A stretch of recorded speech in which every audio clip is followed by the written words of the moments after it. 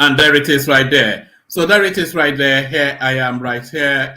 There you are right there. And here we are. So here we are. Here we go again. Another day, another dollar. Another day, another session. So good to see you. How are you? Good day. So good day to you. The usual protocol, click on the like button just as you're coming in. If you haven't subscribed already, then please correct that.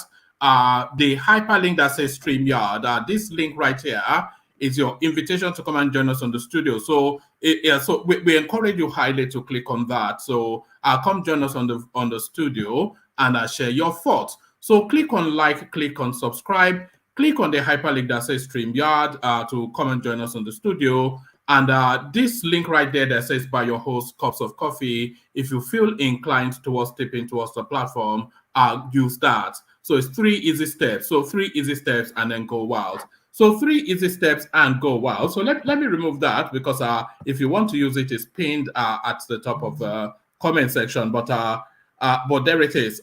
So let's get straight into matters. So we were discussing this just as early as yesterday, and we were anticipating that a result was coming in, but we were not quite sure what direction that result will follow. A lot of people felt that status quo will be maintained. I held the contrary view, and I was wrong.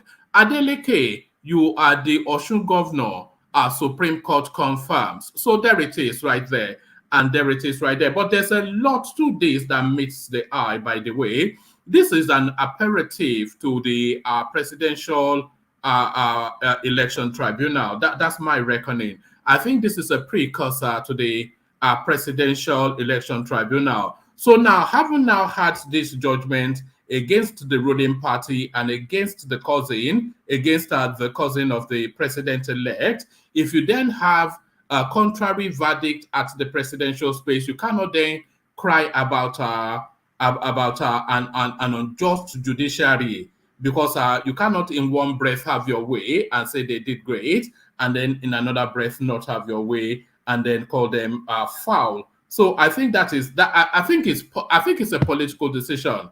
Is essentially what I mean. Adeleke, you are the Osun governor. Supreme Court confirmed. So that ran contrary to what my expectation was, but there it is. So very quickly, this headline: Tinubu congratulates Adeleke. ORJI seem to unite Osun State. So there it is. So Otedola is something and someone that Tinubu can easily sacrifice, because it's a bit. It can easily be compensated under the Tinubu administration with positions even higher than the Osun State governorship.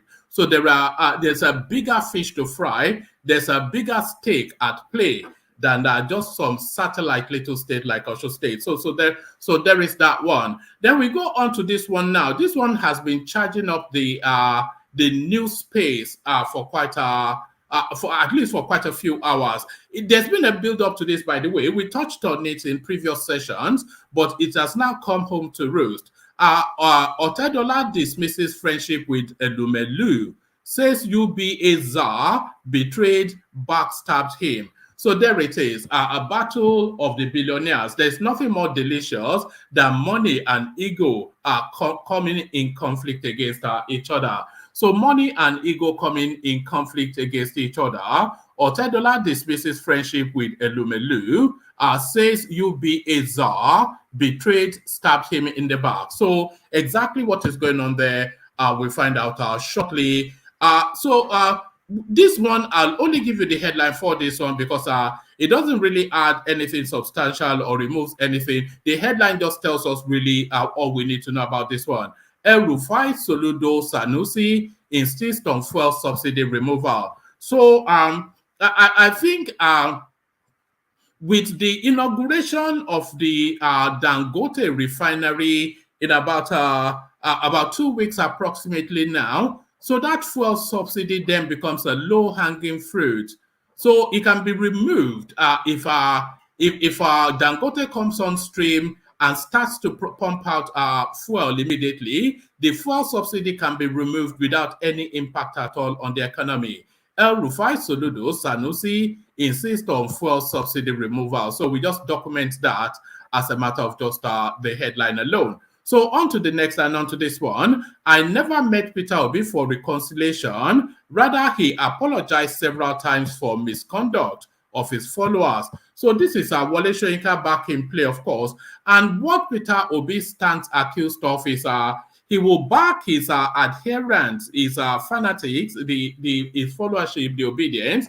He'll black them full chest, as they like to say in Nigeria, publicly. But then privately, he will sneak through the back doors to go and make apologies to whoever they've caused offense to. So these people, I'm going to actually bring you a readout by Reno Mokri, which is quite striking. So I'll bring you that actually just as a follow-on from this one. I never met Peter Obi for reconciliation. Rather, he apologized several times for the misconduct of his followers. So that is Wole Soyinka then telling us then that, look, this guy came to say sorry. And really, even within the obedience space, they're still lampooning Soyinka and Obi indeed for apologizing on their behalf. But then, of course, some things will never change. So some things will never change. On to this one now. The last grasp of a drowning man. That's the only way you can describe this one, really. There's no other way other than that.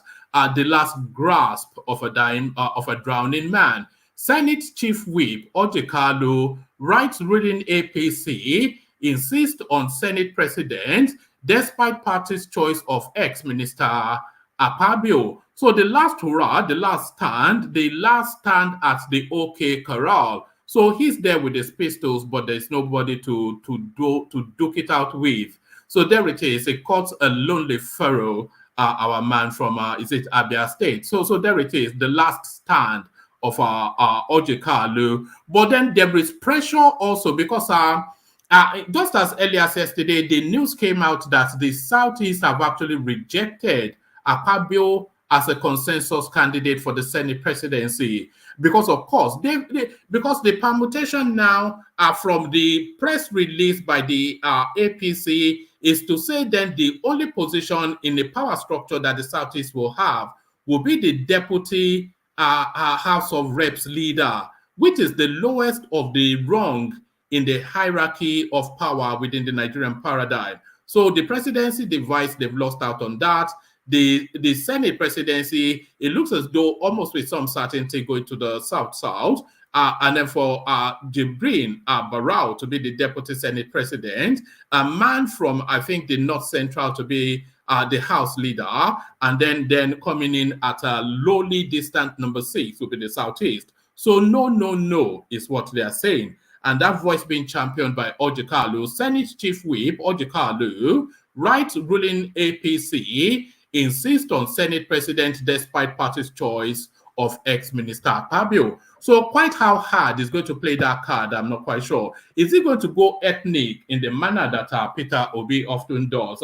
It might well have to revert to Obi tactics and turn it into an unzobo thing. So now this next headline, I'm bringing you it really only to, pardon me.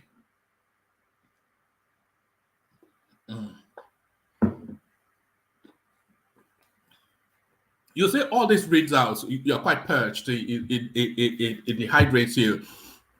Now this next headline, I'm bringing you it really only to document just the importance of Nigeria within the world mix. Nigeria is a very important country. Sometimes we don't have an appreciation of that, but people outside, I suspect that every single Black African would rather be a Nigerian than be from any whichever country they're from.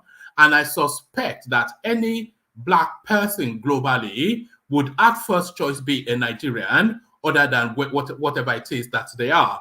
New York City mayor to visit Nigeria to sign sister city agreement between New York City and Abuja. So now you may well think that this is just some administrative, diplomatic nonsensity. And I know a lot of you will say that, they are also twinned with XYZ, but the importance of that alignment, because it's an equal measure sort of state, because what they are essentially saying is that they can see a marry between the projection and trajectory of Abuja and where New York already is. So they want that alignment.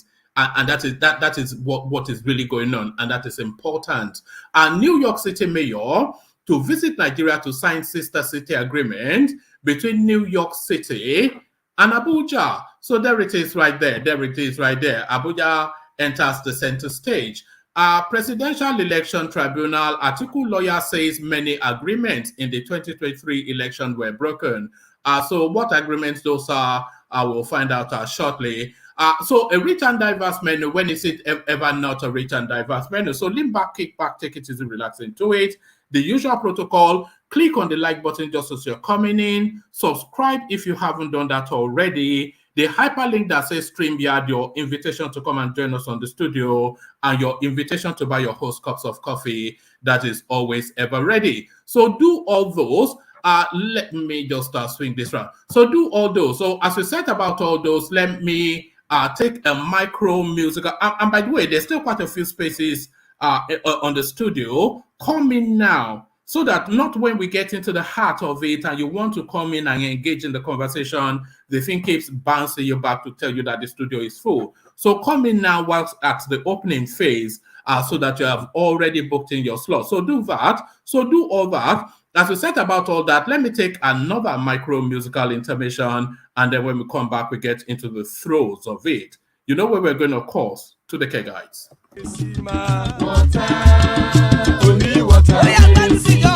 Water, only water, where is sima. Water. Oh yes, you go come here. Water, water, water, water, water, water, water, water, water, water, water. Water, only water, where is sima? Hapa o naido. Hapa o naido. Hapa you don't come o.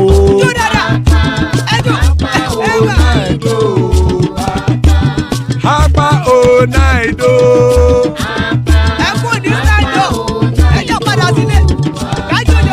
Oro kẹ̀kẹ́ ẹlẹ́mù yé o. Oro kẹ̀kẹ́. Ilé ṣọ́bí àkẹ́kẹ́ rẹ̀ ẹlẹ́mù rè o. Oro kẹ̀kẹ́. Ṣọ́bí master àkẹ́kẹ́ rẹ̀ ẹlẹ́mù rè o. Oro kẹ̀kẹ́. Chifu Wáìlà tí kẹ̀kẹ́ rẹ̀ ẹlẹ́mù rè o. Oro kẹ̀kẹ́. Eruku lẹ̀lẹ̀ ẹlẹ́mù dé. Eruku lẹ̀lẹ̀ ẹlẹ́mù dòde. Eruku lẹ̀lẹ̀ ẹgbẹ́ ẹlẹ́mù dòde ó jàre o. Eruku lẹ̀lẹ̀ ẹlẹ́mù dòde. Eruku lẹ̀lẹ̀ Ghana ti dé ẹgbẹ́ bọ́dì o. Ọmọ ẹlẹ́yẹ ẹ̀yẹ o ó dìle o. Odúyẹ̀lá ẹ̀yẹ o ó dìle o. Ọmọ ẹlẹ́yẹ. Petrosonama ẹ̀yẹ o ó dìle o. Ọmọ ẹlẹ́yẹ. Petrosodúnkẹ́ ẹ̀yẹ rẹ̀ ó dìle o. Ọmọ ẹlẹ́yẹ. Ẹlẹ́kọ̀ọ́ ọ̀run mú ìní o. Ìgbàlà tí èlé. Àkùkọ ọ̀run méjìkọ.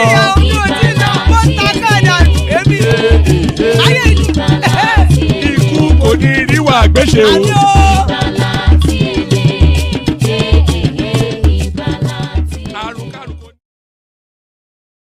And there it is right there. Ikuku Niru Agbeche, may death have nothing to do with us. A powerful, potent prayer by the care guys. So Ikuku Niru Agbeche, as guys, I bring you this. Adeleke, you are the Osun Governor, Supreme Court affirms. So I think this caught it in the moment I just came out. So it's a short little, in fact, it doesn't really need to be expansive. Adeleke was today affirmed the governor of Osun State by the Supreme Court. According to the verdict of a 5-member panel of the Apex Court, the Court of Appeal correctly reinstated Adeleke as governor. So details to follow. So details have obviously subsequently followed. But let's just go to this space now and hear from the man in his own words. So here is Adeleke then in an interaction with Shehu. Those are the words of President Muhammadu Buhari to Senator Adeleke and the people of Osun State. Let's get more reactions now. The man who is at the center of it all, the man who the election was challenged not only once but twice, and twice now is being successful.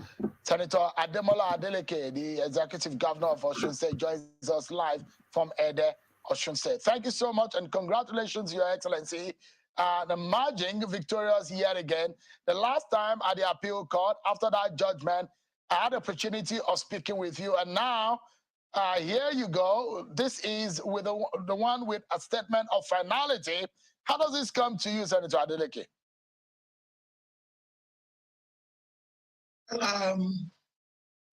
Tell you the truth, first of all, let me thank the people of Osun State. They stood by me, and they are still standing by me. Because they trooped out on July 16, and they elected me as their governor. And you know, I just thank them because the love is organic. It's just organic. So today, I'm not really surprised that when the tribunal and I set it up that it was a miscarriage of justice. The appeal court, they proved it, and now today, the Supreme Court has affirmed it and said that I'm the authentic winner. And I thank the judiciary, the judges that use their wisdom. They took their time in giving that judgment. Very grateful to God too, and of what you say. Thank you. Governor Adeleke, you heard what President Buhari has said today. President Buhari is not a member of your party. He's a member of the APC, but those statements coming from him him seeking support for you and saying that now bickering should stop. How do you react to, or how does the president's statement come to you?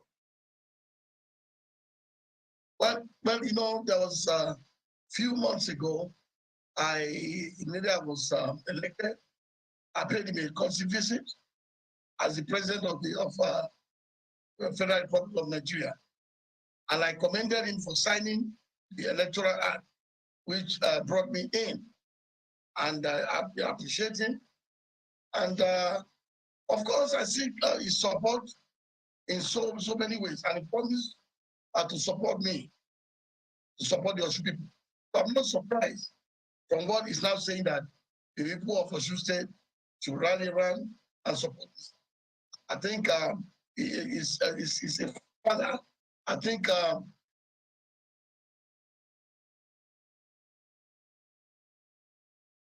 all right. So that's enough of that. So that was Senator Adeleke luxuriating in his moment of victory. So that was Senator Adeleke luxuriating in his moment of victory. But I am suggesting that it's more of a political. It's a palate cleanser for what is to come at the presidential space. So they give them a token and then take the big prize. That is what I think is in play here. So I'll just take sacrifice for that presidential tribunal. So that's my reading. What is yours? Still spaces on the platform for whoever wants to join. Otedola dismisses friendship with Elumelu, says UBA czar betrayed, backstabbed him. In 2005, whilst Tony was the managing director of Standard Trust Bank, he approached me to get funds to acquire UBA. I enthusiastically gave him $20 million, which was $2 billion at that time, to buy the necessary shares in UBA for acquisition. After a short period of time, the share price moved up, and I decided it was a good moment to sell and get out of the bank. However, Tony appealed to me to hold on to the shares as he was convinced that there were future prospects, so I kept the shares. I became chairman of Transcorp Hotel in 2007 with a shareholding of 5%, and unknowingly, Tony gradually started buying shares quietly. By the following year, in 2008, I went bankrupt in Nigeria. Tony proceeded to take my shares in UBA to service the interest on my loans, and he also took over my shares in Africa Finance Corporation, where I was the largest shareholder. Shortly after, Albert Oku Magba informed me that an American firm wanted to acquire my shares in Transcorp, which I then agreed to sell. However, this supposed American firm turned out to be Tony Elumelu. The revelation of this prompted me to resign as chairman of the hotel. Years after, in 2012, Tony said he wanted to see me, so we met in my office, where I had previously had a meeting with foreign investors who had not yet departed the premises. Curious to know, he asked what sort of meeting I had had, and I disclosed that I wanted to get into the power business, specifically Ugeli power plant. Tony went quietly ahead to bid for Ugeli. He outbidded me by offering to buy the plant for $300 million. As some would say, the rest is history. Fast forward to present, I offered to buy Transcorp PLC for 250 billion naira, but unfortunately my offer was rejected. My goal was to maximize the company's potential as a Nigerian conglomerate with a market capital of at least 2 trillion naira instead of the current 40 billion naira, but it seems some shareholders have a different vision. As a businessman, I believe in healthy competition and market dynamics. Two captains cannot man a ship, and I respect the majority shareholders' decision to buy me out. This is the nature of the game. But let me be clear, My offer was made with the best intention for Transcorp PLC and its shareholders. I saw an opportunity to unlock the company's potential and create value for everyone involved. It is important for investors to understand that a free entry and exit are crucial to healthy markets. The scramble for shares after my acquisition is a testament to the value of Transcorp PLC. It's a testament to the value that Transcorp PLC can offer, and I hope the company continues to thrive under new leadership. My message to Transcorp PLC and its shareholders is this: I remain committed to the growth and success of Nigerian businesses, and I will always be looking for ways to create value for all stakeholders. Stakeholders are unfortunately always shortchanged by getting stipends, whilst the owner and managers of the business live a jet-set lifestyle, which is detrimental to the stakeholders. Thank you for the opportunity to engage in this exciting chapter of Transcorp's history. So there it is, and there it is. So there is a relationship that has now is irretrievably broken. That is exactly what we just saw now. So that's a relationship then that is irretrievably broken. But what underpins this is the thing. What underpins this? Because of course, all is fair in love and war, and all is fair in our business and whatnot. Actually, let me give you the preamble to this.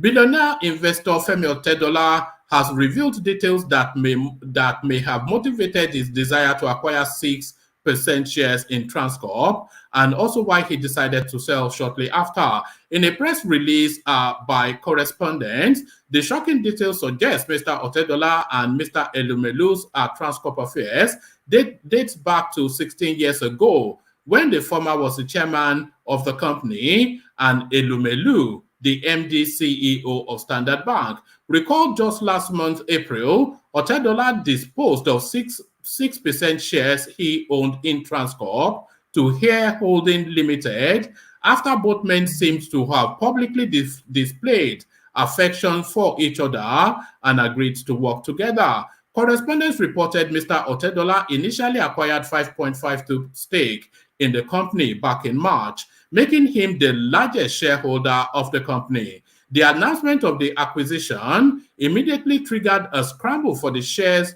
of the company as investors sensed a buying opportunity. The share price more than doubled within a matter of weeks, but Otedola increased his stake to just 6%. Tony Elumelu, via his special purpose vehicle, Hair Holding, also upped his stake, taking his ownership of the conglomerate to 25.5%. So there it is right there. Mr.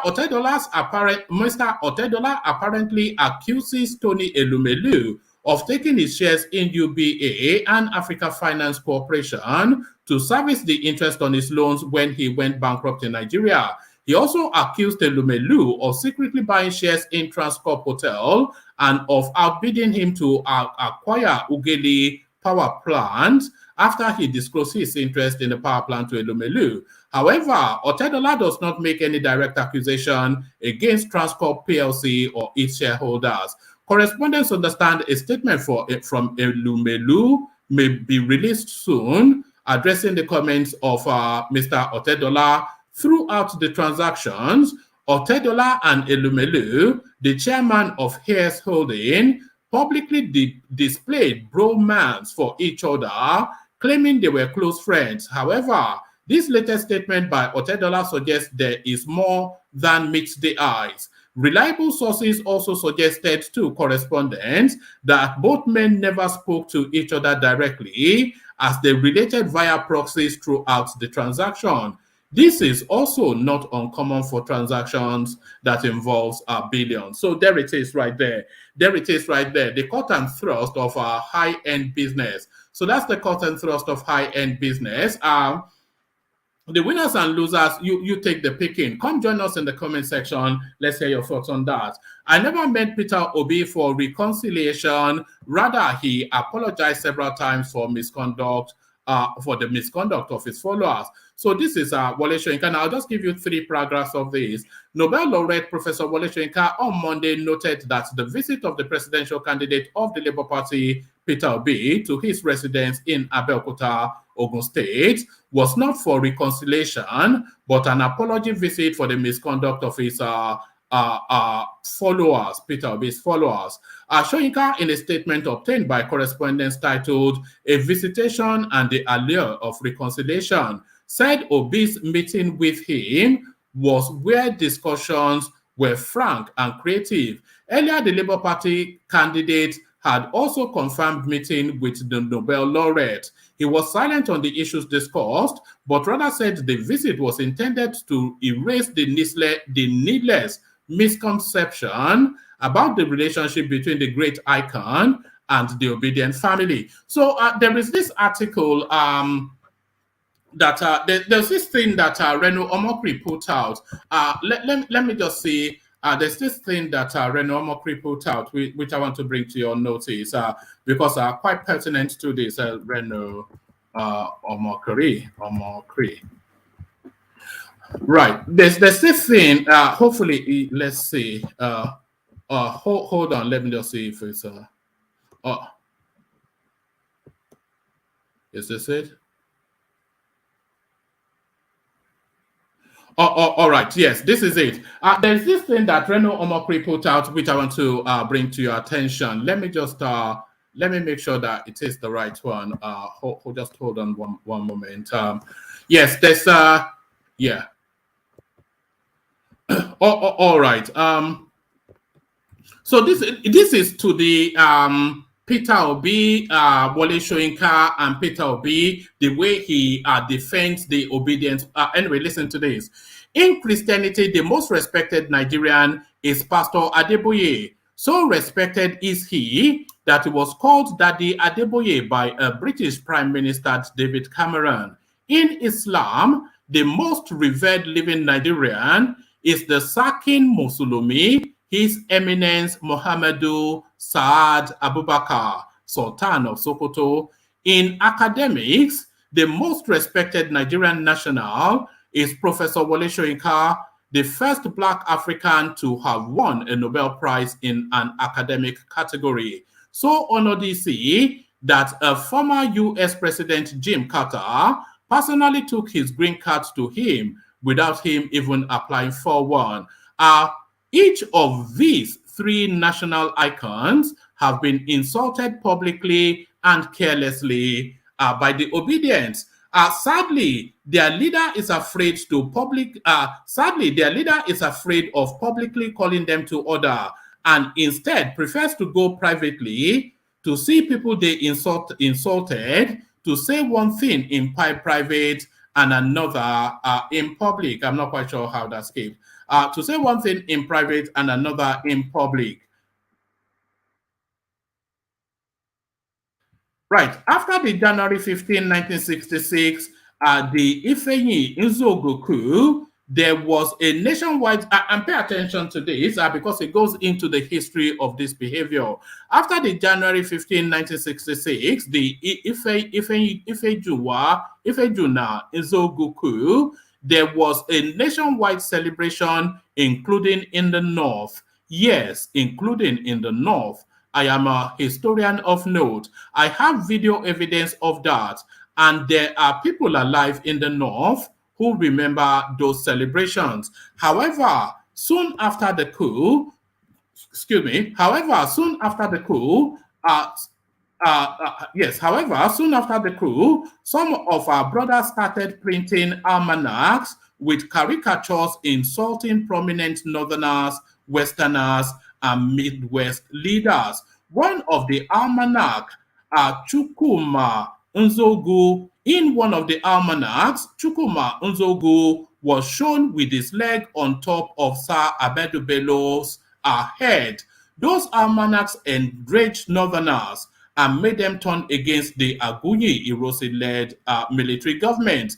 They forced Ironsi to promulgate Decree 44 of 1966. Let me quote you from that decree. A decree to prohibit and create offense for publishing, display, or offer to public any of any pictorial representation of any person living or dead in a manner likely to provoke. So I'm only really bringing you that because really it speaks to because we're noticing the pattern now. We saw it with was it Femi Ransom Kuti or Sheun Ransom Kuti, where this guy just made a casual, entitled as by virtue of being a Nigerian citizen opinion to the political space, and of course, very quickly the obedience went to destroy, any they just massacred him, and then quietly, Peter Obi snuck in through the back doors to go and apologize to this guy. So we saw it again with Wole Soyinka. They've done it to the Sultan of Sokoto and everybody else in between. So there it is. Adeboye came out to say that God will grant Tinubu the grace to govern Nigeria in the manner that it should be governed. And of course, he gets pilloried for that. So, and then he gets pilloried. And for certain then in the dead of night, Peter Obi, he will back them publicly. And in the dead of night, he will go and do as he always does. So back to more important matters. Senate Chief Whip ORJI Kalu, right ruling APC, insists on Senate President despite party's choice of ex-minister Akpabio. So there it is right there. So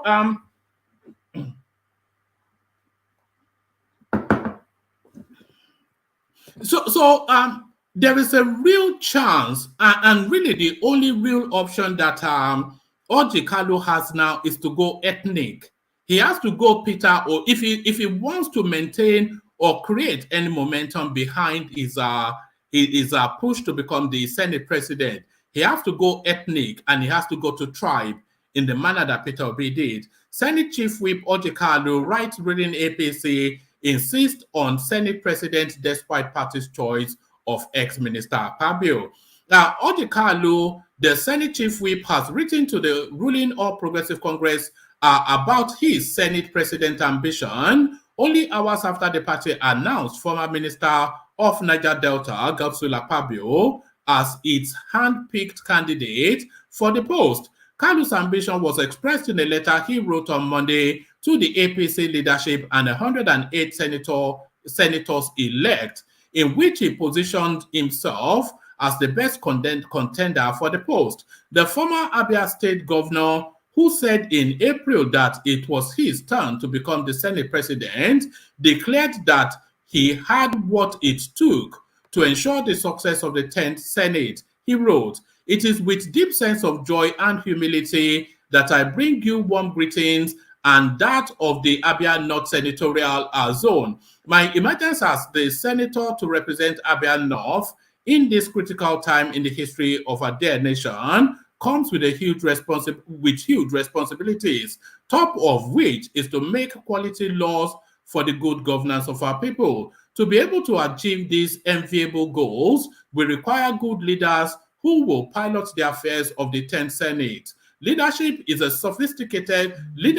of a sophisticated Senate at the 10th session will need men and women with abundance of shared vision, consensus building, charisma, character, and pragmatism in the saddle. This is why I most humbly write to officially inform you of my interest to be elected the next Senate president. I make this offer to serve you and the Nigerian people with sincerity of heart, humility, and candor. The biggest asset I bring to the table is wisdom and experience garnered over the years in the management of human and material resources. I promise to work for you, promote and defend the Constitution and the party, and foster congenial and cordial relationship between the party, the executive, and the judiciary. One thing is indubitably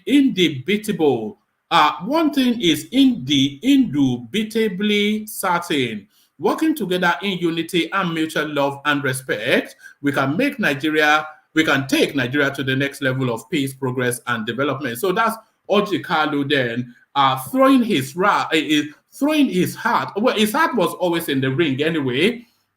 But this is, I will not back down. But the consensus, even David Umahi has endorsed Akpabio. So he has to play an Igbo card. Otherwise, it will just be some lonely voice in the wilderness, some lonely voice in the Ifas. And I think he is going to pivot to that. So it's almost certain that he will go ethnic on that. There is no other portal other than to go ethnic. So let me give you this as the final readout, and then we'll see who's available in the room to take it on.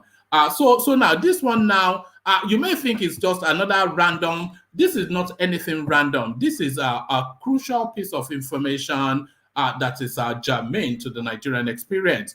New York City mayor to visit Nigeria to sign sister city agreement between New York City and Abuja.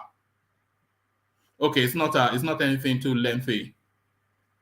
New York City Mayor Eric Adams will arrive in Nigeria on Sunday for a 2-day visit as part of his tour of Africa. Consul General of Nigeria in New York, Ambassador Lord, whatever his last name is, said the mayor will be attending the Nigeria Governors Forum meeting in Abuja during the visit, Voice of Nigeria reports. He will be visiting the Minister of the FCT to commence sister city relationship between the city of Abuja and New York City, he said. A sister city relationship is formed when the mayor or highest elected official from a United States community and a community in another country or territorial or territory sign a formal agreement on behalf of their communities to endorse such a relationship. Such agreements are meant to promote peace through people-to-people relationships. They could involve basic cultural exchange programs to share research and development projects between the cities. Eric Adams would also be paying a courtesy call to the Minister of Foreign Affairs and meeting the business community in the Federal Capital Territory, Abuja, the guy said. The guy in January, so this is the ambassador to New, is it, who is he exactly? The Consul General to New York. In January, briefed Adams at a meeting of African consul generals on areas of interest in the cities, in the sister cities relationship with New York. He said, "We have started an engagement on the need to have the sister city relationship between New York City and the FCT. We want a situation whereby the city of Abuja and New York are able to partner in areas of education, fire service, medical support, and other social services. Also, cultural engagement. The mayor has taken due note of my suggestion and said the city will be willing to collaborate with the mission, especially as it relates to our desire to promote the Seki dance. The Seki dance troupe and Africa tap dance, and American tap dance have so it goes on to speak about some cultural what's it or the other. But really, what strikes really is New York forming a sister relationship with Abuja, which I think is quite a seismic thing. So there it is. So there it is, and here they are. They join us. The majestic Zita joins us. The excellent Adeleke joins us. The Are Ona Kakanfo of Maiduguri, Hassan, he joins us. Darati joins us, I think, from the Gambia. So good to have you, Darati. Bishop joins us from almost in his car somewhere, and the excellent Tunaija shares his company with us. So good to have you, ladies and gentlemen, or lady and gentlemen. So let's kick it off then with the Adeleke space and take that quickly then to Hassan, who hopefully is there now. We tried to reach you yesterday, but you are not unavailable. Hassan, good to see you. The Are Ona Kakanfo of Maiduguri. Yeah. One man, everybody, good evening. Lafiako. Lafiak, hello. Yeah, Zafi. Kedu. Odumao. Bawo ni. Tadani. Yeah, well done. So there it is, Yeah, Wazobia. So immediately yeah, to it, so kick it off with Adeleke. yeah. As far as I'm concerned, okay, on the Adeleke space, what I would want to say is first, congratulations to Adeleke.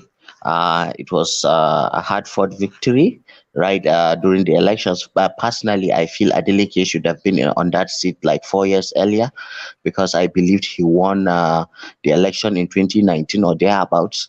But always defeating an incumbent and people who have the federal government is always difficult in Nigeria. Therefore, that he has been able to do it in the last year, it's also a testament of his popularity among the people of Osun State. So kudos to him and the people that gave him that mandate. That said, my hope is that I want to see a time when in this country we would have, grown past, always taking each and every election to the Supreme Court. I want to see a time where, losers of elections, be gracious in defeat, and they will say, fair play to my opponent. It has been a long fought battle, but my opponent won fair and square, because they are draining the nation's resources for nothing.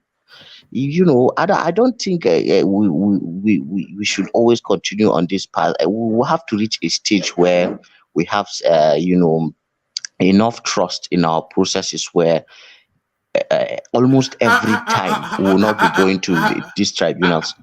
Hassan, what are you making of my assertion that the judgment is like a sacrifice to the judgment to come from the presidential space? So they give Adeleke his victory, even though it's PDP. So you cannot then say the judiciary system is not working when they give Peter Obi the boot. Are they using him as a sacrifice for what they intend to do at the presidential space? No, no, no, no, not really. You see, sometimes we read too much meaning into these things. PDP or not, that man won that election fair and square, okay? And he deserves to be there. There have been states where the APC have taken over from PDP, and there have been states where the PDP has taken over from APC. Sometimes we like to think as if the federal government just wants to come and snatch up states for it. Yeah, they do that, but they do that in ensuring that there is money for the person who is running under their flag. There is some significant protection, and there is some significant investment and logistics to carry out what they need to do to win the election. But after the votes have been cast, I don't think most of the time that the federal government is actually really willing, because I think our democracy is moving forward from that stage where there is an absolute imposition. You look at Kanu, what happened. You see NNPP taking over Kanu. It's not something I would have expected that the APC would like, but they have to deal with the reality that this is what the people want.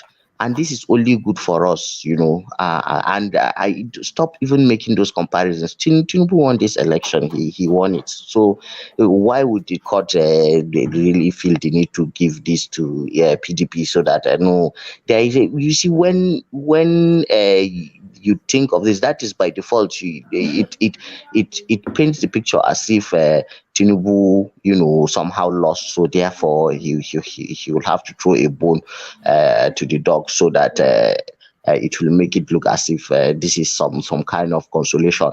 No, that is not the case. It doesn't even, it's not even close to the case. But for the sake of commentary, we can put that in the soup, to make it more delicious. A little bit of Maggi and salt. That is what I think. Oh, that is what I think. I think they've used him as a sacrifice to Ogun. That's what I think anyway. So Waman, let. Oh, we lost Hassan. All right. I'll give you a microsecond to come back, Hassan. You are doing so well. Okay, let's go on to Bishop then. I think Hassan's connection dropped. He'll be back in a moment, hopefully. And Ribadu, we want you on board as well. We've not heard, no, he is back. So yeah, Hassan, your connection drops. Carry on. Hassan. Hassani. Can anyone hear me? Yeah. All right. You can see Hassan's thing swiveling, so the connection is not fully. Are you back, Hassan? I think it's back. The area on Kakanfo of my degree. Yeah. Sorry. My network. All right. Carry on. Okay, so I wanted to ask you, don't you think that Adeleke won that election free and square? No, I don't. Really?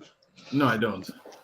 So you are a real APC man, like you are a thoroughbred APC person. It rigged heavily in Ede, and you know in all these small states, there's usually one catchment where the abundance of the vote is. And if you win that catchment, that local government space, then you are 2 steps towards the. So he rigged heavily in Ede, and the electoral tribunal cut that out. They cancelled the overvoting and gave the ticket to Otedola. So now the appeal court, on a technicality, they said the INEC did not really do a full recount, and then they reversed it back to Adeleke. But then the convention in Nigeria is that when an appeal court takes a position, the Supreme Court usually just follows through. And for the optics of where we are now in politics, they don't want to do anything controversial in order to leave the space clean for the presidential tribunal. So that's what I think. I don't think Adeleke won that election, no. Okay, I will not argue with you on your position, which is completely different with the position of the appeal court and the Supreme Court. One question, Hassan. Okay, yes. So, one man, you don't believe in one. Even the judgment of the Supreme Court, the High Court, and the appeal court, the Supreme Court, you still don't believe in one? No, I don't. It's a political decision by the Supreme Court. The tribunal already told us what happened. Okay, so tribunal victory against the victory it got in appeal court and Supreme Court, you are still not satisfied?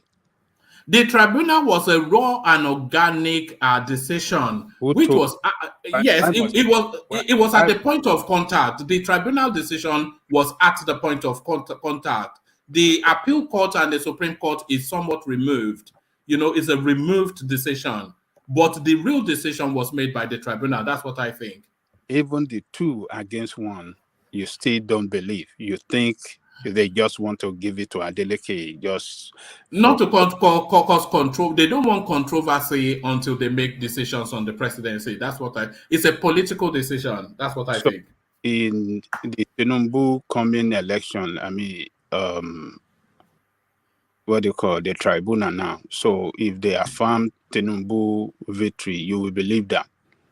No, that's what they're looking to do. When they affirm Tinubu's victory, they cannot claim a prejudiced judicial process because the antecedent of going against both Tinubu and the ruling party already established with the Adeleke case. One man. That's what I think now. That's what I think. What they are doing here to reject the decision of both, it's like you are. I don't know what to say. It's like you don't want to believe in our judicial system. That is what you are expressing here. If you cannot accept the decision of the judiciary, particularly the Supreme Court, then what are we doing?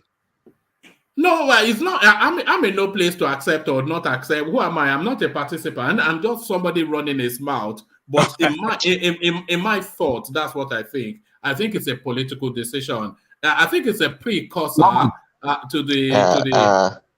Mama, can I speak to that? That's decision. All right. Say that, and then we get back quickly to our son. I want to push him through quite a few topics. But let's hear from you. Good to see you, Dorothy. Yeah, thank you, woman. I just like the line you told. I told somebody this evening also that not even now, when the judgment from the appeal court came on board, I knew it's almost over. So if you go and read that judgment, go and read the judgment of the appellate court. Just like you said, they were preparing the grant. These the guys are grandmasters. Naturally, you know that APC would have managed to still win again, even though let me be frank with you, the Osun people want to change government. They want another party. But if you remove the issues that happened that time, the likes of issue with Adegbeshola, his stronghold that he lost, he lost his strongholds. He supported his guys, supported this guy, PDP guy, I mean Adeleke, to snap some votes in places like Osogbo. If you know very well, Osogbo, I was in Osun in 2014. When you are able to snap Osogbo, you are able to snap along that there, and you snap what do you call it, Ilesha, Atakumasa West, East. See, you already won that election. So now they know that. Look at it. When that happened, after that happened, this guy went to court. The court said there was an overvoting in Ede, and the tribunal, kind of declare Otedola by casting those votes and giving Otedola victory. When they got to the appeal court, they said no, that there was a mistake. So if you go and read today's judgment, you will see that issue also there again. Now, I want to believe that the Supreme Court also look at the precedence of what is happening right now. If you look at it very well, in the presidential election, PDP won all the 3 senatorial districts in the election. Number 2, they won all the House of Assembly election. That is, they replaced all the APC guys.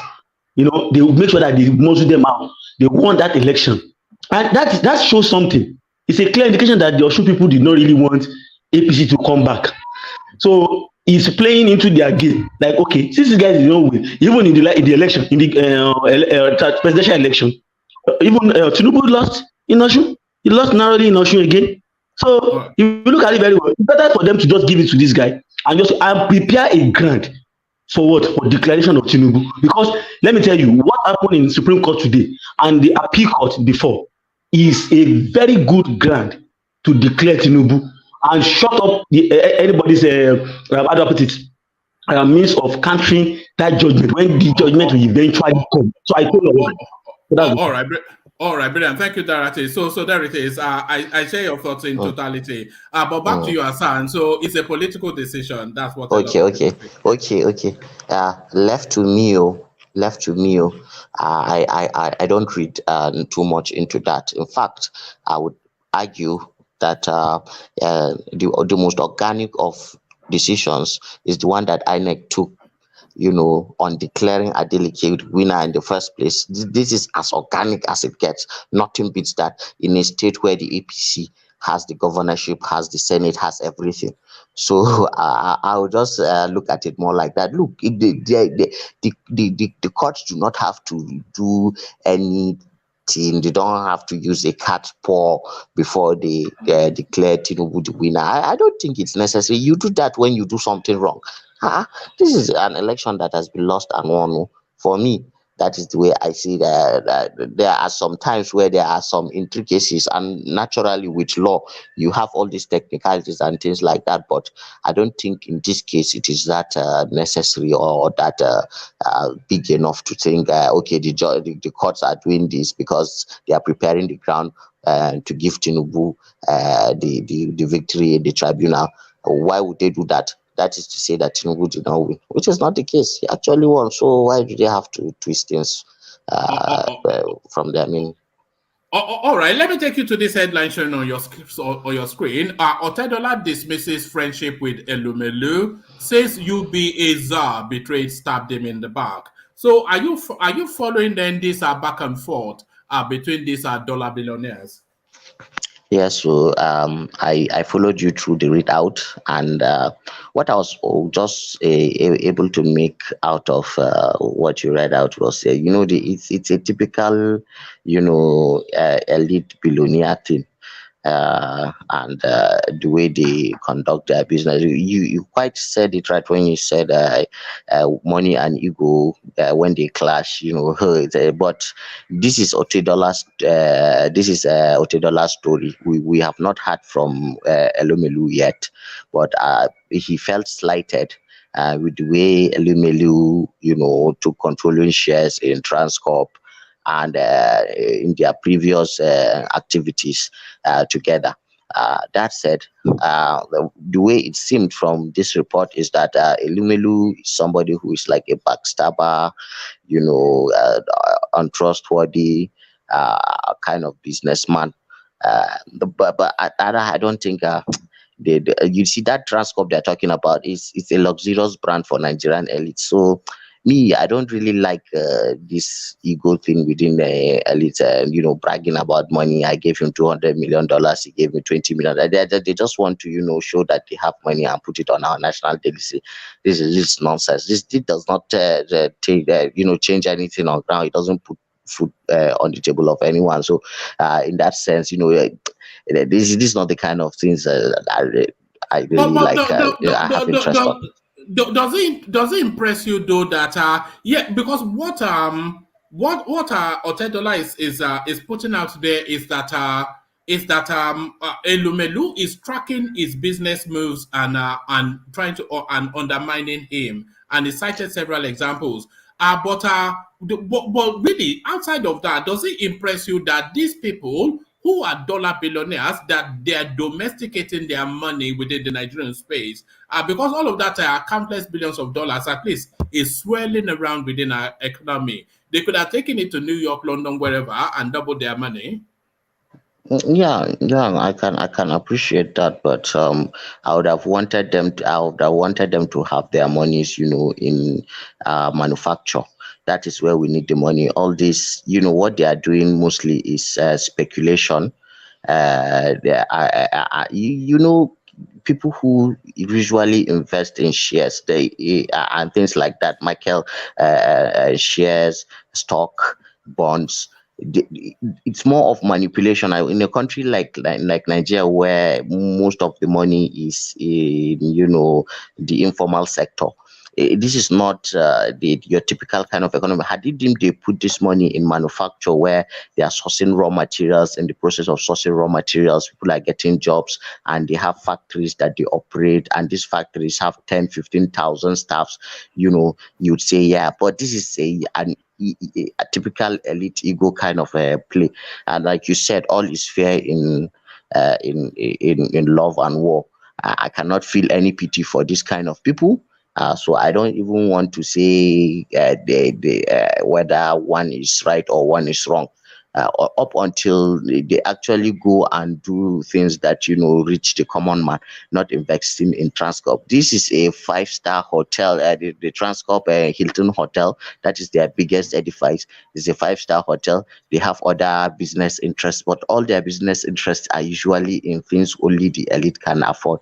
So you are pandering to who? Are you pandering to? I cannot feel pity for Otedola. No, no, no, no. The unfortunate thing is that this kind of sensationalist headline made it Igbo people and Yoruba people to start arguing amongst themselves and start saying all kinds of unnecessary things. You don't have even a millionaire in your account, and you be breaking sweat for this kind of people. It's just unfortunate. This is just sensationalist news. As far as I'm concerned, anyway, I'll leave it at that. All right, leave it at that and go to this. I never met Peter Obi for reconciliation. Rather, he apologized several times for the misconduct of his followers. So this is Wole Soyinka coming to set the record straight. And then Reno Omokri went on to do an op-ed on Peter Obi that he has this penchant for publicly backing his followers whilst they are attacking noted public figures, and then quietly, privately going to apologize profusely behind closed doors. Cited the example of the Saudana, Soyinka now, and Pastor Adeboye. So are we now noticing a trend with Peter Obi? Yes, we are. We are noticing a trend and a pattern. A pattern that does not speak well of, the virality and the integrity of, the personality that is behind the face of the smiling, gap-toothed, glass-wearing eyes of Saint Peter Obi. It does not really speak well of that kind of person. Anyway, uh, what I was particularly interested in, the parallels that Reno Omokri drew. This is kind of typical. I may say that this shows a lack of political sophistication from the OB side, and probably from those Igbo military guys that made that move to assassinate and the people that did that coup. The thinking is very, very short-sighted and does not anticipate real life social repercussions for some of the moves that is made, because always it is about having immediate gratification in the interim, without actually looking at the long-term implications for the moves. But because if not, why would you allow and not criticize people who you purport to lead when they are? Because if you don't, then you keep fueling. There's this thing that is called group psychology, because when you gather people around and there is a group and of people running into tens or hundreds, they do not longer think straight again.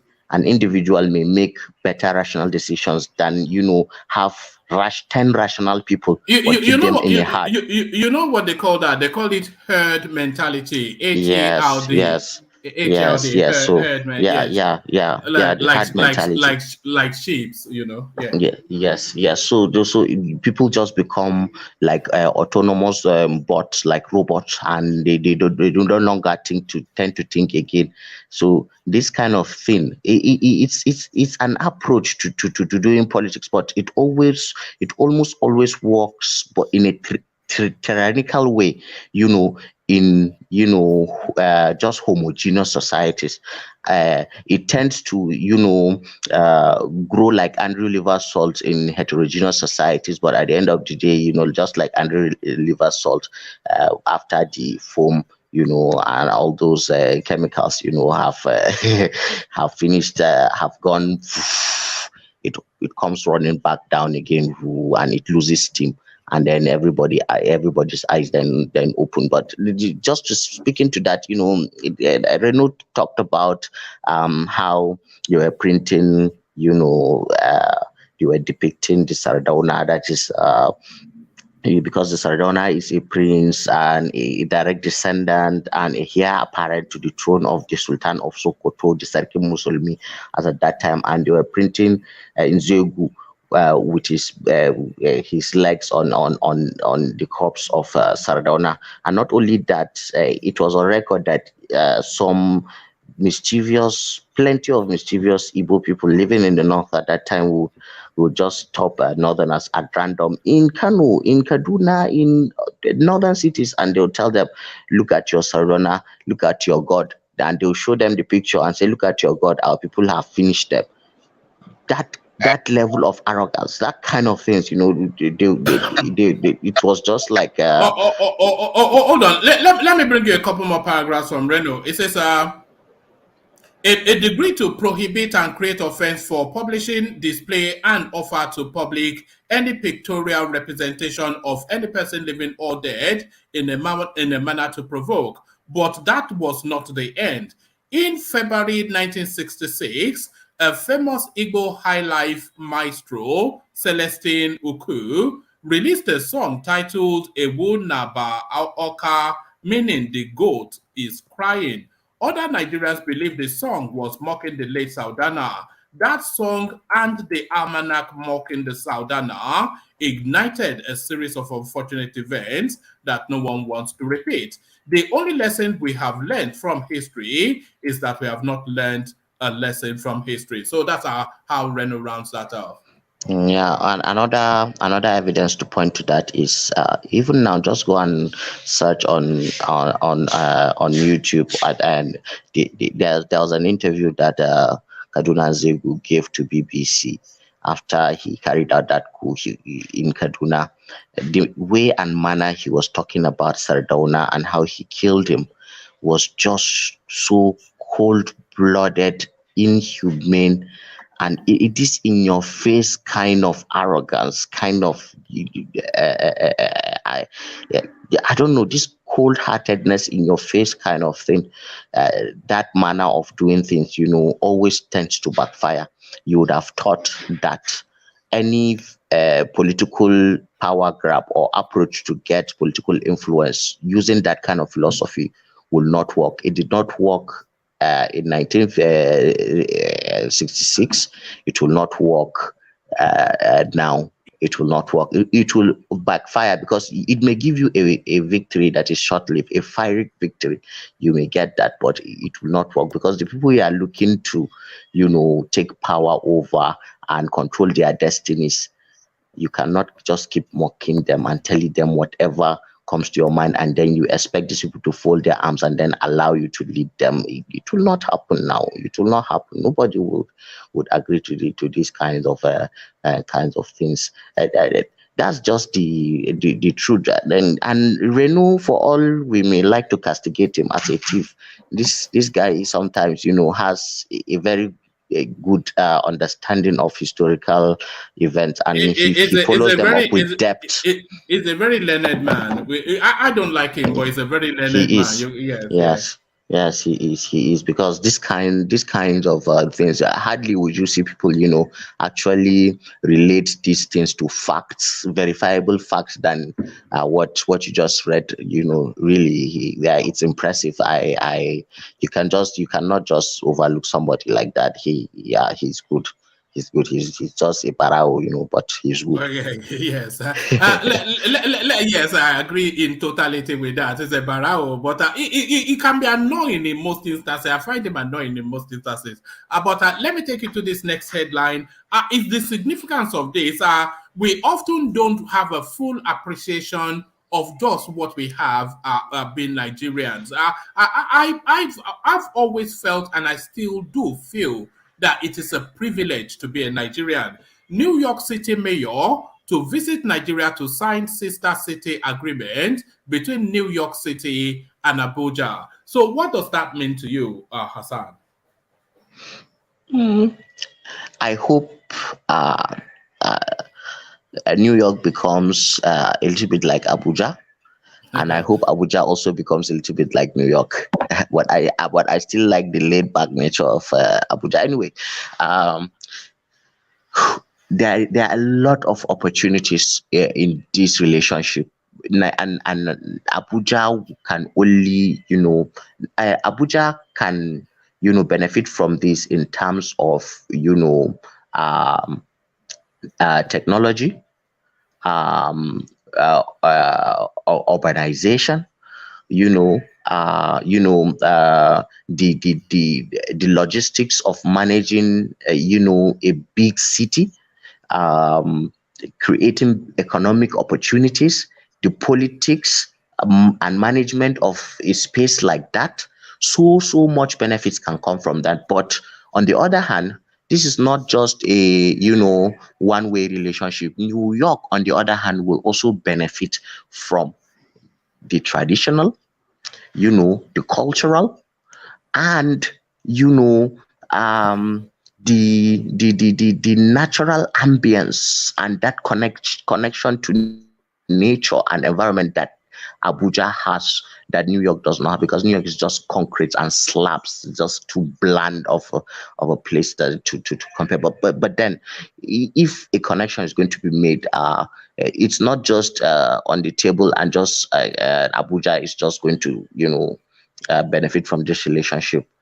But it's something that will go both ways. But as far as economics are concerned, Abuja stands to benefit more from this relationship. And there is this, push from African Americans, to try to identify with Africa in this day and age. And I think Nigeria should explore that space so much, because we can only benefit from that space. Black Americans, blacks in Europe, blacks in the Caribbeans who have had their ties to the motherland cut because of slavery, because of a lot of other things. They can reconnect to the continent. And I hope and I pray that Tinubu does something about this. Now, in Nigeria, and it's true, I agree with you.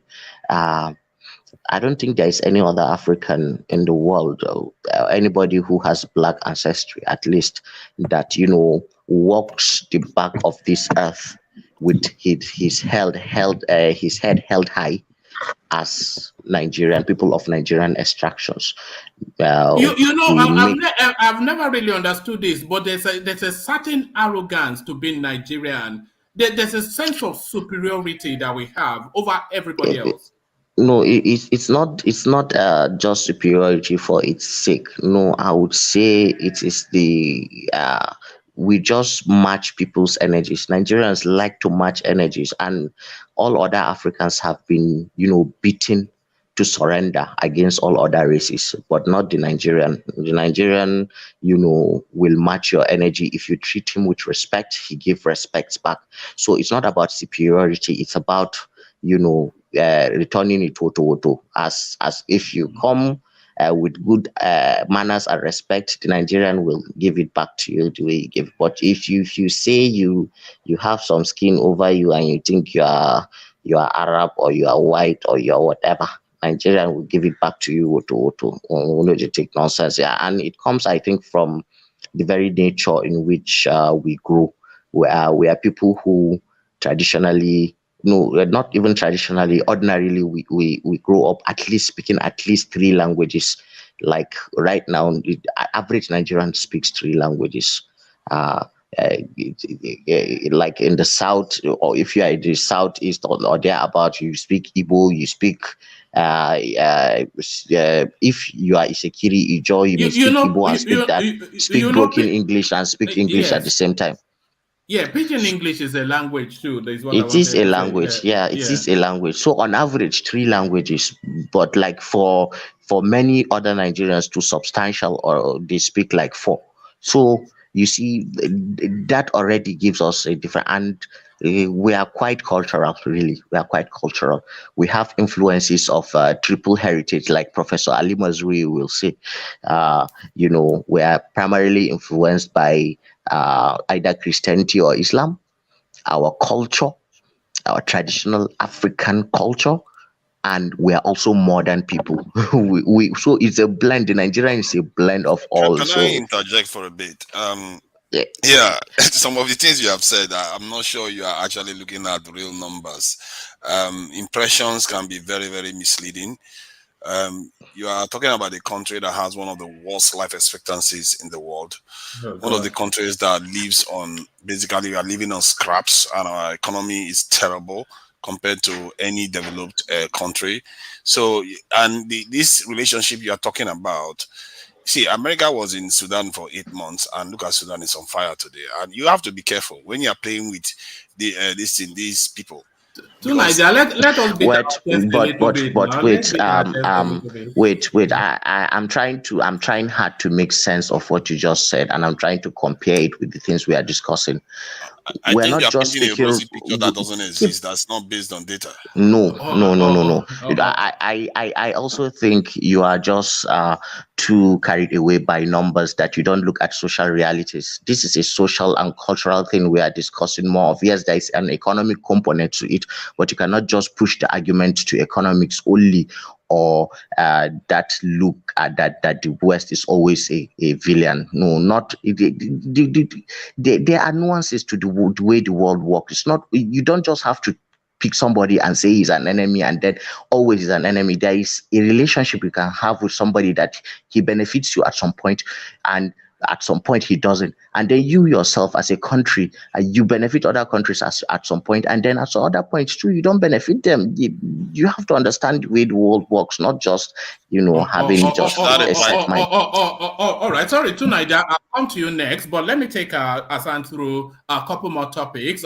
Senate Chief Whip ORJI Kalu, rights ruling APC insists on Senate presidency despite choice already being made. So he had to do that, didn't he? He can't just surrender.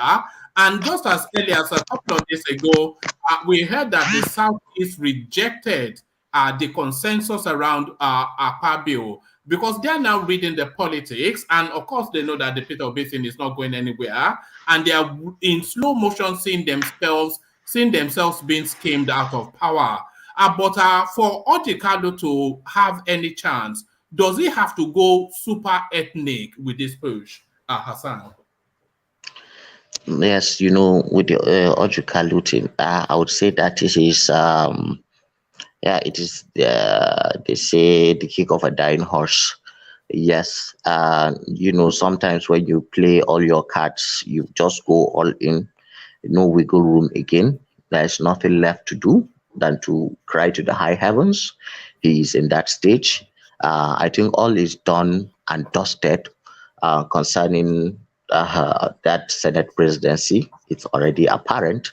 There is also no wiggle room. No way is he going to make up for the numbers, to clinch that seat. He knows. Most of people who are paying attention to the politics in the National Assembly also know that it's an impossible ladder to climb, because if it were, say, before this Araki thing happened, then he may have, a wild card up his sleeve. But right now, everything has already been anticipated. There is no wiggle room. So I think ORJI Kalu and people like him should just go back to the drawing board. 4 years is not, it's just like from now till, if you are alive and well, before you know it will come. So start doing the right things. This is not the way to get power. You cannot cry and hold people's emotions to ransom to get power. Nobody will give you ransom power based on emotions. Hassan, can you hear me? Yes. He can create a lot of problem if he goes ethnic with this narrative.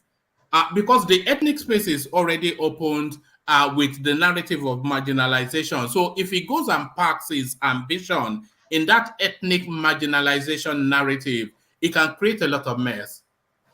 He more than anybody understands that his ambition and being an APC person, and really, what is you see, we have to reach a stage where nobody should hold us to ransom by threatening that he's going to do something that will endanger the peace of the big, because what is worse than IPOB and known gunmen and people like that? What is that not the worst that can do? There's nothing as worse as that, since it has reached to the stage where they are killing people because of all those things. I don't think this is threat. This is a threat, and we have to reach a stage where we are no longer, held hostage by threats like this. Really, it has to be done. For either he comes to the negotiating table, gets something out of it, or he stays in the wilderness and then watches as there are even other more prominent Igbo politicians that can fill up his space. And because Umahi is supporting the process, so why would he, and the whole thing is that it is even a selfish endeavor. That is the thing. If he had the mandate from the Igbos, the Southeasterners, but he doesn't have that mandate. He only has the mandate of his people from his own political and senatorial zone. That's all. He should stop pretending as if the whole of the Southeast is behind him. No, those senators from the Southeast that are behind him are also just selfish people. They are not looking at the broader interest of their people. Anyway, from what the antecedent has told us is that people like this, they end up going there, and then they will not even represent the constituency that they came there through in the first place. They end up stealing people's money and claiming it for themselves and not doing anything back home. At least in the Southeast, their senators have been pure failures, pure failures. It's even better in a strategic sense to have it go to the South, where to somebody like Akpabio, where you have seen him really had true impact in his constituency that giving it to somebody who has been a failure also. So really, I cannot fault the APC's decision to, go this route really. We were discussing yesterday because APC made a public broadcast essentially announcing how they're going to structure the Senate president to Akpabio, Jibrin Barau for the deputy, and then I think somebody from the North Central for the Speaker of the House, and then the Deputy Speaker at the Southeast. So in the hierarchy of things, the Southeast at the bottom, they are one of the biggest ethnic. Is that acceptable? No. And let me tell you why I think it's not acceptable. You see, there's this problem with Nigeria, and I don't know why this narrative keeps being the case. Yes, the Hausa, the Yoruba, and Igbos are the majority in Nigeria, but they have to get over one line too. That even though they are the majority, they have the highest numbers of ethnic groups. They have the highest, numbers in ethnic groupings. Okay, they are not the majority in Nigeria. If you put all other languages combined, they are more plenty than Hausa, Yoruba, and Igbo combined. So that said, these 300 different ethno-linguistic, groupings, why do we always think as if they are not important? That thinking was the reason behind doing the 6 geopolitical zones. Those geopolitical zones are very important. I don't know why sometimes we fall into the trap of thinking as if the Hausa own the whole North. The Hausa do not own the whole, they do not own the whole North. What the Hausa does is that they negotiate, between those tribes to ensure that they get their, support. And they don't just get that support for nothing. They promise something and they deliver first before the remaining tribes follow them. And if the Yorubas does that to similar tribes around it, then they are doing their own job. So the Northwest, the Northeast, the North Central, the Southwest, the South, and the Southeast are very, very important geopolitical zones. And we must begin to look at Nigeria as beyond Hausa, Igbo, and Yoruba for us to really appreciate that this is not really as black and white as sometimes this narrative painted to be. Because really, we should not make a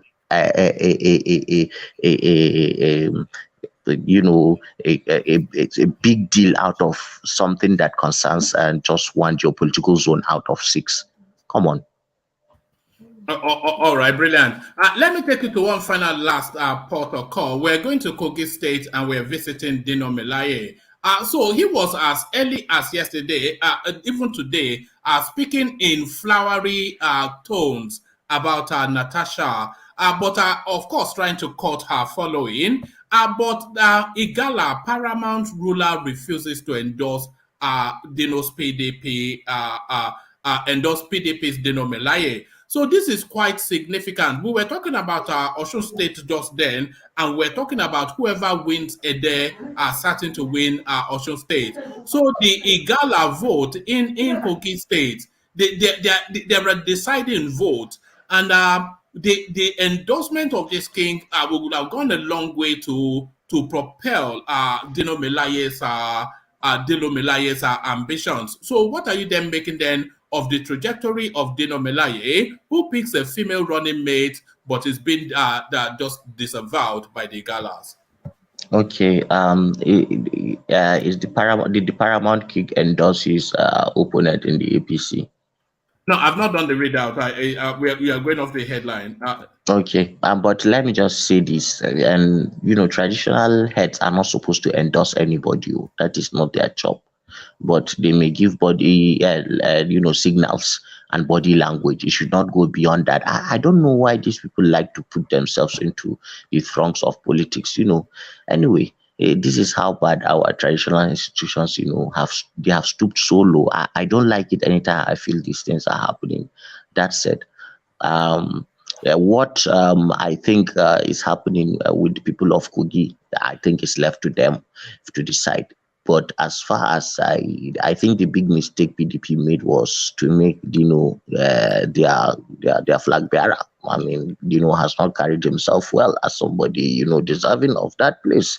How can you hold on, Hassan? Hold on. How can you endorse somebody like Adeleke but not Dinome? Like, I did not cut from the same cloth. Some Baba Salah, comedy governors.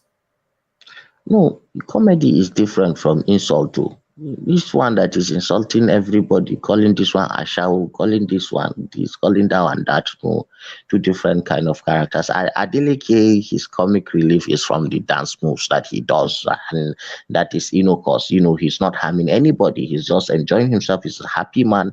Nothing wrong with that. But you go on pulpits and stages and you rain curses on people and your perceived enemies, you call that one this, you call that one that, no decorum, no, you just speak like a tout. Me, I hate toggery. I hate toggery. I hate this manner of talking that always it is about intimidation and about showing macho that you can do anything, for the sake of what you're trying to achieve. No amount of humility, nothing. You just come off to people and display your nonsensical, untrained personality and display it, and then you expect people. Take it. No, and you expect. Sorry. Who is an elder statesman? Do you know? Dino now is long in tooth. It started from the House of Reps. Come on. It's a mainstay of Nigerian politics. It's a mainstay. No, as far the way my culture works, so there's no elder statesman that still wear Givenchy, wear sneakers, wear face caps, and goes and shouts anyhow and talks anyhow. No elder statesman from my place who do that thing, who fights in public like that with his shirt all off, who jumps out of a moving car and says that no, that is not an elder statesman. One man, please. Do you remember that? Hassan, do you remember when he got into a fight when he was in the House of Reps and he had I remember, he was almost he had only a singlet. That was a rough kind of thing. It is only a thug, a tout do you that would behave that way. Do you remember when they said he was going to impregnate Tinubu's wife, Remy? Yeah, and that is what I was speaking to the Ashawo calling of people.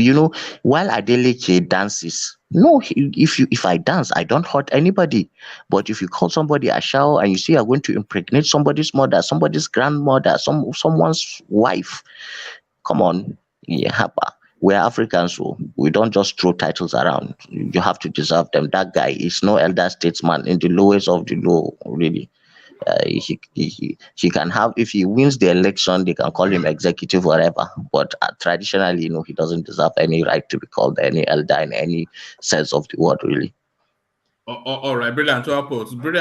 So that's Hassan, the Are Ona Kakanfo of Maiduguri. So from the Are Ona Kakanfo of Maiduguri, let's go to the military man, also known as Tunaja. So Tunaja, you're up next. Sorry, I stopped the interjection. I just wanted I want people to have the opportunity to flesh out just as much as they can. But let me take you quickly then to where I started off with Hassan. Adeleke, you are the Osun Governor, Supreme Court affirms. So does this reaffirm your confidence in the Nigerian judiciary system, Tunaja? I think one has to take cheer from the fact that a result can be overturned. And this is a reminder that results can actually be overturned in Nigeria. And because it's been happening, and I don't know why people just think that, it cannot happen and a presidential election cannot be overturned. It can, if there is evidence. Because those judges, I keep saying it, they are not stupid. They are not going to make it home if there is clear evidence and they rule the other way. The evidence will decide the case. It's just that simple. And make it home. That's a wrong choice to use for our judiciary.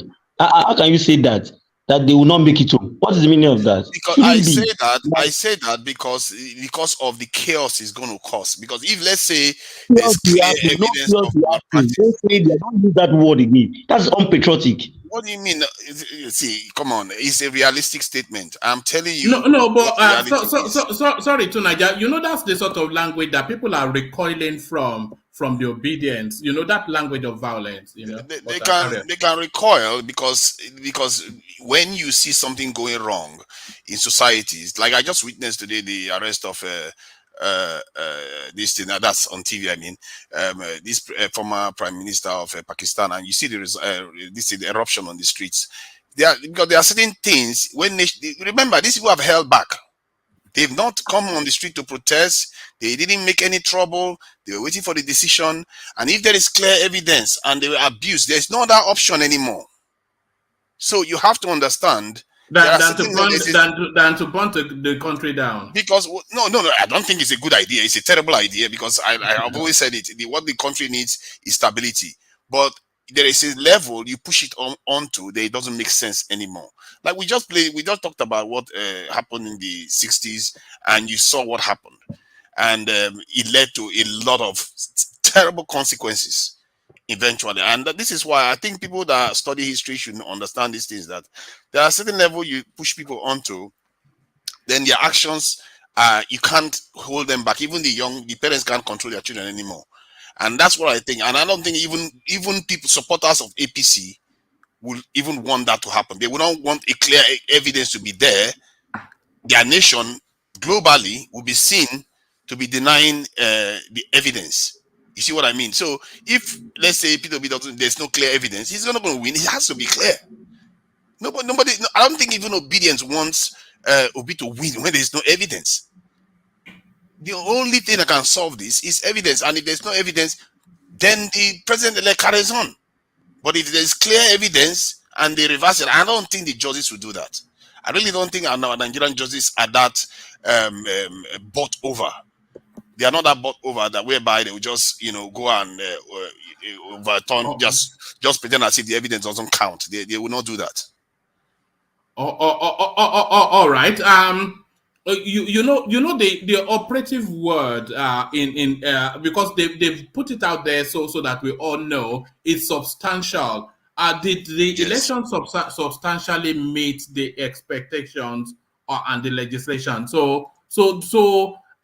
Because I suspect that the obedience space they wrap their narrative around the odd rogue mutilated something or the other. And then they are whipping up in a frenzy around River State and all of that. So what they are inviting the court to do is essentially to upturn a 2.7 million vote deficit, and that would take some doing. The court will never do that except there is evidence. You said it yourself. Substantial evidence was what the requirement was, and the case of River State is an emblematic one because we are talking about in excess of almost 150,000 votes difference. The manipulation that was involved there. I said it. You can't say that though. What is the evidence for that? Because it's on the IRS. It's on the INEC website. You've identified the 150,000 votes. This newspaper. I didn't do it myself. This newspaper released the information, and nobody is contesting it. Not even INEC is contesting it. Why would INEC contest? How many things will INEC contest? They're countless. Every single day there's an allegation. If a newspaper releases false information, you would think they will be penalized for it. Nobody's penalized that newspaper for highlighting information. So it lends credibility to what they've done. So several newspapers released that Peter Obi did not say yes, that the yes daddy thing was doctored. And nobody was penalized. Peter Obi confessed himself that it wasn't doctored. How many things will people be? No. He didn't say it wasn't doctored. He said the way he said it, some of the information was not there. Maybe it was he didn't say, he said he engaged in the discussion, but the way it came across, the way the doctor I don't know. I'm not an expert in that one. But we played the interview here. Yeah, but he didn't say that's exactly the way he said it. People are very clever. I can do the same thing. So we know what has happened there, and let's leave it at that. But regarding the judgment, I believe people, even the biggest doubters, will be surprised the way the judgment is going to come across. It's going to be clear. You should be a bit more reticent to Niger in your political pronouncements, because you severally told us that this election will surprise us. You've made countless assertions none of them have come to pass. So be a bit more. You told us Peter Obi will win an election. You told us XYZ and ABC. None of them have ever come to pass. I didn't say. I said he could win. You underestimated it from the beginning. Yeah, well, and rightly so. He came third. Okay, we'll see then. We'll see what happens eventually. Even if he came third, he came a strong third, and he won 12 states just as much as the winner of that's the current president elect. So we don't know. We really don't know until the dust settles. And there's a reason why they went to court. And Peter Obi has experience of doing it. And I don't think Peter Obi doesn't come across as somebody like just petty. They just want to go to court for the sake of it. He went to court because he felt there was something there. Yeah, that man doesn't come across as somebody that likes to waste his time, 1 minute of his time on something that is not worthy. You see my point? So let's just see. And I actually believe it. I'm one of those people that believe that the Nigerian justice system, they are not as terrible as people would like to make them sound, especially when the chips are down. Look at what they did with Adeleke now. You know, because there was clear evidence. He presented clear evidence. The overvoting was clear. No matter what the other side did, they couldn't overturn it. Now the Supreme Court have upheld it. So in a country where bribery and all this stuff takes over, you would think the ruling party will be able to just swing it their way easily. And let's see. I'm just can I say this to Nigeria? He didn't provide clear evidence. It was INEC. Don't forget that INEC has a role to play in that election.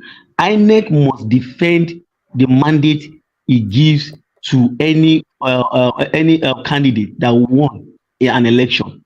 And that was. Do you also know that INEC was the first to even went to a court of appeal. They were the first to file an appeal on that election. So the same way INEC defended Adeleke, I don't have anything against Adeleke's declaration. I'm good for it. That is Osun State people speaking. As a matter of fact, that's my maternal. So I don't have any issues with them. They have changed their mind. But as for the presidential election, the same way INEC also defend the mandate given to Tinubu as well. So it is then the onus now lies on Obi and his council to prove them otherwise, or to lay their petitions to bear. Then the court, the justices will then decide on it. So, but don't forget, INEC will always be on the side of Tinubu, being the election umpire. That's understandable because that's the position INEC took. And I must say, there's a lot of questionable decisions INEC made, like on the ABUJA requirement. They didn't even bother to address it before they made the declaration. They just went ahead and made it. And the way they did it just seemed to be like, they just want to make it a done deal and get on with it. Hold on. You are saying that on the basis that there is an ABUJA requirement, but a lot of people will tell you that there is no ABUJA requirement. If that is true, they could have just addressed it because it's still a controversial issue. Why would they address it? Why would they address it when it's a non-issue? To them, what if the court says otherwise? You see, now that's down to the. You have to understand that INEC is not Mahmoud Yakubu. INEC is a retinue of some of the best legal brains to guide the process. They have a strong bank of lawyers. I'm sure you know that. They probably do, and they manage to screw up the most important election of the country. They probably do, but they manage to screw around the most important election in the country. So I'm not. Excuse me for taking that these people have issues. How have they the done presidential that? election data was not transmitted when other elections were. Let's not go back. So we know that. I don't want to go back there too. So see, for me, this is simple, and I like to have faith in the Nigerian system on this level. When it comes to such a case, it has to be clear. Even I will not say P2B should just be declared winner if the evidence is not clear. You can't overturn such a result. It's a shame you were not with us yesterday, but in the course of conversation yesterday, what we actually concluded was that a victory for Peter Obi will actually be a victory for Atiku Abubakar, because if Tinubu is removed, the default to Atiku, not Peter Obi. I'm sure you know that. that there is some truth there, but there is also the possibility that if the numbers were massaged, that evidence could upturn the numbers for Article 2. So we don't know that. So they clear everybody out of the way for Peter Obi. It's possible There's because if you go by River State, nothing. that's what I'm just talking about. Right. All right. Let me take you to the next talking point. Let me take you to the next talking point. Senate Chief Whip ORJI Kalu, right ruling APC, insists on Senate President despite party's choice of ex-minister Akpabio. So the last throw of the dice, and you know, a lot of people in the course of Tinubu coming back from his rest, the anticipation was that it was nailed on that the Southeast will get the Senate presidency. In fact, there was even a clip of ORJI Uzo Kalu joshingly mimicking Tinubu, saying, "It is my turn, Emilokon." You know, so all of that. But as the politics has now permutated, the Southeast has now completely been sidelined out of the power structure within the Nigerian dynamic. ORJI Kalu now the last cry of a man with ambition. Senate Chief Whip ORJI Kalu. So what's your take on that? What's your take on that? Yeah, I think the Southeasterners don't care about the Senate presidency. I think that's partly because they've had it before and it didn't do them any good. And also, ORJI, whenever they mention ORJI Uzo Kalu, I've never heard any Southeasterner say it in a brotherly way. They don't like the man. They don't care for him. I've never seen it's like the bad boy. When I look at him, he looks like a innocent, charismatic, just a guy but he's so disliked. I don't get it. We make fun about it actually. That whenever they mention ORJI Uzo Kalu, it's the bad way. They always have something bad to say about him. And maybe it's from knowing the Southeasterners feeling a little bit marginalized and feeling that all the leaders have gone to the center, they've not really done well or made them proud. And there's this element of needing somebody that is almost perfect. And I try to highlight to them that you can't always expect perfection from people around you, because this man is the only one that is out there. But they have a right to say they won't support him, because I believe if the people were behind him, he will have a stronger case. But anytime anybody mentions his name, it's like he's just going by himself and on his own. So I don't think anybody will be. Tunaja, you say the Southeast they're not especially forced about I think that might well be a mistake, because when that table assembles for decisions to be made, if you don't have representation, then you don't have a voice. That's just it, isn't it? Somebody was citing an example just yesterday that a parcel of money came into Nigeria, and the way they divided it, the Southeast was excluded. So if a Southeasterner was the Senate president, whether they love him or not, he would not sit at that table and see his region excluded. So you have to have a seat at the table. If you think you are turning up your nose at it, it will be to your own chagrin. I think sometimes when the people get to a certain point, they start feeling like, okay, what is it? What is the point? They can't be bothered, and that is something that Nigeria should be careful about. When a population start thinking there's no point in the middle, don't bother. Anybody that is going there is useless. The only person they care about is Peter Obi. I guess maybe because of the presence of Peter Obi, there was this hope that maybe he will make it to the center, and given his personality and his profile compared to someone like UJO Kalu, and they just feel like no, it's not worth it. And it's a very, very what is going on in Nigeria right now is very touchy. And maybe that could explain why our leaders are so cowardly to outsiders, because they know we are easy to light up into a cinders.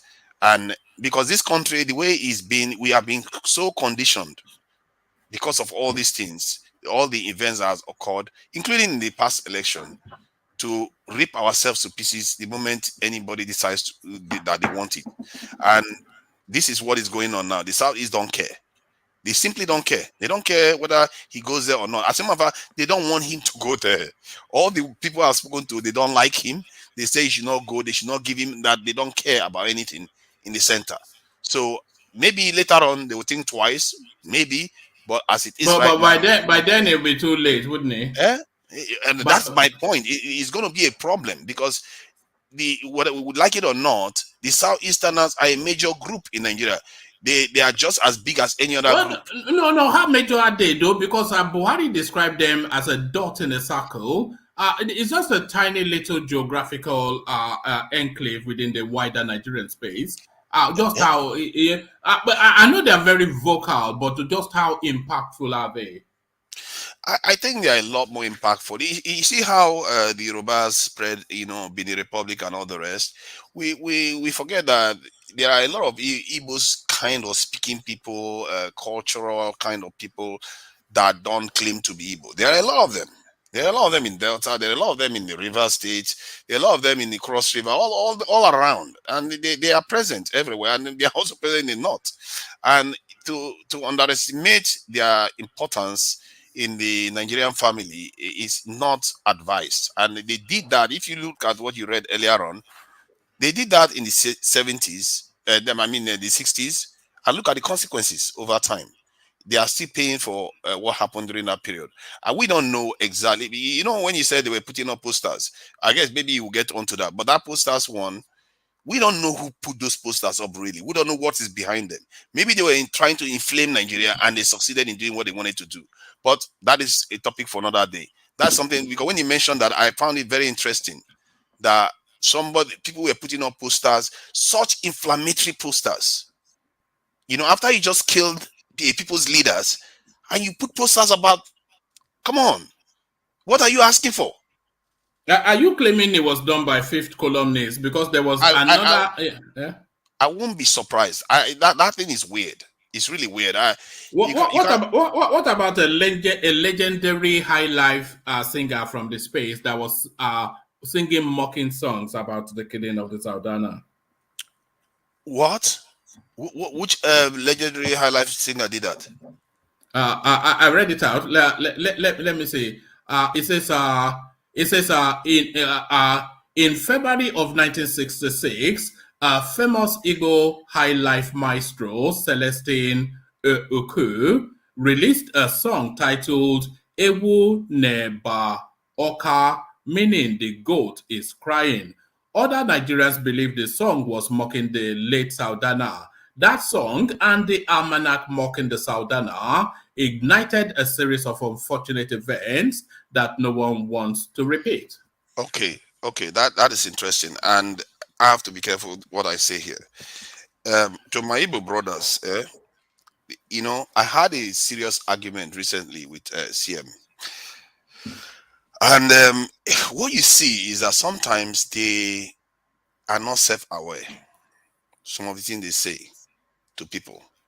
And this is one of the reasons why I say we as a people, we lie a lot to each other. We don't tell each other the truth. We want to get one over the other all the time. And when I was having this conversation with an Igbo man regarding the South, and you can see how dismissive he was being of the South without even noticing it.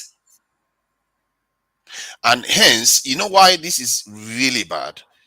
Because that kind of stuff makes this type of statement credible.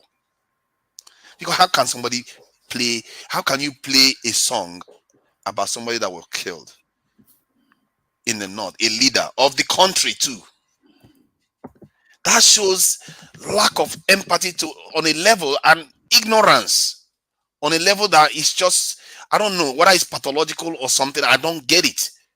And we have to be careful here, because I see some of the behavior that comes from some of our Southwestern people that is reminiscent of that.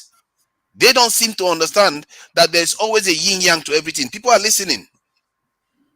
They will be thinking, oh, we are down, you're kicking us. We are down, you're kicking us. On the day, we are all poorer for it when the consequences come to fruition, like it did in the 1960s to 70s. So what that man said, I really found that very, very interesting. I actually saved it because you don't often get stories like that from that period. You often just hear coup, Ironsi, unitary system, civil war, Ojuku civil war. That's all you hear. You don't hear what led to the pogroms and all the things that happened and during that period. And it's not surprising. It's really not surprising that, because still today you still see that trait. Bring a conversation here, bring Southeasterner here, and let them acknowledge the way they treat the South people. You will see how explosive it gets very quickly. They will not want to confront it. They will not want to address it. They will just weave and dive, and it will just degenerate. And it tells you the lessons have not been learned. This is what is killing the Southeast and the South. If they were functional, they will be the major group in the South.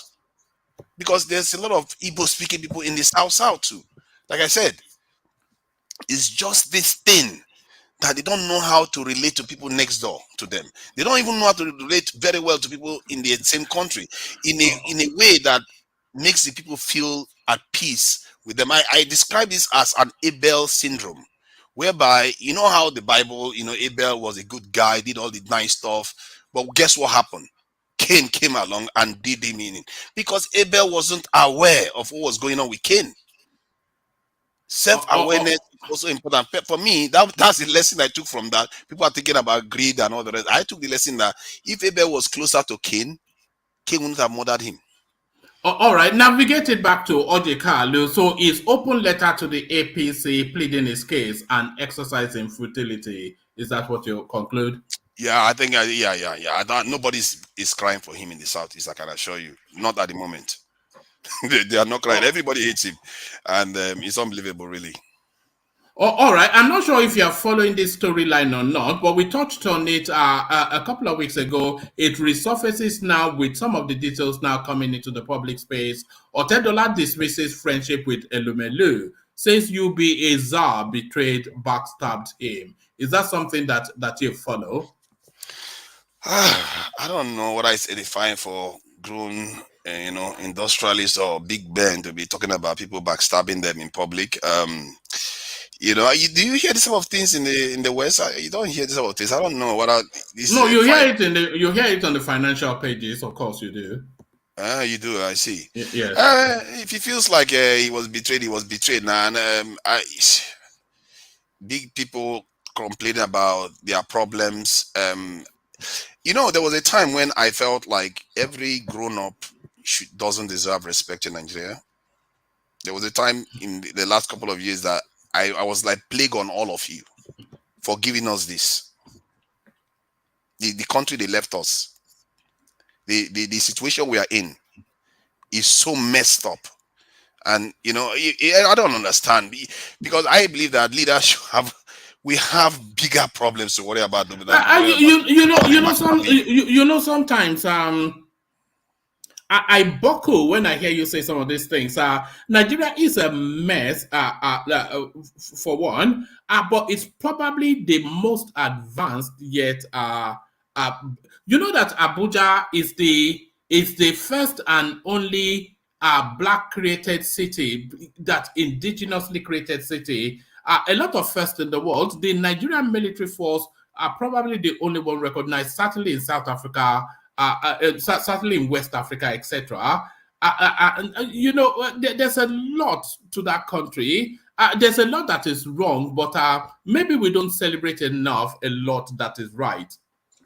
The only thing that I see that is right in Nigeria so far they've managed to do is the Nollywood and the Afrobeats. That is it. Because that is creating wealth from almost nothing. That is the only magic we've managed to do with our own people, with our own minds. Everything else we are serving other people. Everything else has been left to flounder. And the people that were manning the till during that time, excuse me for saying, these people have a lot of questions to answer, including our forefathers, I must say. They have a lot of questions to answer because they are all in this world when all this happened. They were not asleep, and we are still asleep. I just heard all right. say that. Sorry, don't go into slavery though, because that's a long. That's true. I'm not going to go into slavery. Hold on. Take an interjection from the Prime, who wants to put something to you. The Prime dot come in. Yeah. Hello. Sorry, True Ninja. I want to ask, do you have a YouTube channel that you discuss? Yes, I do. Okay. Sorry. Do you remember sometimes ago, somebody came online, probably the Prime Dots, and you were very sure I was one Emeka. And I was telling you guys, I'm not Emeka. I'm a Yoruba man, and you all confirmed I am Emeka. So sometimes what we know is you not. sound like Emeka. You sound like Emeka. You sound like you're an Emeka. You're an Emeka. No, one man. This was serious. I don't know when we had this discussion about Emeka. Okay, go ahead. One man, this is serious. Like I had to on my camera. Yet they saw my face. There was it's this. It's not Mecca. You just want to kind of sound like him, but it's not. If you listen to his voice very well, you will know that they sound almost the same, but it's not Emeka. They were 100% sure.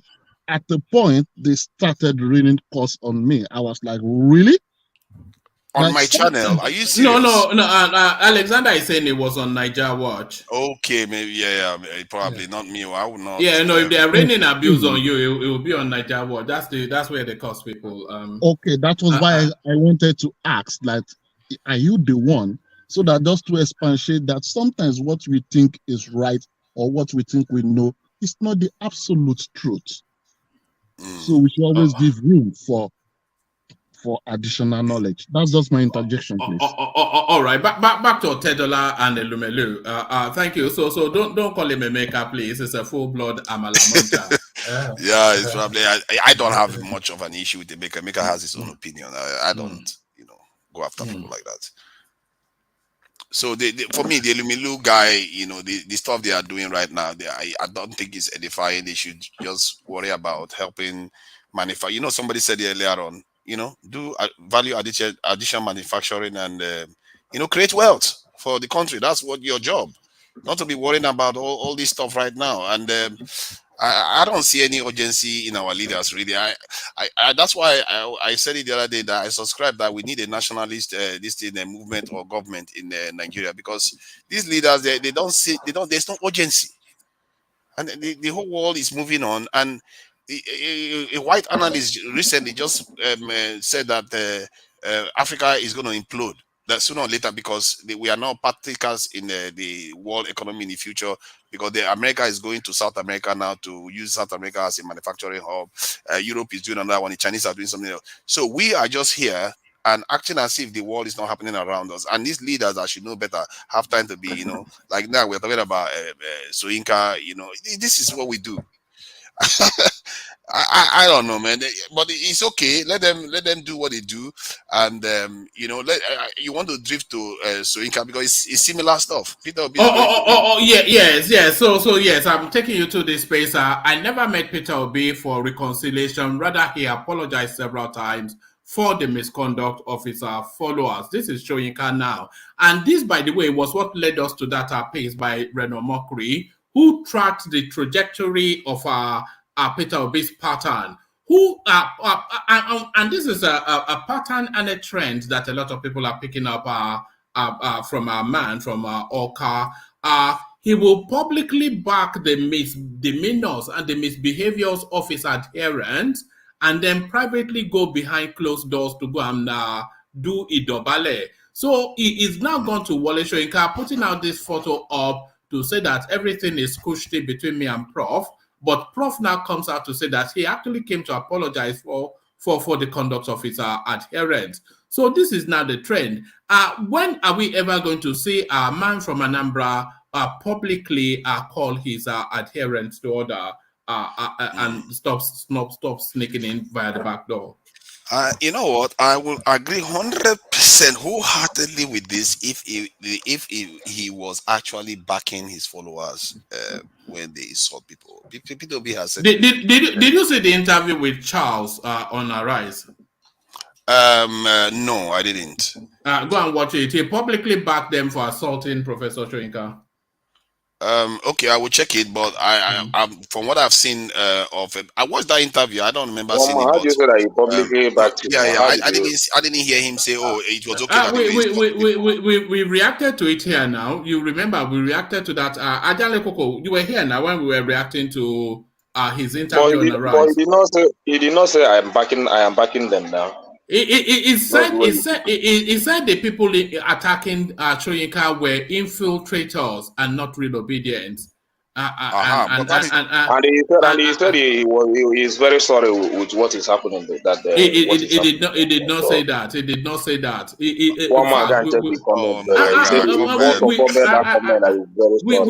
We played it here now. We can play it again now. Let's watch it now. It's a 40-minute interview now. Adeleke, do you remember? I plead innocent. P2B is innocent. On this one, I don't think he goes about encouraging people to insult people. This is a guy that he has made public statement concerning his followers' behavior many times ago. Now he has made a statement. He has always cautioned them many times during the campaign. So you cannot say that he always back them. There are behavior that he cautioned. He put out a tweet there. So just be fair now, please. There's a level of gaslighting going on too when the P2B has gotten all kinds of flags too, and not only flags, physical in terms of his followers, physical attacks. You rarely see P2B followers attacking any other group. It's always the other way around, and it's almost like gaslighting. You attack people and you tell them that they are the most these aggressive ones. At the same time, it's really weird. And somewhere along the line, people are getting away with it. And maybe that's why a lot of Obi supporters are tuning off. And from the point of view that, this is why they don't like ORJI or Kalu. They don't care about the Senate. They don't care about anything. And they just want the mandate from what they are looking at. If there is no evidence for it, they too will back up and just, fade again and wait for the next election. The truth is, these people have been exemplary in their behavior. Let's face it. If it was like, some situations where election occur like this, especially in the case of Rivers State, it's very, very inflammatory. Because I knew the moment that result came out that is not right. So they behaved themselves, they held themselves, but they didn't do anything about it. They just waited for the process. They are still waiting for the process to come through, and they are going to still wait until even INEC will confirm that the Rivers State result was not what it was supposed to be. So they have been well behaved. They've not attacked anybody. Yes, they do verbal attacks. They even attack me too, verbally. Some people are so passionate about P2B that it's like a cult figure to them. So you can also understand that P2B is very, very unusual. As a leader in Nigeria, he carries himself in such a humble way. He is soft-spoken, and he seems to have a lot of empathy. Nigerians, you'll be surprised how much Nigerians want empathy. They really like leaders that show empathy because Buhari has been so aloof. Buhari doesn't seem to care. It's like a absentee father. Do Nigerians want empathy or good governance? Oh, they want good governance, all right, but they also want empathy. I think they want good governance more than they want empathy. That's the truth. Yes, and does P2B have the antecedent of good governance? That's the thing that he does. From what the example that he left a surplus in his state, eh?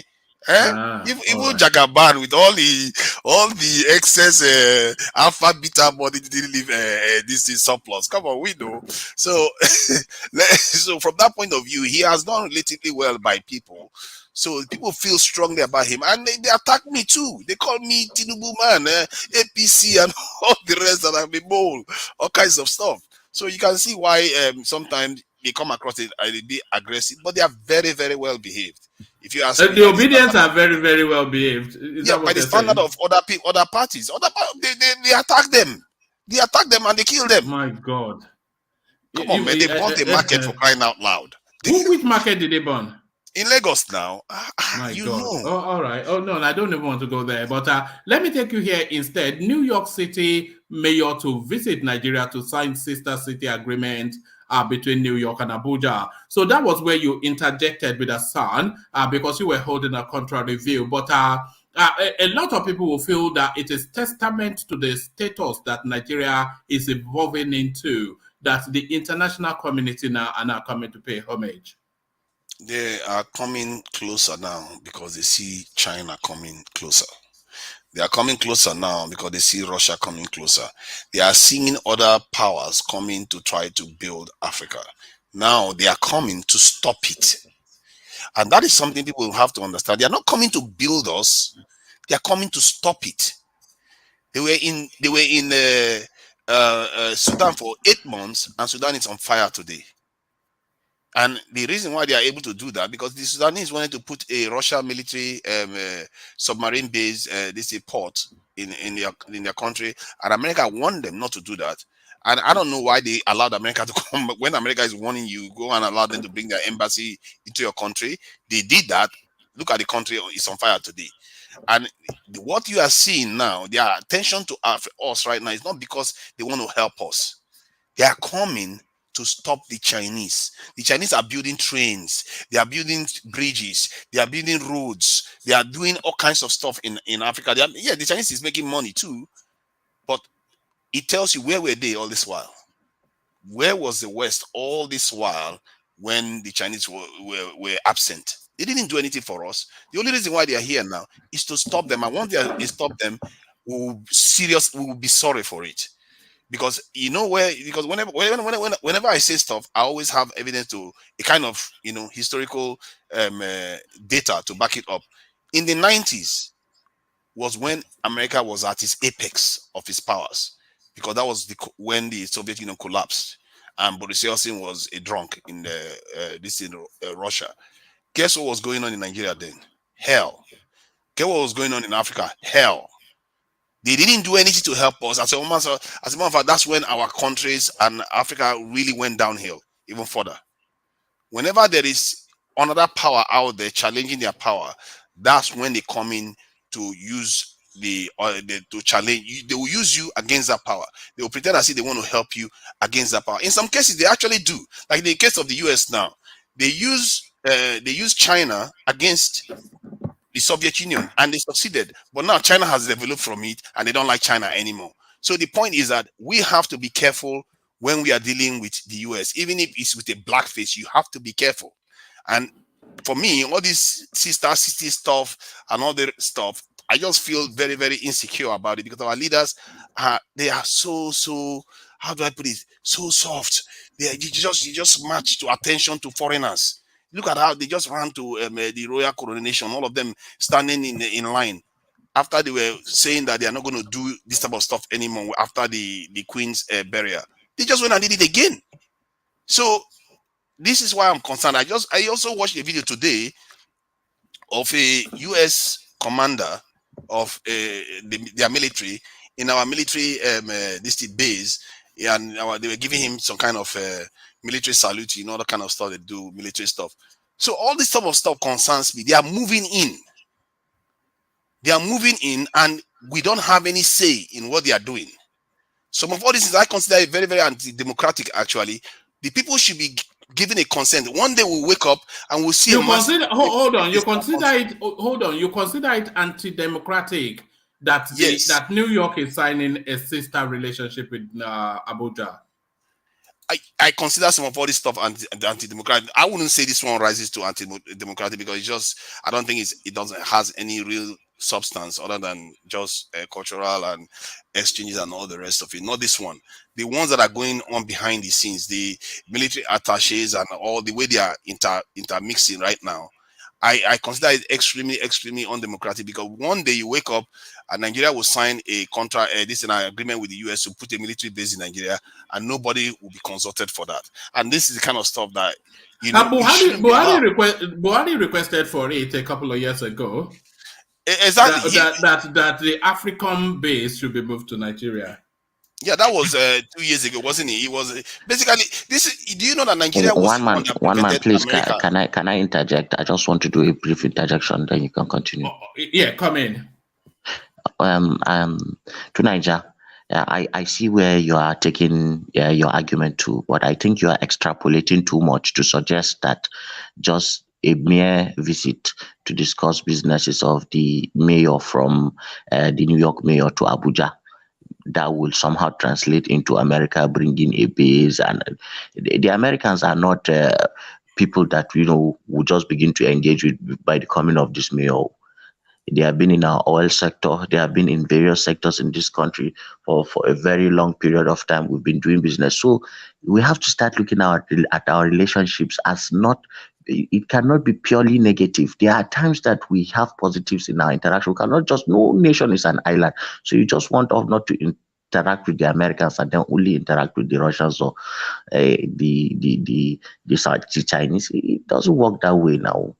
So you are extrapolating too much. You have an argument, but you are extrapolating too much. Somehow, I think you are misreading discussion what I'm about the mayor and a sister partnership between New York and Abuja. Somehow that has already translated into the United States starting a war here, starting a military base. No, come on. Those guys gave us super Tucanos that we used to destroy insurgents. So there are positive relationships that can happen. We cannot close our doors to those kinds of things now.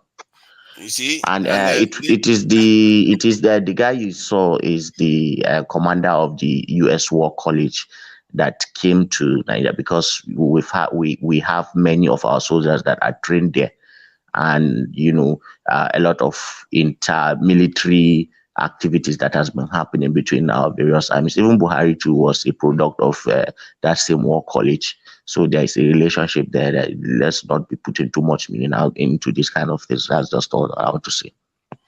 Do you know the proportion of coup plotters in Africa that were trained by the US? Do you know the proportion? To Niger, let me ask you a question in addition to what Hassan said. Do you see any good thing at all that could come out of this for Nigeria, between this relationship that New York and Abuja are trying to build? Do you see any good thing that will come out of it? As it stands, I don't see much of a good thing that comes out of it. If anything, I see danger for us, as it stands, because our people, what we do is that we just think, oh, let's just trade with them. We trade with them with trinkets. We don't talk serious stuff with them. These people treat us as if we are babies. We are not capable of anything substantial in this world. That's why every time they come, they just come and inspect us as if we are babies. They do. Tucano is like a World War II aircraft, and you are here being grateful because you got Tucano from them. They prevented us from getting it for how many years, and after we got it, they prevented us from using it against Boko Haram because they say they are worried about civilians and all the rest of it. What would you rather us get? MiGs, MiG-25s? What? Yeah, you get whatever you can get from Su-57s. Yes. You get better aircraft. You don't understand the way these things are happening. Hold on. Watch this clip. It's only about a minute plus. With your girl, what's your name? Esther. Esther, what's the name? Not this one. Sorry. If I find it, that was for Thomas to get his conversation going. You know me well. Concerns. Yes, I've known the Nigerian army for the last 25 years. They're very professional, they're very serious, and they do good work. They intervened in Liberia to settle the civil war there in 1990. They intervened in Guinea-Bissau to stop the drug trade there. They're really good people. Boko Haram is their biggest challenge because these Islamic terrorists, they mix with the population. They're in the refugee camps, they're in the villages. And when you see teenage girls as suicide bombers, that's very, very difficult to cope. What would you say, sir, to critics who say they've also made some pretty catastrophic mistakes? Civilians have paid the price. That's right, but look at U.S. bombing of the Islamic State in Syria and Iraq. They've made mistakes too. They've bombed refugee camps. Or have a domino effect. Can we have Chad, Cameroon, and Niger coming to the United States and saying, you know what? We need those planes as well to fight Boko Haram. I don't think they'll do that because they don't have the capability of operating these aircraft. They have good armies on the ground, but only Nigeria in that region really has a decent air force. And do you foresee any kind of hurdles? Wow. To Niger, the rest of the world rate us a little bit more highly than you probably give us credit for. You know, if you take their word for it, the people we confronted are basically West Africans that are even worse off than us. This is a problem. This is a black man problem. Have we confronted any major country like Algeria? You will be surprised. Algeria is 4 times less our population. They will wipe the ground with us as it stands right now. And or Egypt. Have you looked at their military capability? Have you looked at the kind of aircraft they give to Egypt alone? We are not talking about European countries now. Just Egypt. Have you looked at it? And Hassan, I'm really surprised the way you are sounding as if trinkets are worth anything. They are just buying time for themselves to do whatever they want to do with us eventually. This is how history has happened before now. And 400 years we've been doing this with them. And in life, if you say you are a friend of somebody, why are they always giving you the worst kind of aircrafts that is out there instead of giving you something that is going to suit you? Why are they preventing you from advancing in terms of strategic these technologies? Why are they preventing you from reaching the height that other nations reach? To Niger, so you want them to give us F-15, F-16s, F-22 Raptors, F-35s? Is that what you are talking about? I'm saying that, yes, of course. Why not? You don't want it? An F-35 cannot be given. We cannot afford it. Even if like... No, come on, to Niger, don't be that. Low self-esteem now that is a surface argument on how these things work. Look, the Super Tucano has smart munitions. We've been working with Cesenas and we've been working with Alpha Jets. These are old model Soviet-made planes that do not serve our purpose. The Americans were the ones that we got smart munitions from. These two Super Tucanos have succeeded in combing out and wiping out and reducing substantial amount of unnecessary casualties that usually when those Alpha Jets go. Do you know our Alpha Jets have been killing the army? Because when they call in airstrikes, when the airstrike is either it hits a refugee camp or it hits an innocent village and things like that. So we are better for it in preserving the lives of our own army people and civilians with the Super Tucanos. And here you are saying it's nonsense. We could buy better aircraft from the Chinese. We could buy the Chinese, come on. We have to why are the Chinese not selling for your information? Because our leaders go to them all the time. For your information.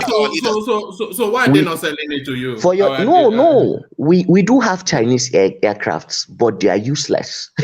they are, when you take them to the field, they are not effective. So we have Chinese, we have Russian-made Alpha Jets, we have it is the Super Tucanos that did work. For all we want to say about America, man, their machinery works. The name of Chinese aircraft to me, I've never seen. It's Y22. Y22. The Chinese aircrafts are useless. This guy, I don't know whether you know what you're talking about. He does. If you can say the Super Tucano is useless, then the Chinese is even worse than useless. It's just a toy compared to the Super Tucano. Chinese aircraft are useless and America is sweating. Hello, Azan, please. Yes, I want to ask you something. Yeah. Concerning this sister arrangement, what do you feel? Because there's this cultural element they are bringing. How compatible is the liberal culture of New York with the core northern state? No, that's a different conversation. Just give a brief response to that and then we move on. Abuja generally is the mixing point of. It's a long way to look at Abuja as if it's a core northern state. It's not. If you've been to Abuja, you know that it's just a mixing point of Nigeria, and all the people that are there are ordained liberal people. That's just what I would say. Okay, you think it can work? Because I was thinking it should not be another ingredient for disaster. No. Okay. It's just Anybody a cultural exchange now. It's just it usually doesn't have any meaning. What they usually do is they exchange students, and then some set of students will go to America. Some Americans will come to Abuja. They'll live with a host family for a couple of months, and then go and tell stories. That would be lovely. So that's usually how it works. But let's get back to Niger. So to this space now, give us your doomsday apostasy on this. So your doomsday apostasy, tell us how this means they are all coming to get us. Kogi Guba Igala, paramount ruler, refuses to endorse PDP's Dinomelaye. So take us from there and land us to how the Americans are out to get us. Yeah, about this Kogi, this, and I guess Dino Milaye, he has his positives because he's very dramatic and all the rest of it. But it's up to him to decide, I guess, who he should endorse. Personally, I would say, rulers like that should stay out of politics, like the way the royals here do, because they tend to be more respected by both sides. They shouldn't be taking sides in political acts. They should be advising. Their focus should be advising on things that will benefit the state in terms of prosperity and the well-being of the people of the state. So for me, it's neither here or there. And if people are concerned that he's not endorsing Dino Milaye, maybe because he's already they used to do that before, and but they shouldn't have. You know, these traditional leaders shouldn't be doing that. They should be praising things that are good in either of the candidates, because in the end, you want the best to come out from either of them. And you encourage them to do better, because if you encourage good behavior in this one, you encourage good behavior in that one, they will want to do better by each other. They want to outcompete each other, and that is good for the people. And that's I think that's what traditional leaders should be about. And it is what I endorse this thing or not. Whoever, for me, I don't have a horse in the fight. It's up to them to decide how it goes. I don't have much of an. You don't think this is an American conspiracy to infiltrate Nigeria? The gala, you don't think so? No. All right, so I'll just check For me, I will see people. Some people like Hassan, you see, what they do is, because they understand what is going on. They see people face to face and they talk to them. They don't see what's going on behind the scenes and all the stuff that is going on outside. They don't hear what other people say about us and what I would do if I was them. And because you have to plan for the worst. And if you look at our history, it's this type of complacency that got us in this mess in the first place. For 400 years, we've been doing this. We work with them. We think, oh, it is good for us. We are selling our slaves. It's okay. They are giving us a bit of guns. After all, they give us guns, and but they have this in the cannons and the Gatling guns. But the then gun is okay for us. Let's just keep playing the possum every time they give us a little trinket. Why? Hassan, do you see us ever becoming a nuclear power state, a state that is spacefaring, a state that can do anything that any other part of the world is doing? Even Neil deGrasse Tyson said, if you look at the continent today, we should be generating the most brilliant people in the world from the continent based on our genetic diversity alone. We should have everything that other people have. We have the natural resources, we have the people. And we keep see, Neil, you say that they give us to Kanu. You are a passionate person now. Let me answer. Go on. I understand you are a passionate person. I salute you for that. But Neil deGrasse Tyson is an astrophysicist. He's not any philosopher of note or anything like that. I would not take, lessons on on Africa's trajectory, or on diplomacy, or our foreign interest or policy from somebody like Neil deGrasse Tyson. Look, we are where we are. We must work with the tools that are available to us. It is sometimes too much of wishful thinking to just expect that at the stage we are now, we should have nuclear weapons, or we should be space faring. You look at the countries that are operating in the ISS, the International Space Station. They are just like 5. In fact, the EU is operating as a continent, as an economic zone, because they have the ESA, the European Space Agency. They have Roscosmos, the Russians, and then they have the United States, that is NASA. That is how the ISS have been operated traditionally. It is now that the Chinese are getting into 4. Look, You see, things happen, but they take time. When you are hatched as a egg, the egg takes a period of time to incubate before it becomes a chick. We are just coming up. Yes, we have the brains, but we have not yet fixed our internal structures to work in such a way that they will support everything that we tend to achieve. It may take time. We're just some 60-year-old, as a country. We will get there. Let us fix our house and keep it in order first, and then slowly but surely we'll get there. So I don't like this simplistic comparison of Nigeria with the United States. Anytime I hear it, I think the person, I don't want to, but I just think that the person is an ideologue. He is clinging to some kind of ideology, or maybe he's just looking at Africa. You are right. Tunaija is an ideologue, but which is good because you need that to push the ambition. But sometimes his ideology is it just needs to balance it. That's okay. To say. You see what he's just done now. You see what he's just done. Left for people like this, I really fear for our future if somebody like Hassan is the one in charge. They are the ones that sign our futures away. They are the ones that go into that meeting and think we are not worthy. They are the ones that allow us to be in a world where guns were existing for 400 years and we never advanced. Because they see everything as if we are hatchlings. He actually used the word hatchlings. No, hold on. I'll be consistent with what he said now. He said. You have distorted everything I said too. No, because I heard what you have both said. Maybe one man. He's saying where we are in our evolutionary phase, it is not really where we can compare to people that have been nations and have for centuries and centuries. So Nigeria is a new configuration, and we're still trying to perfect an understanding of it.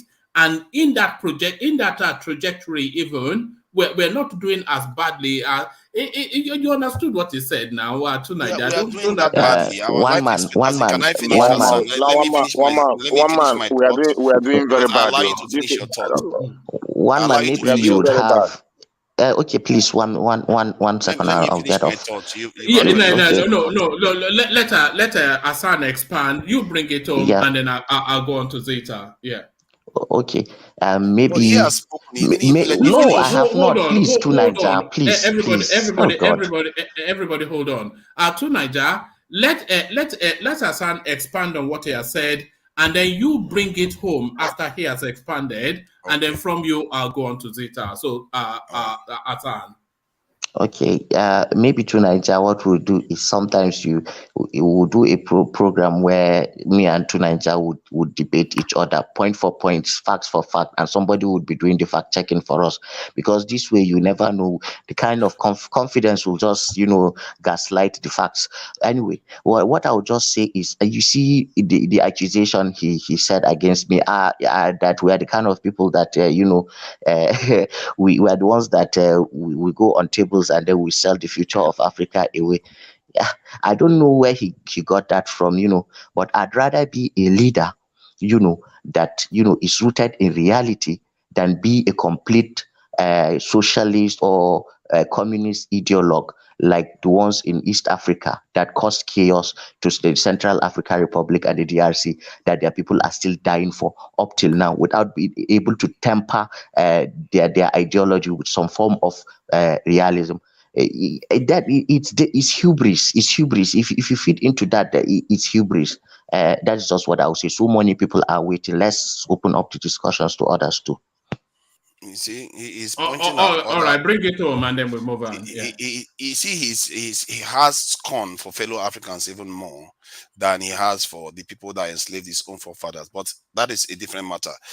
Then the countries that he don't feed into hate. It will destroy you. It will just make you bitter. You are accusatory. I have to defend myself. No, it's not about hate. You are bitter. Let me talk. I let you talk twice now. Let me talk. All right. Then stop sending it towards me so that I will not give it back to you. Because you are replying to me too.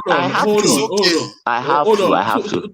Tunaija, bring it on, but play the ball, not the man. Play no ad hominems. So Play the ball, not the man. Okay, So good. Like that. Okay, I will try Yeah. to do that. I will try to be Yeah. disciplined. Yeah. So the idea that you know, a country with this life expectancy of 52 years, when Somalia that has been at war has 56 years. Somalia has been at war for more than 20 years. They have a life expectancy of 56 years, and many of the countries that were mentioned have a higher life expectancy than Nigeria. And this is the kind of sign off people do because they don't realize how bad things are. And it's lack of monitoring what has happened through history is what informs this type of behavior. It informs this type of complacency. Any anthropologist that looks at the world the way it was going on would think we are experiencing an extinction-sized event. But people like this, they will just, some Nigerians will just think, oh no, it's just our everyday stuff. We don't see it coming. You know, it's okay. Let's just keep dancing along. When other people are operating I literally have been on a lab in a lab where they are using quantum technology and they are using sound to control light. And we are talking, we are here talking about let's just work with Tukanu and let's keep aiming for small ambitions. Our economy is running at this in our national budget is about 50 billion dollars. While that of the UK is 1.5 trillion this in dollars. This is crazy. We can't exist like this, and people are complacent that this is okay. We are facing a serious challenge here because if you live with a next door neighbor that is going to market every day with 1,500 naira and you are going to market every day with 50 naira, sooner or later they will buy your property. You're not going to have any future. That is a staggering difference in the way you are looking at this thing. I'm not here being an ideologue. I'm looking at the numbers. Most of the stuff I look at is based on numbers. And anybody in the West that is willing to tell you the truth, if you watch those videos, they will let you know that you people are not even in the game. Even a Nigerian general was talking about it the other day when he asked the Asians, what do they think about Nigerian cybersecurity? He said they burst out laughing. We are not even in the game at all. We are not partakers in the world geopolitics at all. And some people want us to remain this way. So it took one leader in China, Mao Zedong, from China being a defeated nation to where they are today. He changed the direction. Lin Kuan Yew for Singapore. We had the chance like they did. But this type of complacency in the 60s was what led us to miss that chance. This exact complacency, because we thought let him land so we can move on. We are part of the Queen's Commonwealth. We thought we were part of the Her Majesty's and Americans world. We were still playing this game as if it's a game. While they were using us, and when they are done with us, they left us destitute like we are right now. While the other countries in Asia we were borrowing money. What were they doing? They were doing the kind of things that I'm talking about that we should be doing. They were fortifying themselves, making their nations from being nationalists to their own people, to their nations, and look at where they are today. See, this might not be about me and Hassan at all. Sorry? Can I say something? Just for you to finalize. Yeah. Did you watch Falana interview yesterday on channels around 7 o'clock? No, sorry. When he said we are buying our goods here in dollars, and it's very bad for our country. And that after giving the whole explanation, in fact, he said Nigeria don't have any destination at all.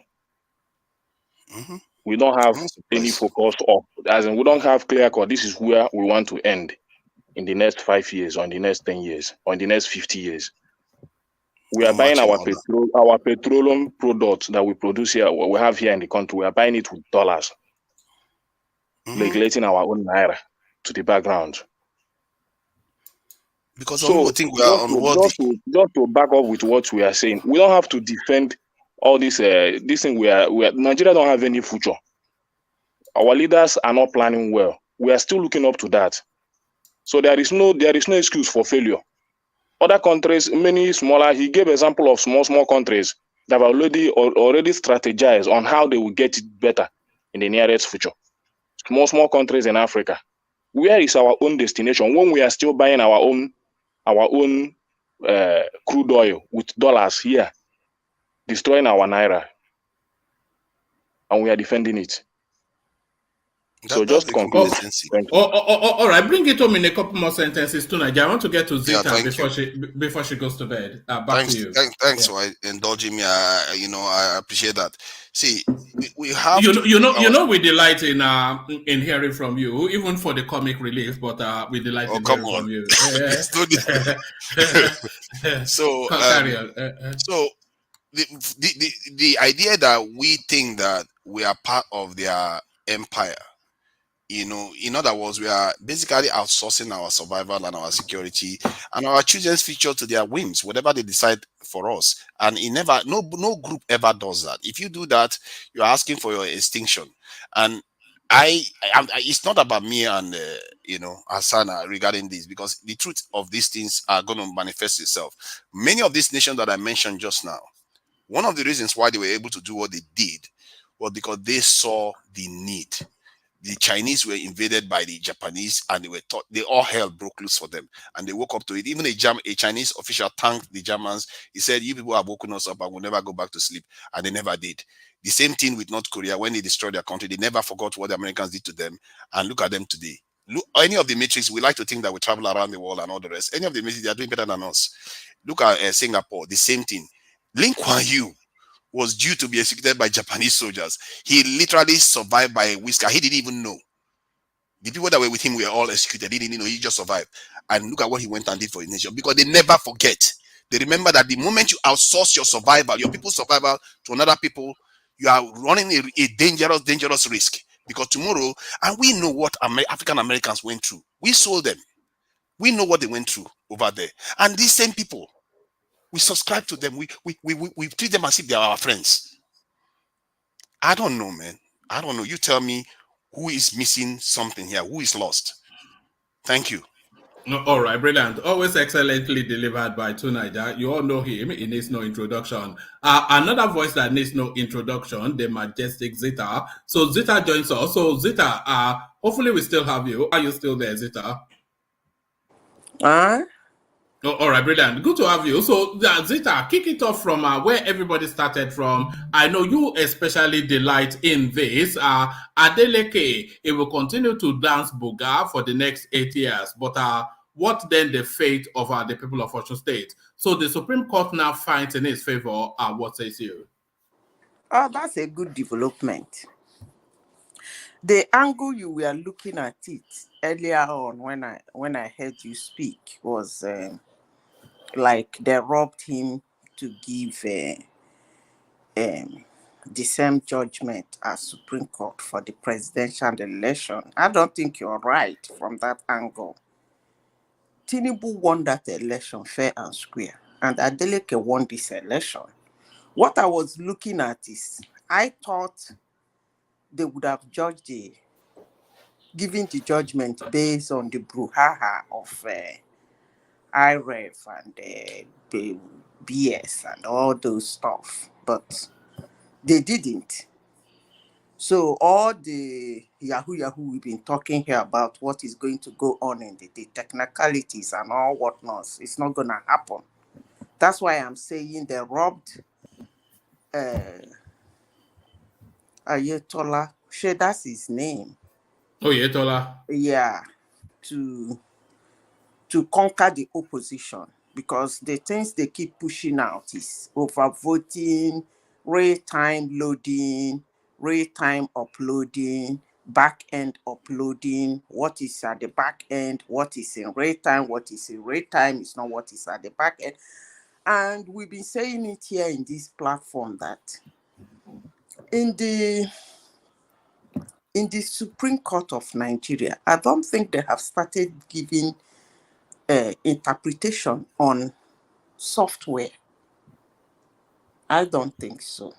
The last time I checked, I don't think so. So if you bring anything on software, I think they're going to throw it out. They're still going to use the paperwork. So I think somebody has spoken on that. Good luck to him. Congratulations. He's a nice fellow. He's a happy guy. He's not as... he's just happy. He dances. He's not somebody who is rude and arrogant. He's not. Is he not too silly though to be the governor of it? Is he not just a silly guy? Woman, as I said before on this platform, sometimes there are things you think is a vice, but that vice can be used to deliver. Not all vices are bad. He might be silly, he might be dancing, but don't be surprised. He may be the best governor Osun might ever experience. The good thing about him is that he's not rude, he's not arrogant, he's not insulting. He doesn't go about calling people names and abusing people.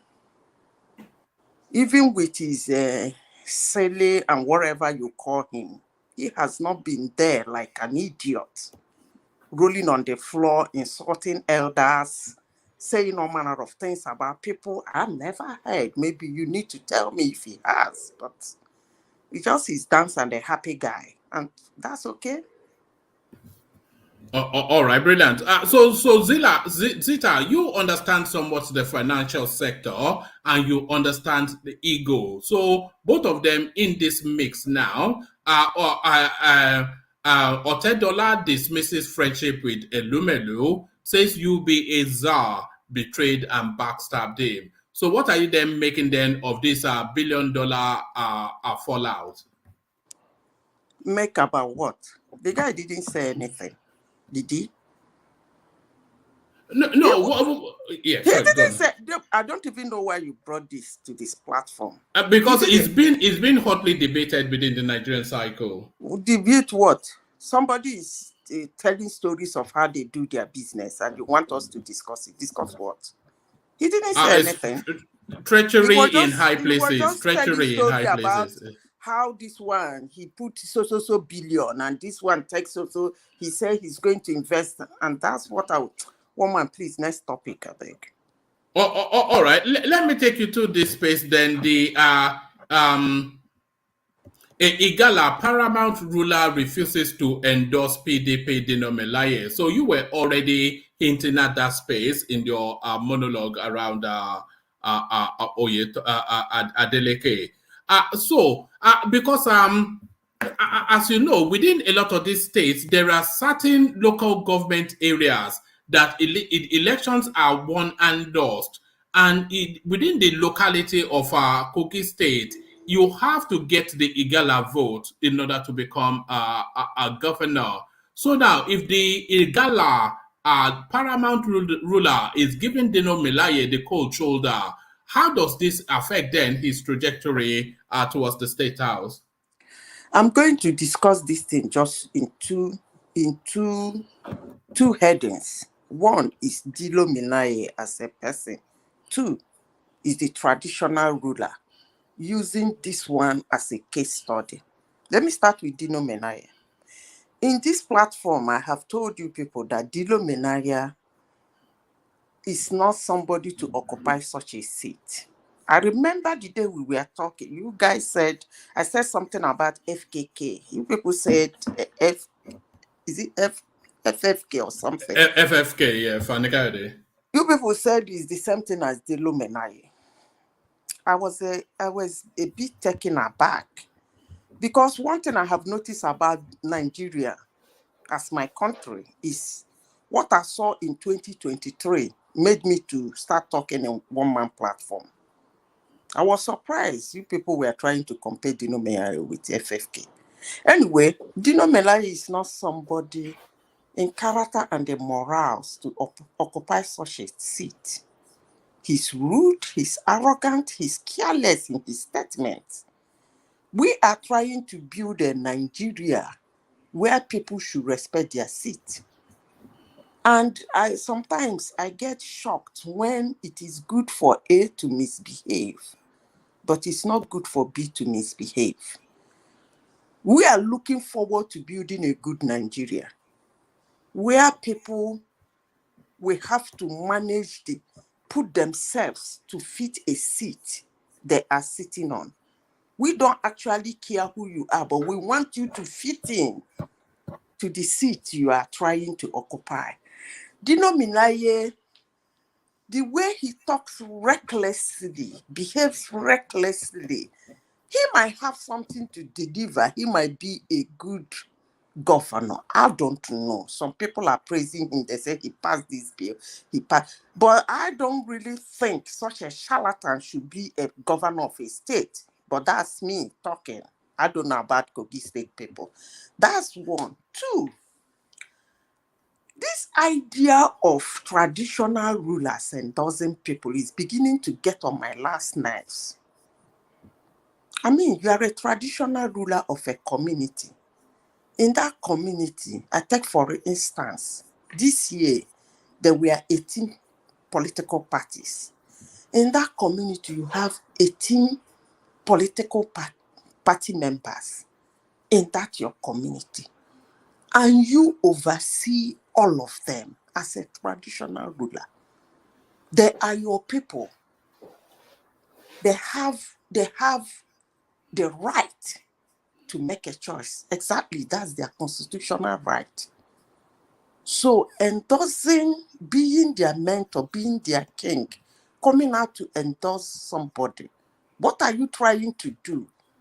Force your community to vote somebody by hook or by crook, by duress, or cajole them into voting for somebody they don't want to vote? I mean, traditional rulers should stay away from that thing. You remember during... Can I continue? No, carry on, yeah. In 2015, I've been trying to remember the name of the guy. I think it's ABUJA of your state. Is it? Ijebuland. ABUJA of Ijebuland. Yeah, I remember Jonathan went to him that time with his gangsters of armed robbers. They went to him for whatever, maybe endorsement or something. I remember. Who is dancers of armed robber? With his gangsters. Oh, Jonathan went there with his gangsters of with the usual Agberi and Agberi, the usual Agberi. Yeah. So when they got there, the man made a very interesting comment. He said, "I cannot endorse you." That day, I was trying to open the ground to fall in because I have never seen a traditional ruler that frontal with confidence. He said, "Look at my cabinet members. They belong to different political parties and they work with me. It will be unfair of me to say I endorse you." He said, "We have APC here, we have PDP here, we have this party here, we have this party." And he concluded by telling Jonathan, "Please help us refund the money our son used in building whatever bridge or road that is supposed to be a federal road or something that has been bad." I think the governor worked on it with some, you know how they call money, billions or something. So he was begging Jonathan to please give it back to the government of your state that they need it to do some other things. That's how a traditional ruler is supposed to behave. A lot of things is going on in Nigeria. Doctors are going into taking sides, lecturers, even pastors, traditional rulers. Why would you do that? You have a congregation, you have followers, you have your indigenes, you have people in your cabinet as a traditional ruler who for some reasons belong to one party or the other. Why endorse? So that one, I don't even buy it. They should stay off politics. That's my take on that. Next one.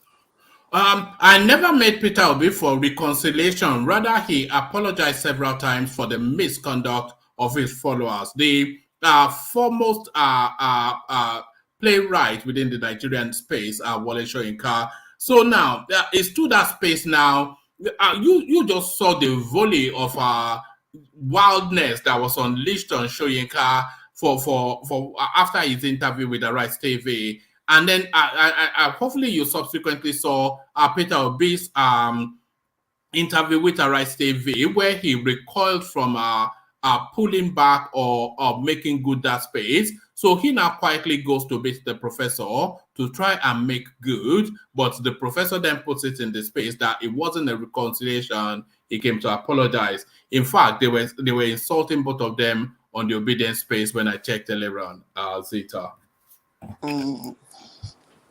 You see, I just want to wait a little. Let them finish the inauguration. Then I will start talking, just releasing small. Riversman says small, in my own technical way. The other day, I wanted to speak on Osibanjo, right? I got attacked. Explain yourself. Give us evidence. It angered me. I walked out of the platform. Actually, my cousin signaled me to come out. There are a lot of things I have to say because I actually said I came to one man's platform for 2 reasons. And so far, so good. When they blame the obedient, I want to use that word because you guys like using that word. I wouldn't use that word for any woman anyway. But since they use which term would you use to describe his followers then? But they are popularly known as obedient. I would say LP supporters. Okay. I think that is decent enough. But since it makes them happy, they don't see anything wrong in that word. Let me use it. I'm really feeling very uneasy using that word, but I just have to use it so that people who are listening will understand what I'm talking about. You see, when you say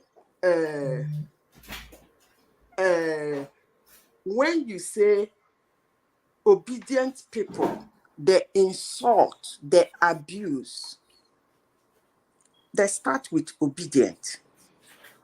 What is this genesis of campaign of Kamoli? I wanted to discuss it the other day. For those who have special people, I told you people that Yorubans, what they did in 2023 general election, it still swept me off my feet. And my feet is still in the air. Until after the inauguration, I will start talking, I will start saying very few things if they will let me. I don't mind interjection, but I want it from somebody not to bring down my thoughts. But you ask me questions that will make me remember things I even forget to say. Now, obedient insult people, they are rude. There is genesis to this in this 2023 election. I will discuss it one day, but let me leave it at this. When he comes in the public and defend them and goes behind to apologize, I don't know what he's trying to achieve, but then I don't know because they already have heard that he apologized, although most of them will not still believe it. Because this is a space, you don't tell anything to change their mind. Even as Wolo Soyinka has come out to say that thing, they will not still believe Wolo Soyinka. They will believe what they want to believe. If you go to their space now, they're saying Wolo Soyinka is lying. He never apologized to him. So that is what is happening in 2023. But we are doing a lot of work. And so far, so good. So they will believe him. He put out a statement, and that statement, that's what they're going to believe. So all this one, you guys are saying, we are saying the Lucinka said no, he came to apologize. When he went there, he put out a statement, and that's what they believe. So every other thing that is coming out is a lie. So we shouldn't be saying Wolo Soyinka is saying that what is not the reconciliation, it was an apology. No. To them, it was a reconciliation. In fact, he did the best thing by even going to show his face in Wolo Soyinka's house, so they're happy with that. And that's how it should be. So for them, it's happy. But later. Let's 29th come and pass, then we can start talking. All right. Let's talk about this then instead, Zeta. Senate Chief Whip ORJI Kalu, rights ruling APC, insists on Senate President despite party's choice of ex-minister Akpabio. So it looks as though the decision has been made, and irreversibly so, that they are going with Akpabio. But a lot of the argument has been that somebody like ORJI Kalu, excuse me, should occupy that space. But what are you then making then of this last minute throw of the dice by the former governor of Abia State? What I make of it? Nothing. If it is actually to me, as I said before, anybody looking at what happened in 2023 and it's still happening somewhat, because I am still following the space. It's still happening. If I were Tinubu, but I will never be Tinubu. Two things I'm going to do for myself before the nation.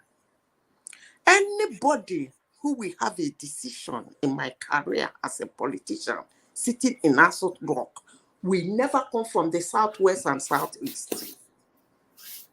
Then anybody who will have kind of easy access to me without an appointment, that can walk up to me, talk to me, sit down with me even while I'm eating, will not come from Southeast and Southwest.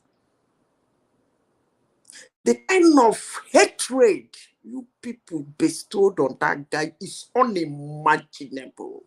And I will continue saying it. One day, I'm going to explain in details what I have in my hands. Peter, I didn't hear you where you say something should not come from Southeast and Southwest. Right. You heard me loud and clear. What? I didn't hear you. What did you? Can you repeat that, please? I'm sorry. I said two things. First, his career. Anything that will affect his career, that somebody has to take a decision on, that person should not come from Southeast or Southwest. Any position that will give somebody room to walk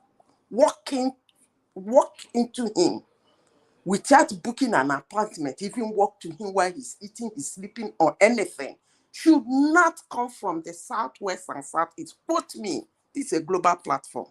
Why? I'm saying it. Nigerian? What's the problem? But I have just told you the reason now. I told you the reason. You didn't hear that? I didn't hear you. Okay, let me repeat myself again. Yes. I said, anything or anybody will be in a position to take decision on his career. What Adeleke is asking you is why. I understand. I'm coming to that. Because in as much as I'm trying to answer Ajani Koko's interjection, I'm talking to a particular group. They are listening. So in as much as I'm trying to address Ajani Koko, actually I am not addressing Ajani Koko. I'm talking to those people. So let me repeat myself. Can I? Carry on. Thank you. Anything that will take decision on his career, anybody who have a say to make or mar his career should not come from the Southwest or Southeast. That is one. Two, anybody that will have that opportunity to walk into him without booking an appointment, without, let me use the right word, easy access to him at any time, at any point, should not come from Southeast or Southwest. Why? The kind of hate you people rendered on him in 2023 is unimaginable. I am not Tinubu, but it scares the shit out of me. Have I answered your question? I don't recall the Southwest raining hate on Tinubu. The other day, I wanted to discuss it. The installation was somewhat of irritating because I noticed something here. I have to say it. And I have said it. Some people have called me. I have still told them outside of this platform, people who come to this platform, I said, I noticed something. I used to call Yorubas people who got each other's back. But there is something I noticed on this platform. People come to this platform, among all the Yorubas we discuss here, apart from Adebayo, or maybe Oyedepo, I think most of the Yorubas we discuss here, in line of politics, the others is Tinubu, if I must say. But people come to your platform one man, they say, oh, mama of abuse on that man. And nobody shuts them up. No Yoruba people, no Yoruba person on this platform. But anytime another Yoruba person is being discussed with bitterness or somebody is raining an abuse, the kind of interjection and questions that come to that person. I wanted to discuss actually Osinbajo. That's the person I wanted to discuss. But the way the interjection was coming, my cousin signaled me to leave this platform that day. I could see the anger. I could see, like, what are you talking? Are you talking? What rubbish are you talking? What are you trying to give us the evidence? But although I have already given the evidence for people who listen to me, before I said what I said, I have already given the evidence. Sometimes people want me to say things like, the other day he went to Obasanjo's house. He spoke with Obasanjo on the phone. And they said this and then, which day was that? Did he call him? Nobody said, that is what you people, I can never say anything like that. No way. I have my information and I will release it the way I want to release it, when I want to release it and how I want to release it. I really want to discuss Osinbajo. The day I will have an opportunity, I will discuss it.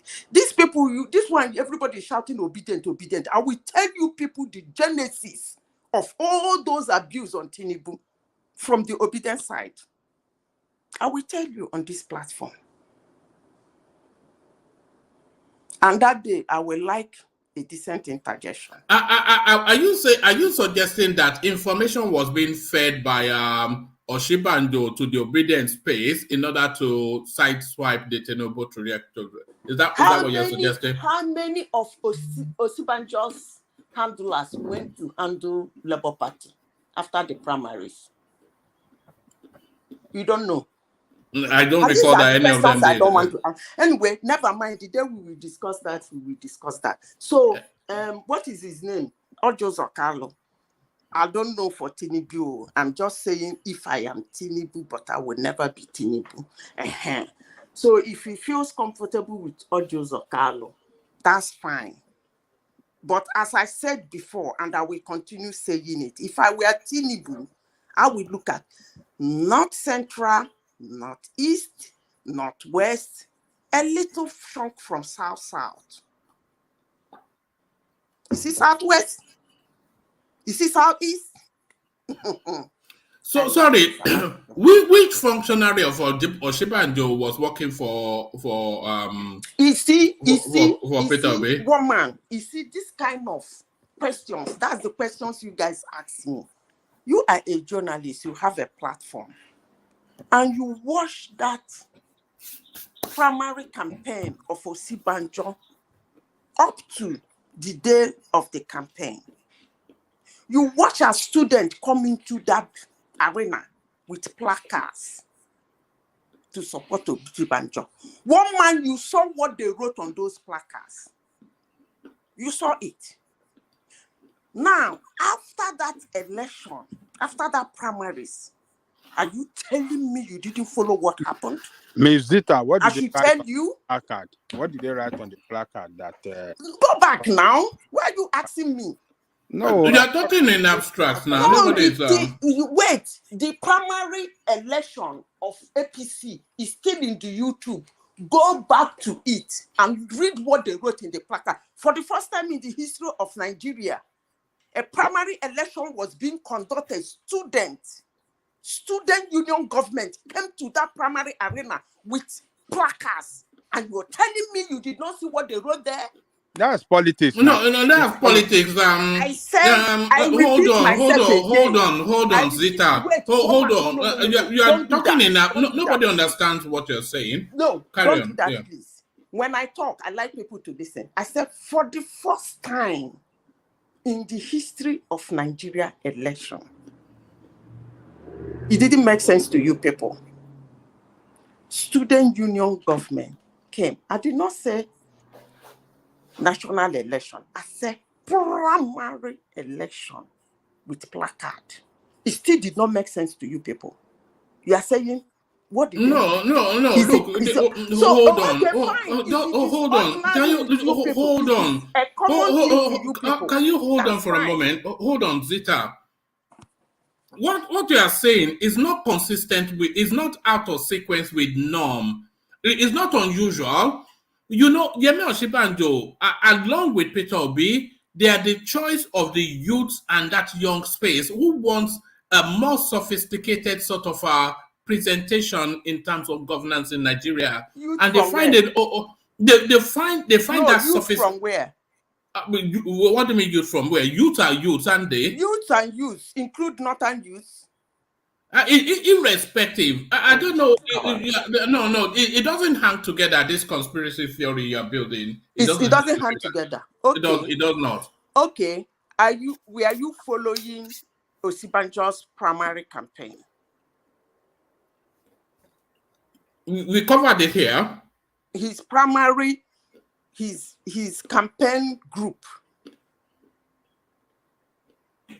You watched it. You watched the interview to the Muslims that they put in the Twitter. Did you watch it? Oh man, please. You're talking in. Sorry, Zita. Maybe. All right. Hello, I want to say something. If you're not going to land it, then just don't bring it up because you confuse us. You a question. No. Hold on. Don't worry about what you observe. You confuse us more than. Can you hold on, Kenneth? You confuse us more than you expand our understanding. You're talking abstracts, and then we're asking you to flesh it out, and you say, "Go and look." It's very difficult. We're trying desperately. We are trying to follow it, but you are not giving us anything to follow. Wait, I told you there was an interview on the Muslims, right? They called them Muslims, by the Tinubu group, by the Osibanjo group, and they put it in the Twitter. So what you want me, one man now, is to tell you, so when they were interviewing them, they asked this one this, and that one said this, and they asked this one this, that one said it. I've just given you the evidence you need. So go and look for what they said. No, nobody's going to do that. If you're not willing to leave it. Let's move to another topic. But if you're not willing to expand on something, you are not here to set us homework now. If you paid attention to a particular peculiarity, bring it to the fore and let's have a conversation. What they said. Yeah, well, of course. I mean, if you paid attention to it, then bring it to our attention. Not set us homework now. Then I will tell you word for word what they said. All right, let's Ekene come in. Yeah, I think I'm trying to understand what Madam Zita is trying to lay out, but I really want her to explain more because I know what he's saying. I'm a little bit familiar with it somehow, but I cannot say much on that unless if she's able to give out the whole fact, then I will be able to say the ones I know that really shows that. Yeah, oh my God! You see this thing there? So it's not that what she said. There are some truth in what she's trying to lay out, but I really want her to land on something. I know I have knowledge of what she's trying to lay out there. At least I know one person. I know when she was trying to say some group, I know one person that I know that is Osibanjo great supporter that is part of that OB campaign, which people didn't really see They My don't know. brother, the ABIU, don't worry about that. One man, next You people question. really don't know that person, but to me, I know that that person is Lily Osinbajo supporter, and he's part of P2B campaign. And he help una arrange wetin una go talk. So please, what's the big deal in mentioning the name? No, I don't know the man's name, but I don't know his name, but the man is a pastor, but I don't know his name. But I really remember the man, and I really remember. Sorry, can I interject? Sorry, can I interject? Is that a member of APC? Is he a member of APC? Hold on. No, the person is not a politician. The person is not a politician. He can play his politics the way he likes. Yeah. So why do you want? Thank you, Adeleke. I don't demand. Thank you. Why do you want to blame Osinbajo for the politics he play? He play religious. No, nobody's blaming her, but that's why I say I want her to land on something. It's not bad because that I'll be able to. What you brought is no point. You can't use that to want to use Osinbajo accountable for the politics he play. He play politics. No, I'm not holding him accountable, Mr. Jelly Coco. I just said I'm just trying to understand. Don't blame Osinbajo for the politics. No, I'm not blaming him. I'm just trying to understand. I just want Madam Zita to land. Then I will be able to. I just want to contribute my little knowledge of what I know on how, as in the support that he gave on that aspect. Let me say this. You say the politics that Osinbajo plays is very similar to the politics that Peter Obi plays. At least the political narrative. They are speaking of a new age, educated, younger paradigm shift. So a lot of people see in Osinbajo and they're still playing that politics today, even as they're political. Yes, so a lot of people see, yes, hold on.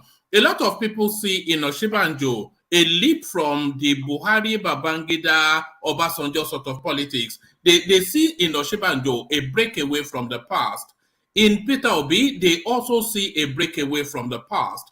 So anybody that is sympathetic to Osinbajo's politics, it is not a leap of conspiracy to see them also sympathetic to Obi's politics, because it's somewhat the same texture. So there is no depth of conspiracy in that to say that somebody that empathized with Osinbajo now sympathize. So there is no there. You've not landed on anything with that. So that's not. One man. Good morning. Good morning, everybody. Good morning. Hello. Yeah, we can hear you. I think it's high time for us, because I think some of the at least some of we panelists on this platform, we are not. I think we are learned enough and be able to decode things and be able to discuss matters deeply. I kept on saying this. Most of the time, we discuss most of the things on the face value. It's like most of the things we don't understand. We just discuss them the way we feel. But when some people are trying to let us realize that this thing is deeper than this, we put a lot of resistance in most cases. I think we should learn to look at what is actually the root cause of some of these things. You are saying they see Osinbajo as a new whatever, as a departure from all these things that you are saying. Nigerian politics is more than all these things that you are talking about, Mr. Woman. And when somebody is trying to draw our attention to it, let us be patient and try to learn from such a person. I think that's what I want to say for now. I'm just joining now. I don't know what people have said about let me finish, woman. Right. I don't know what people have discussed about the election, the Supreme Court judgment in Osun, because it is my state, and I know a lot of things that at least went under the ground in that state. And I'm very sure some people will have said some things that might not be true. on this platform. I don't have a preview of what you have discussed. Wait, there you look at that. So you've come with prejudice. Look at this guy. Sorry, can I interject? Yeah, come in what pace, and then we get back to Zita. Please don't get back to Zita yet. Let me clear some things, you know. Yeah, I said come in, and then we get back to Zita. Come in, yeah. Yeah, sorry. I won't tell you how to moderate your platform. You know that as one thing I will never do. No, carry on. Carry on. Yeah. Hold on. A certain thing, I know I have a very loud voice. Sometimes I try to hold myself back so that I don't say talking about other people. But they do that so many times when I'm trying to interject. They talk over me, I have to pull back, and they never give me the chance to interject. And nobody have a monopoly of a loud voice on this platform. I can do it all day. But why can't they do that shit? You have the floor now. You have the floor now. Yeah, and again, I want to come to you, man, yesterday. You spiked me yesterday a lot, but I just had to keep my cool and move away and give you that space. Instead, I wanted to interject, and you told me firstly I should wait. 5 seconds after that, Thomas came and interjected. 5 seconds after Thomas, somebody else came before enigmatic. You never came back to me and said, okay, what piece you wanted to interject? Have your say. That's not fair, one man. Sorry, next time draw my attention to it. Sorry, sometimes in the flow of it, sometimes I lose track. But you have the floor now, so have your interjection. Yeah, I want to quickly just start them little by little. Yeah, sorry, Sir Gomez, I've already make apology. Sir Gomez, I'm too small to take your apology. But what you just did, I was so baffled and surprised that you are leaking the whole race. I don't understand. This has been going on in Nigeria. Bring us into what you're talking about. What did Alexander do to you? Yeah, it was a comment section. I know it was comment section stuff. One supposed to say it, but then he came on the panel and make a super chat to apologize for it. And I saw that I was going through back and forth with the people when they were chatting with other people. You cannot just say because Tunaja is too hard to look like a Benin man. Man, that's insulting to your race. You are too intelligent to say that. You are discussing to Nigeria's handsomeness. What's going on here? No, handsomeness. You said not handsomeness. When did he become handsome? Like, no, I mean, the super brain. Like, he was just saying that to Nigeria is so intelligent to be. I mean, the other two, like, it's too intelligent to be a Benin man. Yeah, as they was talking, and people interjected and started asking, why do you have to talk like that? You know, this is not like it's different than this. You know, in Nigeria, mostly in the south, if they want to like slander anybody when it comes to female, they say you're a Benin woman. In the other side, they say you're a Benin. They always use it, but we're always quiet. We don't fight about it. I don't understand if you say you're a Benin woman or you're a Benin, you're less a human being. I don't get it. Since Midwest started, Benin have been the top 5 best when it comes to education in Nigeria. Even now, when we are states. Some people just think they are more educated than the others. I don't get it. This is a problem of this country. But I'll address that. Let me let that slide. Then that of a mayor. I wanted to ask Fatai one time. People can remember. I was asking Fatai, how do you see this China's policy? Is that an interjection or you are taking his face? I'm not taking his place. But that's not what I'm speaking about now. So you are supposed to interject me. And then I move on. Okay, I'll hear the floor for you. Sorry, let me hear the floor for you and so you should say what you're gonna say. Sorry, madam. All right, brilliant. And please, Alexander Gomez, tell World Peace that is handsome too, so that you don't upset people. So there and intelligent and intelligent. So there it is. Yes, I was trying to push you then on this abstract. You do for my trouble. The way you talk sometimes they make me they do for my trouble. Who they talk now? Ajali Coco. I mean now, why you they talk to me like that? Where did I talk now? I beg. I just play. Then you say make Alexandra, make you do another thing. Why you the best person they laugh like that now? Okay, Coco. You go say I go there. You go there find my trouble. When I call name now, you go keep no me call finish. name, I beg. Make it go on at the flow, I beg. You go kill me finish. Yeah. Okay. You see, as I said before on the platform, and I'm still saying it. If it's Tinubu that I shift in 1 or 2 things here now, I won't get this kind of attack. But as I am talking about Osibajo, did you hear what one man said? Simba and Ekene. Did you hear what they said? They said it is normal politics. It doesn't mean anything. So these are people. Madam Zita, I didn't say it's normal politics. Though. I'm supporting you. I know. I said, did you hear what they said? Did you hear what one man said? Yes. Ekene and Simba, did you people hear what one man said? Yes, I heard. Ekene understands what I'm talking about. And Yeah, the people I'm talking to, the listeners understand what I'm talking about. But one man seems to wave it off. You see, this is why I don't like releasing information for somebody that I will give it to that will trash it in the trash can. I have released my information the way I want to release it. The people that understood me made reference, they rewind to what happened. And some of them say, yeah, he gave them consent to support OP. Some say, yeah, he was the brain behind that. But the people who don't need those information have dropped it in the trash can. Like, it's normal politics now. Is that person an APC member? Is that person a this, that? Is that person a this? So, if you are Osibanjo's handler during his primaries, you must be APC member.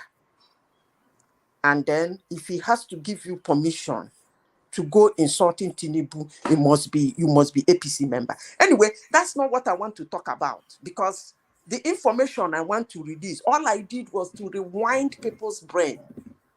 I reminded them of something, and those who knew what happened, they have lodged in. And those who don't need that information, like one man who is sticking that I should spit it out, has trashed it. I need the information. I'm just confused. You don't need the evidence. I'm just confused.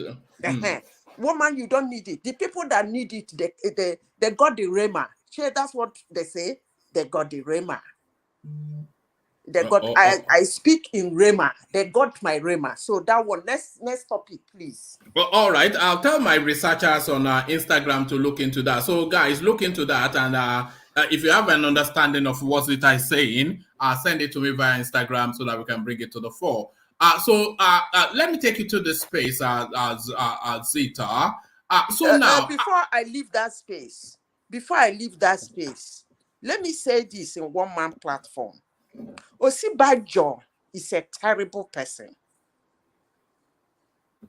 His handlers are listening. He's a very terrible person. He's a short man. You must tell us why. You must tell us why. Short men are terrible. But I was surprised. That's all I can say. I wasn't shocked, because if I look at the information I have between May 29th, 2015 to November 2018, I will say to myself, Zita, are you shocked? But I wasn't shocked, but I was surprised. And to think that these 2 weeks to inauguration and he still carry on, I wasn't only surprised, I'm getting angry. They're listening to me. I'm getting angry. But that being said, let me go back to the next topic. Ms. Zita, you said 2 weeks to inauguration is still carrying on. Yes. He was present at Tinubu's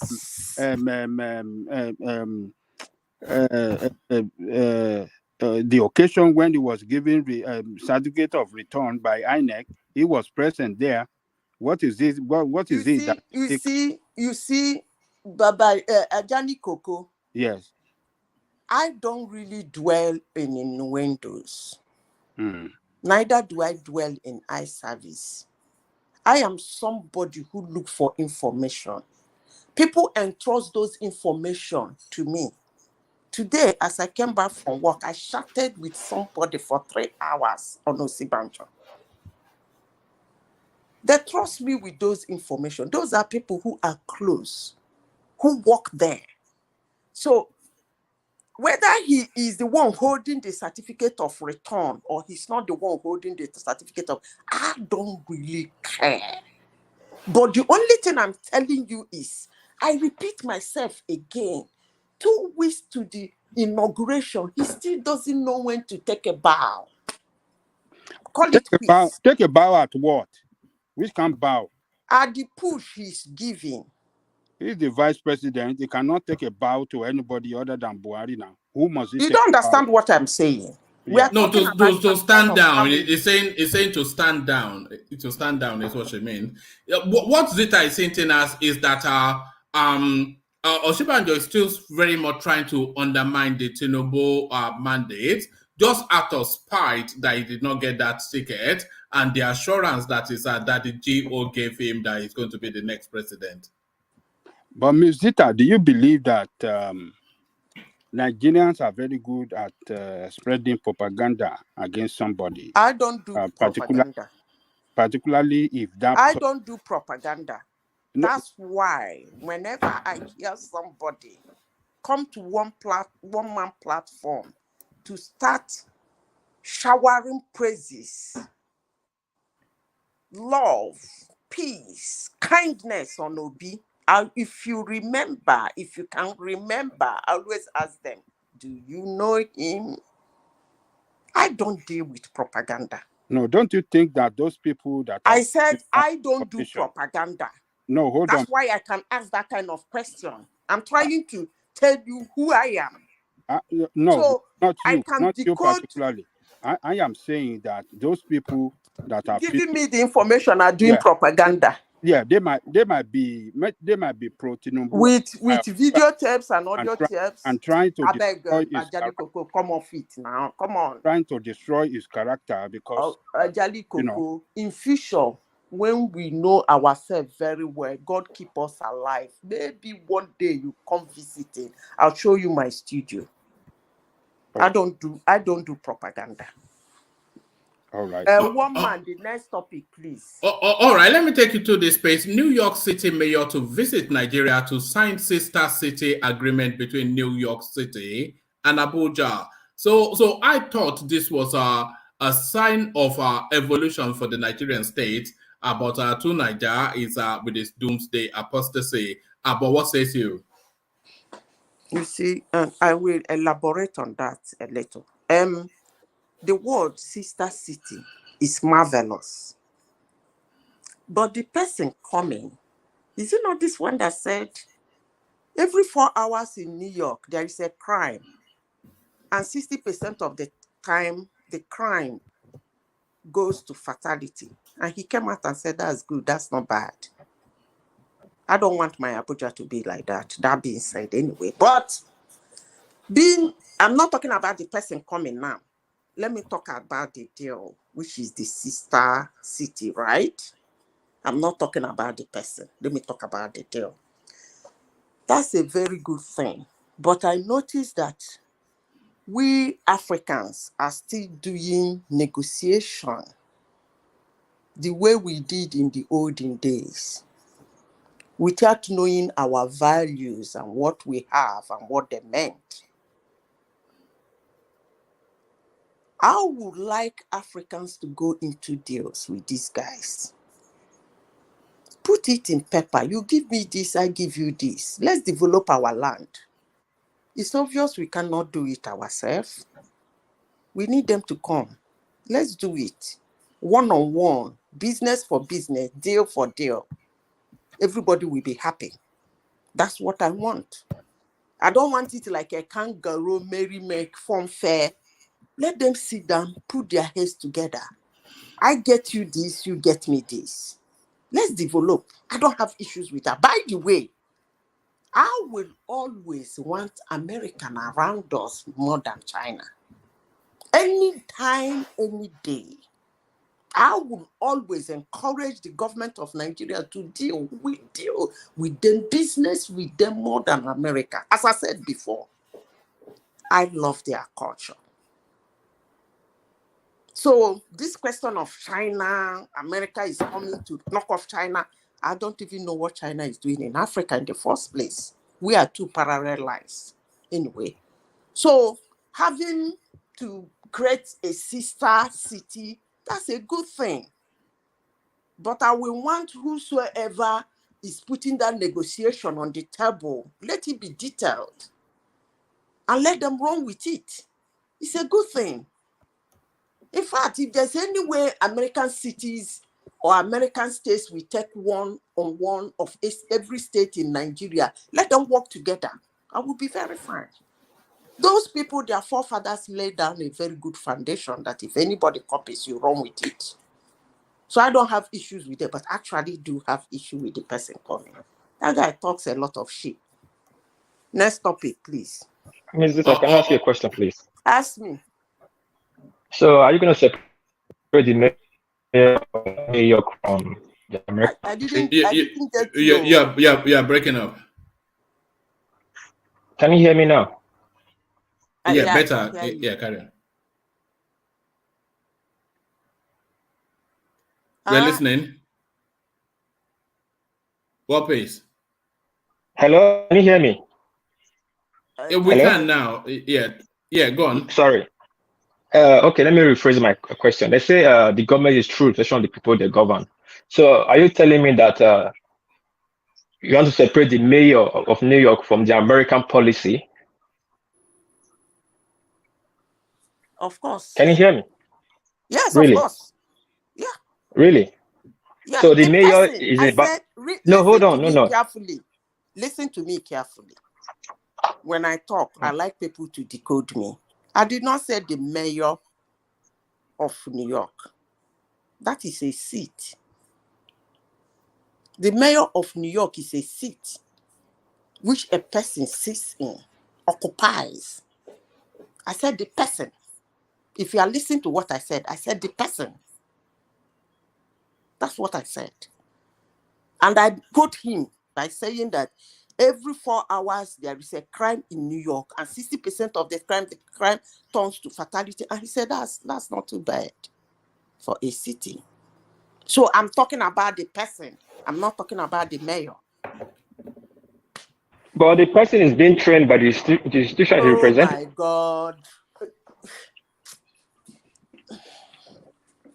I know. It's like my question is triggering somehow. But the mayor talk shit, we understand. The person, we're talking about the person. But if he can be talking that shit like that in New York, and you are saying that the deal is bringing, how are we sure that there's no shit in that deal he's bringing? That's just what I'm trying to push out. When I talk, people should listen to me. I said Africans were doing business like yeah, before now. Whosoever that sent him, I said the business. I use the word, that business, that agreement of sister city is a good deal. The business, I didn't say the person. So of course, you and I know that it's not him. Whatever he's not coming as his person, coming to do it. There must be an above agreement. So whatever he's bringing to the table, I'm telling my people to scrutinize it. Put it down, let the deal be deal, let the this thing be this thing. I'm not talking about his person. Okay, I got you. Thank you. All right, brilliant. So let me take you to this final space, Zeta.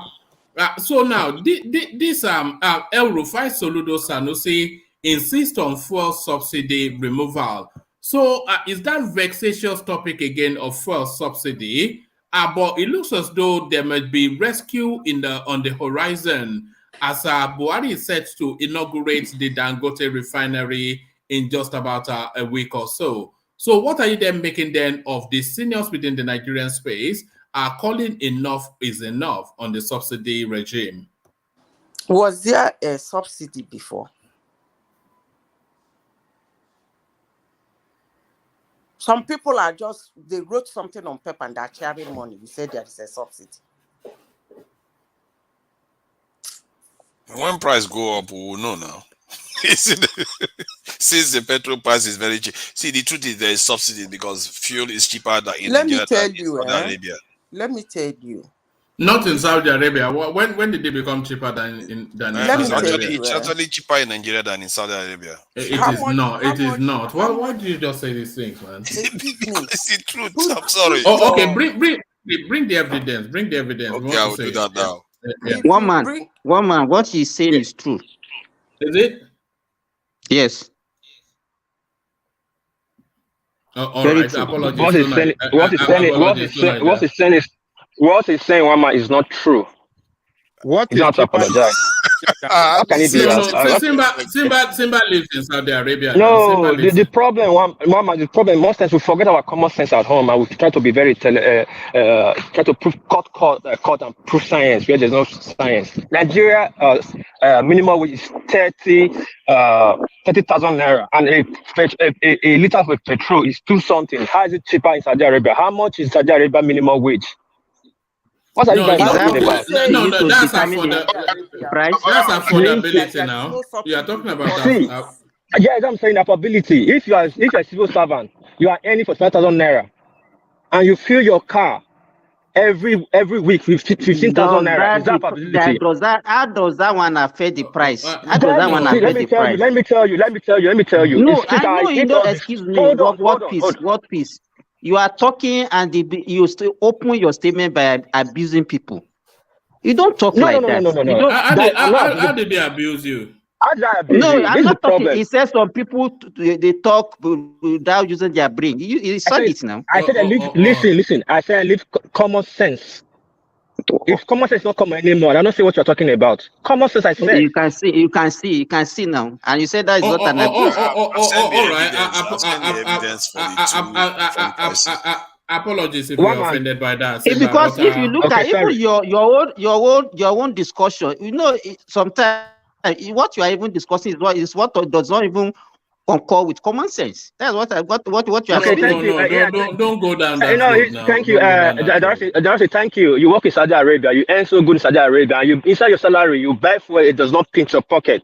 Now go tell a man. I use the word common sense now. The man in Nigeria that is paying 45,000 naira and that is filling his car. If you are saying affordability, let me laugh now. How did government build their economy? It's not affordability. They build their economy with a Samsung phone. I sell for $1,000. Do you think they build for Nigeria economy? They're building for the economy that can afford it. What are you guys talking about? It's not how it works. Hold on. Tonight, don't come in because I want to wrap that space off. But first of all, let's take the now since these guys are using common sense now offensive now. Let me drop the word common sense. If what you want to afford, and your minimum wage cannot afford it, how is that not cheap? That's just my simple question. Can somebody just tell me? Okay, can I answer that? War peace. Petrol is an international commodity and is denominated in dollars. So what people are saying is that the dollarized value, because our petrol is a dollar product, the dollarized value of petrol in Saudi Arabia is more expensive than the dollarized value of it in Nigeria. Oh, man, sorry, can I ask you this? Maybe I'm not as super brain as you guys. How much is Toyota, a brand new Toyota, in what standard? I don't know where you're going. Which brand are you talking about? The cheapest of Toyota cars. How much is it? Which one? There are so many of them, you know. I said the cheapest one of it. I said the cheapest brand of it. Just take like $10,000. The cheapest of the Toyota. Is it not international fix? The total price in Japan is the same price in America. Now, just tell me, is international fix yes or no? That's a simple question I ask, and let me yield the floor for the next person. All right, back to you, Zita. So people you didn't answer my question, one man. You didn't answer my question. I don't know the answer to it. If anybody knows the answer to War Peace's question, I want somebody to answer me before I yield the floor, please. All right. Now, Dorothy, let me point it to you. How much is the cheapest Toyota Camry? A 2022 Toyota Camry. Somebody can answer it. 2022 Toyota Camry. Yeah, brand new. Yeah, a brand new. $27,000. So is it Yeah, between that and 30 something. okay? Okay, is it sold in Saudi Arabia for $20,000? How would anybody know that? How would anybody know that? Because everybody know one man. I don't like this. Everybody knows the price of Toyota is the same price of Toyota in Dubai, Nigeria, anywhere in the world. In Japan, it's same price. Right. It's a simple logic. So it How cannot be? How cannot be? How it cannot be? Hold on. Where are we going? Where are we going? I don't know. Of course. Okay. Let me use the flow. We all can argue in circles here. Most times we try to create what is not. Fuel is cheaper in Nigeria. It's not cheaper in Dubai. It's cheaper in Dubai. It's not cheaper in Nigeria. All right. But I think we don't check the economy. We've lost data. But all right. Carry on. Land the point, and then we move on. We don't base the economic factor of that country first to the price of what you are getting, but we keep saying it's cheaper in Dubai. Dubai have a standard economy. Whatever price they put there, it's gonna look cheap. But in Nigeria, the economy is so low. Our minimum wage is like in $30, and you are saying a fuel price on a high price. Why do you think they put subsidies so that the common man can afford it? But taking it away is a good thing. But don't put it like it's cheaper in Dubai and it's more expensive in Nigeria. It's wrong narration for me, but maybe you guys have another way to put it in and make all of us look intelligent. It's okay, but you guys continue. I yield the floor. A very brief question for you before you go. Can I go ahead? Carry on. Continue. I'm here.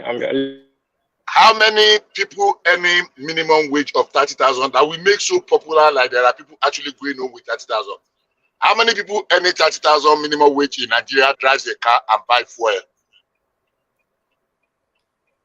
Well, this is a layman, how would I say, handicap question you're asking me. I'm saying Nigeria economy, civil servant is based on 30,000 naira. So you have to base everything.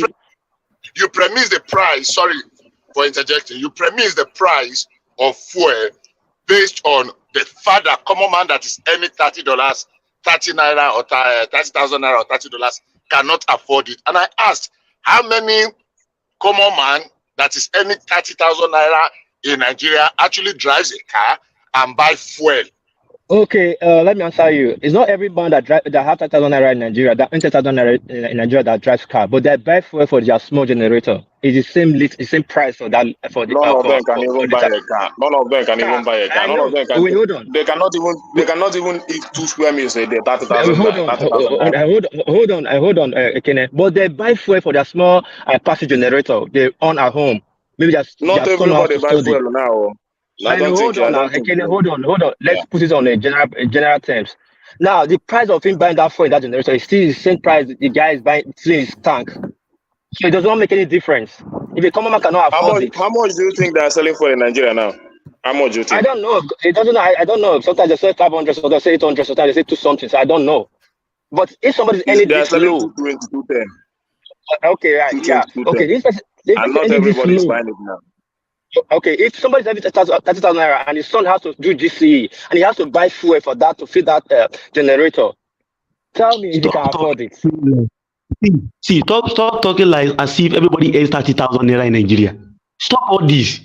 What is it? I have people that were in the civil service. How many people are in the lower round of the world of the civil service? Hold on, 90 million Nigeria. 90 million Nigeria. Hold on now. Hold on. Just like that. Hold on. 90 million Nigerian citizens are poor. They're not working. They're receiving salary. 90 million. I know my word. No, how can I forget? Hold on now. One voice at a time. One voice. Okay, Dorothy. Dorothy. If your cousin is earning money and earning wealth, does that stand for the rest? One voice now. Yeah. Can you now, because your cousin earn good salary, let's say $1 million naira a month in Nigeria, does that mean he stands for the remaining 200 million, 90 million that's not working? And to support you, Hello. To support World Peace. So World Peace to support you. 2/3 of Nigerian population are living in multi-dimensional poverty. How many people are earning 1 million naira? How many people are how many people are earning 1 million naira in Nigeria?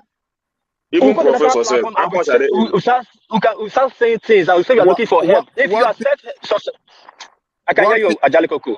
To support you, 2/3 of Nigerian population are living in multi-dimensional poverty. So what are we talking about? What are we talking about on international platform? Nigeria is looking to take up 133 million Nigerians are living in multi-dimensional poverty. So how are you going to say that Nigerian people are this or the? What is multi-dimensional poverty? What is multi-dimensional poverty? Yes, I asked. Many people cannot, people that cannot afford the health care, the school fees. All right. Hold on. Please. One man. Let me quickly drop this, please. One man, please. Somebody just said they sell the Toyota Camry 2022 for what? For 27,000. Let's not go back to Toyota Camry. Let's stay with multi-dimensional. I doubled now, and I got 80 million naira. If you divide that, you will see that it's almost very close to that particular amount. You see, we need to be very careful. That particular sector is a dollar denominated business, and it's why you can talk about economics of scale sometimes, but it's not as if the disparity is that much. I have allergies to lies and propagandas and peripheral talk that lack critical thinking. What's the original topic? Right. No, I've lost track. But what the question that Bishop asked? I'm glad you've turned up so that you can talk us through it, Kulata. What is multidimensional poverty? So there's a chart on the screen. So maybe you want to talk us through it. Well, from what I understand, multi-dimensional poverty is, looking at poverty in different aspects. Education, do they have access to education? Do they have homes, basic infrastructure? And then do they have cash? Do they have money? So those are the main 3 dimensions that they used to look at poverty. So if people are poor in those 3 areas, that's considered multi-dimensional poverty. But sometimes this poverty, all this international poverty index, to an extent, is supposed to be fair, but sometimes it doesn't represent rural life. Like a lot of people in rural areas, sometimes they don't even need cash. They may be cash poor, but they may eat enough cassava and cook enough bush rats to feed their families. How do you measure that? You're going to say they're food poor because they don't have cash to buy food in the supermarket, because who knows if they're using the supermarket. They won't be using supermarket standard. Let me not poo-poo it. But it's sometimes it doesn't reflect the quality of life some people can get in rural settings. That's why it may be a bit skewed. But if you're going to measure it against international standards, then we have a ton, like is it 90 million or something of people in abject poverty, multi-dimensional poverty, and that is understandable. But I don't know how this impacts. If we're talking about comparing of gas prices in one country and another country, I don't really just look at dollar terms and just forget about it. Affordability is something else, something different. But if you're going to say, because like we've argued on this platform, the cost of crude is the cost of crude.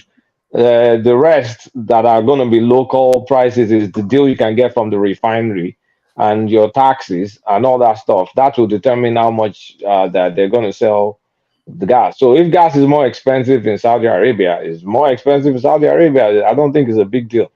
Affordability, yeah, we should consider that, but cost is cost. If you look at apples to apples, it may be more expensive in Saudi than Nigeria. But if you now want to start interpreting cost of living, blah, blah, blah, blah, then of course, anything in Nigeria will be more expensive because we're a poor country. Sorry, and on those that are multidimensional poverty, so food security, healthcare, water reliability, sanitation, school lab. Yeah, So those things. Yeah, those are the parameters for that. So have that interjection, and then we'll move the conversation on.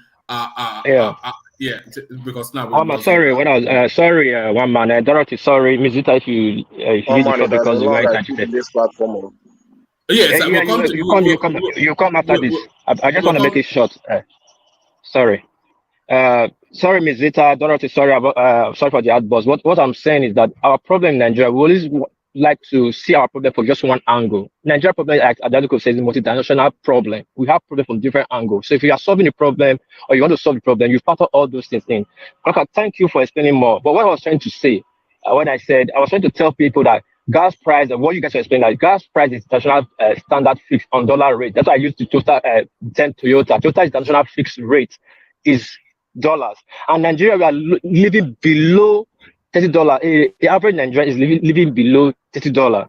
So that's why the government uses subsidy so that the average man can afford petroleum. If you remove the subsidy, price will go up. Of course, we know, but we have to make sacrifices. My point was this: that for the fact our in Saudi Arabia is cheaper or it's expensive and Nigeria is cheaper, we have to factor the economic base, their welfare, their population in Saudi Arabia. They have good economy, they are well paid, so they can afford any gas, any price given to them. Like in Japan here, the minimum wage is $2,000, and gas is like it's $165 a gas distance per liter. I can afford it, but in Nigeria man cannot afford it.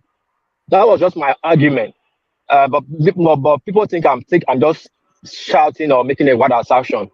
But thank you, Ekulata. I give the floor. And they have a welfare system in Saudi Arabia that we don't have in Nigeria. You know, a way of excuse me.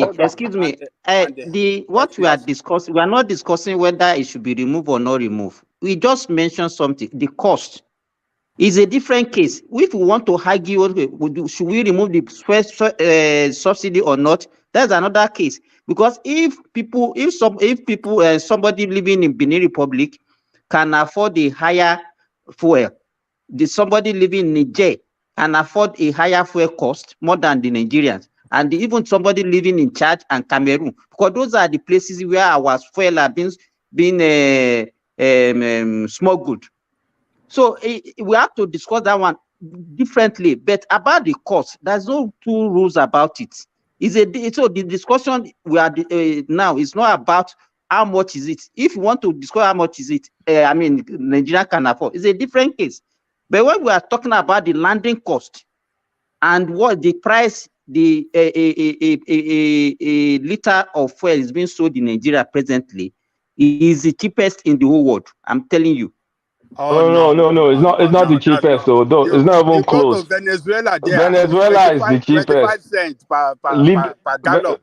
Venezuela, there's Libya, there's all these other countries. It's not the cheapest. Excuse me.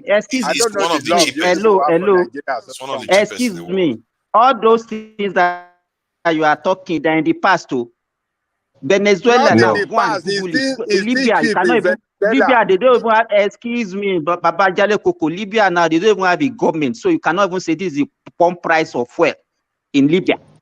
All those things, those are the Gaddafi in the olden days belief. Go and Google it now. And we are telling you the truth. We are talking about the Venezuela 20 years, 30 years have ago. government. Venezuela does have government. Is the cheapest in the world. Actually, what you are saying is actually not true. I'm looking at gas prices as of May 8th today. Venezuela is still the cheapest. Iran is the next one. Libya is the third one, followed by Angola. And then Nigeria Iraq is cheaper than us. Iraq as of May 8th. So it's still cheap in Venezuela and Iran and Libya and all those places. It's even cheaper in Egypt than in Nigeria. From what I can see, we are cheaper than Nigeria. Okay, yeah, from the list I'm seeing, we are about 4 countries or 5 countries are more cheaper than us, including Egypt, which is very interesting. I don't know how Egypt managed to pull that. It's cheaper in Malaysia, in Egypt, in Algeria, Angola, Kuwait, Kazakhstan, Turkmenistan, all these Kazakhstan people, Bahrain, Iraq. Egypt can have it cheap. We are surrounded with guys that have No, Egypt have Algeria, oil now. Libya. Egypt have oil too. They also They have are all some. They also producing have country. They They also have have oil. some, and they are buying cheap also from Russia right now. They are getting so many that they're getting cheap gas from Russia, but we can't afford it. I think that's just the bottom line. We can't afford the subsidy. So they are the best of. And what is going to become our of our pump price when the subsidy is removed? It's going to be What I'm hardly reading, become, and it's going to government take is going to the role of sell one of the most expensive Dangote. in the world. It's not going to be one of the. Am I exaggerate? Government is going to sell. Go if any price No, of a now. product that brings hardship to the people in the country and it's But we not can't affordable, afford the luxury anymore. It's not helping the poor anymore. It's helping the rich. Government is going to sell to I said to Adeleke to Dangote. From what I heard, I hope it's correct, at the official dollar rate in naira. So maybe like 400. And I don't know what's the official that will rate. not be good now. That will not be good because that is one of the arguments Falana is still making out Why? about yesterday. How can you be Why? selling our oil in dollar rate? The oil that we have here. But it's an international, but they don't sell in dollars. It's still going to be naira, but the prevailing rate will be the official CBN rate, which is I don't know, is it 450, 500? I don't know, 400 or whatever. That's what they will sell, but it's going to be in naira because it's located, it's domiciled in Nigeria, so it's not going to be a dollar transaction. It's a naira transaction. So we're going to save on dollars. We may save on taxes too. Who knows? But the refining cost, we're not going to save on the refining cost because Dangote has to pay his bills. And transportation, we'll save on transportation because we're not shipping anything. But I worry about the state of the roads that they're going to be using to ship those things from Lekki. Lekki is going to become a nightmare very soon.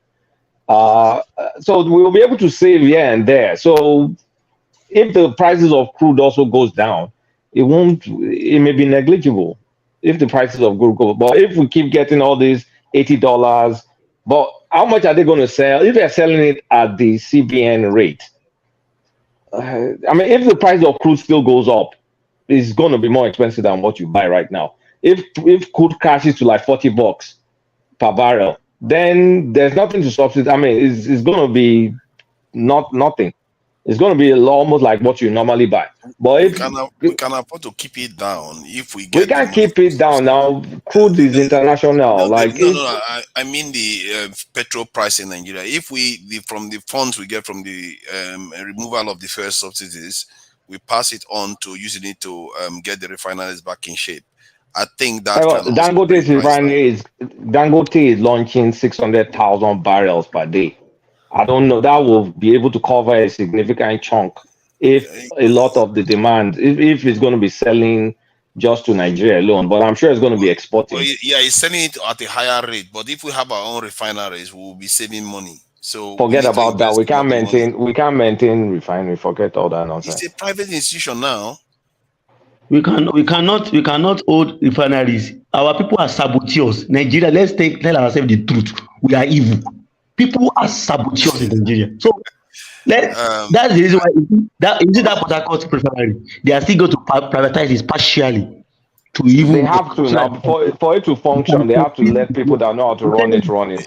The reason why Dangote can function right now is the same reason why we're able to build the refineries in the first place. Let's not if Nigeria fails, Dangote you know that many people are not even happy with the emergency of this Dangote refinery. Because they don't have the idea of what it means. I think we should use the money to get our own refineries back in shape. To Nigeria, do you know what they are doing right now? All the new oil wells in Nigeria right now, the Komani oil field and the other ones, they are building integrated refineries whereby you don't need to ship any crude. You are exploring the oil and you are refining it there. Okay, let's see how you are going to break the pipe. Let's see how you are going to siphon fuel. Except you want to steal the whole thing. And let us see. Dangote will first a big battle before this refinery. You I'm seeing it. Why? A lot of cabals in that space now. They will not. A lot of cabals in that. Dangote is the biggest cabal we have in Nigeria. It's one of the. He himself the cabal. It's just one individual now. Look one at individual. It's not so. It's not so. It's not the only one though. Otedola is there. So many of them invested in that company. That was might be a turning point for Nigeria actually, because if we can start getting slightly, because most of the money we spend on petrol right now, some of it will start getting it back again while we are removing subsidies. You can see now the federal government will have a little bit more money in his pocket to do things. Yes, So it might just mean a turning point. Well, let's see. But you know that Nigeria also has a stake in that company. Nigeria has 20% for its energy security. No matter what happens, we are going to get 20% of the profit, 20% of at least all the product that will be coming from that place, because we have 20%. That's $2 billion US. So at least just to make sure that we can keep a check on Dangote when he wants to misbehave. And by the fact, so we also have a lot of them coming. Do you know that there's a refinery working in Owerri right now? Watersmith, Azura is coming on board this year, 20,000 barrels. Edo State and Chinese consortium, they are starting their own also this year, about 5,000, 20,000 capacity. There's another one, Edo State. And there's another one. Those are modular refineries. They're tiny now. Akwa Ibom is the only decent one. That's like 100,000.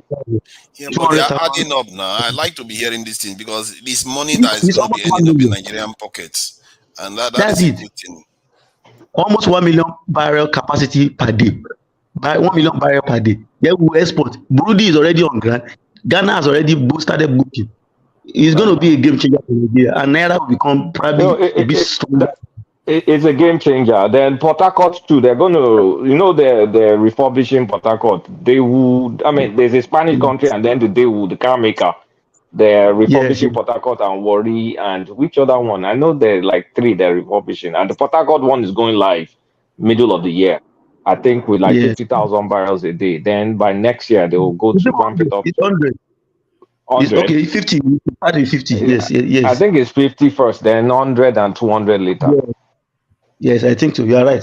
By the end of this year, all these things you guys are saying is true. I'm telling you, Nigeria is going to be experiencing a kind of renaissance in the next 5-6 years. They have started building that of BUA. BUA has started this. AXA from France is building that in Akwa Ibom. They've started building that one too. You're right. There's supposed to be one in Ogun State, but I don't know if they're still building it. By that Baba Jebu's son, Adebutu. Yes, I heard that too. He got licensed for 250,000 barrels per day, but I don't know if they're building it. They have not started, but I think they have started. They are still talking about it. And in the next few years, Nigeria and the gas now. There's another gas train 7 that is coming up, that is on board right now, 10 point something billion US. And when that one comes on board, we are going to have more gas for the domestic gas market, and also to get more money from the international gas market at least. So probably we are just hoping that everything will come up good. By the time we match those things together, there will be a resurgence. We'll be able to have money to free up a lot of spaces. Look at our health care system. If all the states of the confederation can have access to health care alone, our what do you call it? Life expectancy will jump up. People will have also money. Our education will be taken care of. Let's calm down. Healthcare is on state government. It's not on federal. The only thing federal government can do for healthcare is the teaching hospital complex. Federal government has no hand in healthcare. They are doing something. I learned Ogun State and Oyo State and Lagos. They are having their healthcare insurance, health insurance scheme, and I heard it's being paid for by both. Federal government is paying some amount, so just some amount. State also pays some amount. Then but the primary health centers are the responsibilities of the states, not the federal government. Yeah, of course. But they are being supervised by the National Health, not NHIS again. They have scrapped NHIS. It's now National Health Insurance Authority. which makes it much more viable for the whole country and not just federal parastatals. That's what they normally do before. It's only for federal parastatals, all the federal government schools, universities, polytechnics, and stuff. But now they help out in accessing some funds to assist the states, and some donor partners also put in money. And with the money they are going to put of these primary health care providers, who pays this? Is it the state or the federal government? It's the state government. It's the state, but we have NHPAD, PHCDA, that's the Primary Health Care Development Agency.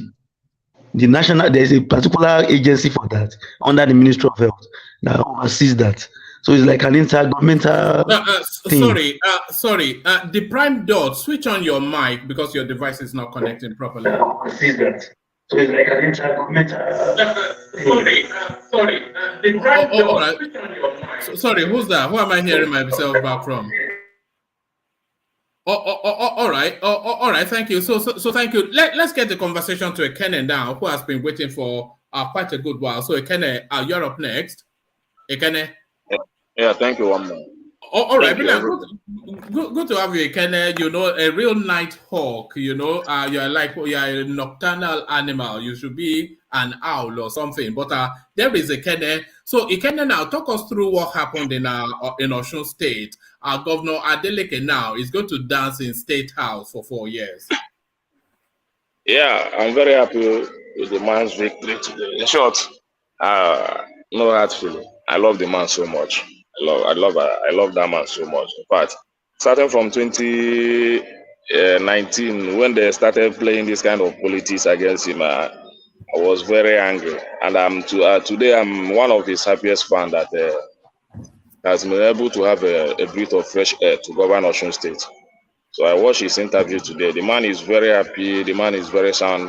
So, and I'm happy he's already doing something for Osun people. And you can see when people mandate speak, you see the joy all over the place. The people of Osun State are very happy today. The workers, I see them celebrating him. So I think he has been putting smile on their faces. So that's why they were able to have a lot of joy when he got that final mandate. So no hard feeling. I'm happy for the guy, and I believe he will do so well in Osun State. I see him coming out to be one of the best governors we have in this country. Would you have him as your state governor, Adeleke? Wow, yeah, I love the man. Are you sure? I love him. To be dancing Buga in State House? There is nothing dancing took away from. The man is very intelligent. In fact, I love seeing him speak. Yeah, and intelligence is not about speaking good English or. He has passion. I see the passion he has for his people. So, and when a man has such passion, he will do all his best to make sure that he makes people happy. And I see the happiness all over Osun State today. So I love that. I love people that have passion for their people. So the man have passion for his people, and he's doing his best to make sure that Osun people are. He said he already bringing electricity in Osun State. Already bring pipe-borne water. So I'm very happy. Those are the kind of things I love to hear. So people that want to serve, not just to go there and waste people's time. So I'm optimistic. The man will do well. No, I didn't hear you very well. What do you say he provided? Electricity and there are pipe-borne water. Where did you hear that? That was he said. How did he provide the electricity? Yeah, he bought generator. Places that have it's not that they don't have electricity. There are places that maybe they have lost maybe transformers, or maybe there have not been electricity in those places. So he has been able to revitalize those. Yeah. He has provided some transformer for some places. So that's what he said. And there's some places that the pipe-borne water have stopped. So he has been able to provide those things. So people are happy, and the workers are happy. They have been able to start paying them most of the money that have been owed them for some years back. So he has been able to meet up their expectation, and they are very happy with him. So I love him for that. All right, brilliant. Take us to this space then. The goings on between the Billionaire Boys Club. There used to be a movie called Billionaires Boys Club. Was it Dan Aykroyd? Woman. woman. Right. Yeah. Hey, can we look at the judgment and look at it in the way it can affect, and look at it maybe to maybe whether you can superimpose it to what will happen between Tinubu and the way they handed over the judgment, this Supreme Court judgment. Yeah, we can do that later, but I want to try and get as many, because too many voices have been waiting for too long, and people get impatient. Go ahead. Yes. So to this space, Kene, Otedola dismisses friendship with Elumelu, says UBA czar betrayed backstabbed him. So you are part of that billionaires club, we know. So what is then going on between your bodies, your billionaire brother? I'm not. The issue is. Who told you that? Who told you you're not? We know now. I'm not.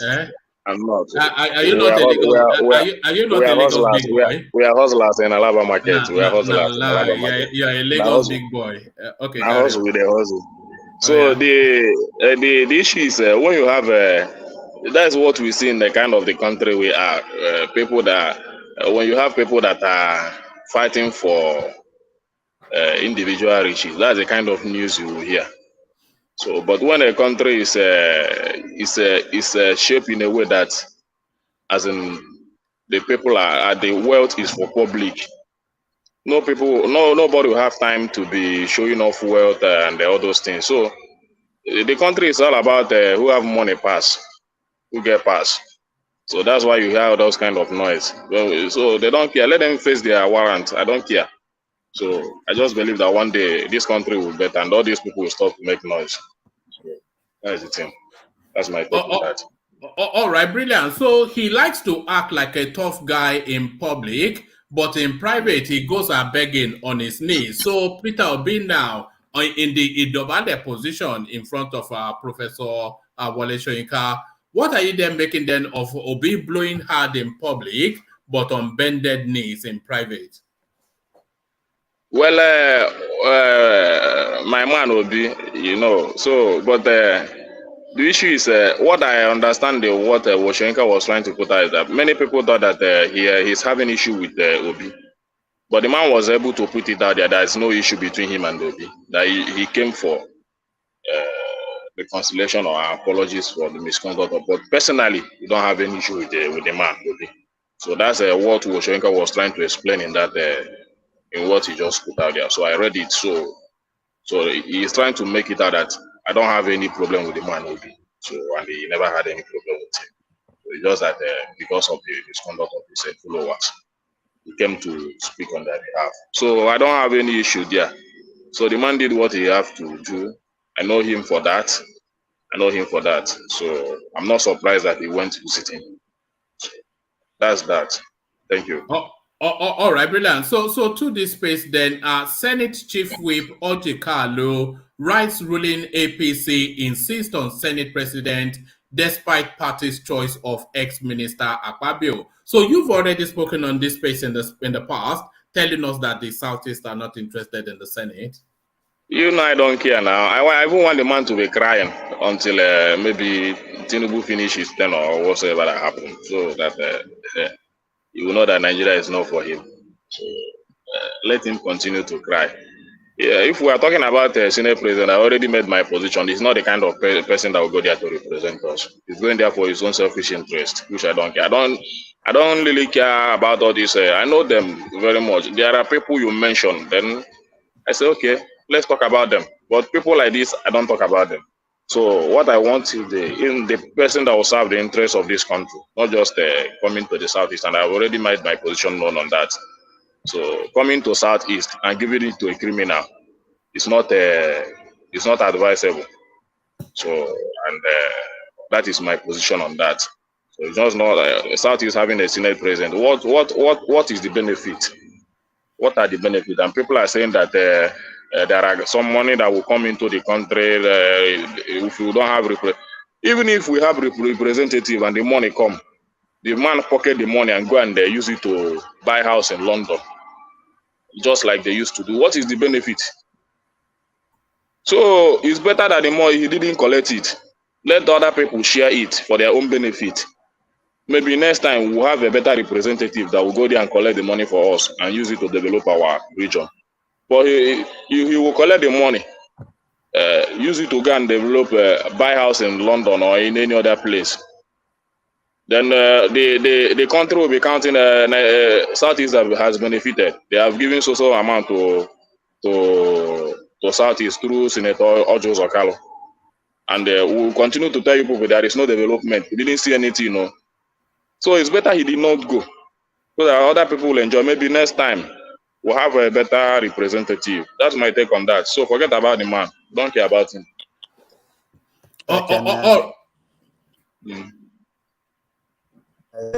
Yeah.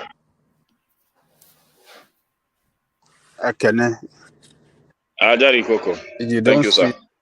Yeah, you don't see. Look, conflicting. I think a lot of you that are speaking in this direction that, oh, we don't want this guy, or he's correct. I think you are conflicting the position of executive governor with that of a senator who doesn't have executive power, but have influence. And the influence on the side of the Senate president is so strong that he can use his influence to better the life of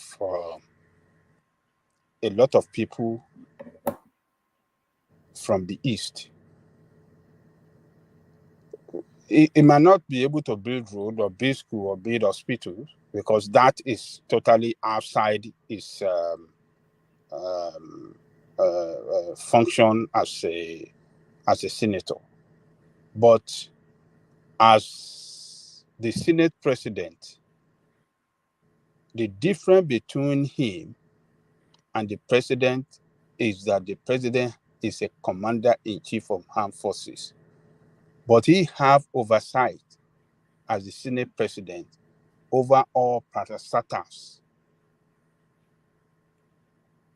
ministries and parastatals.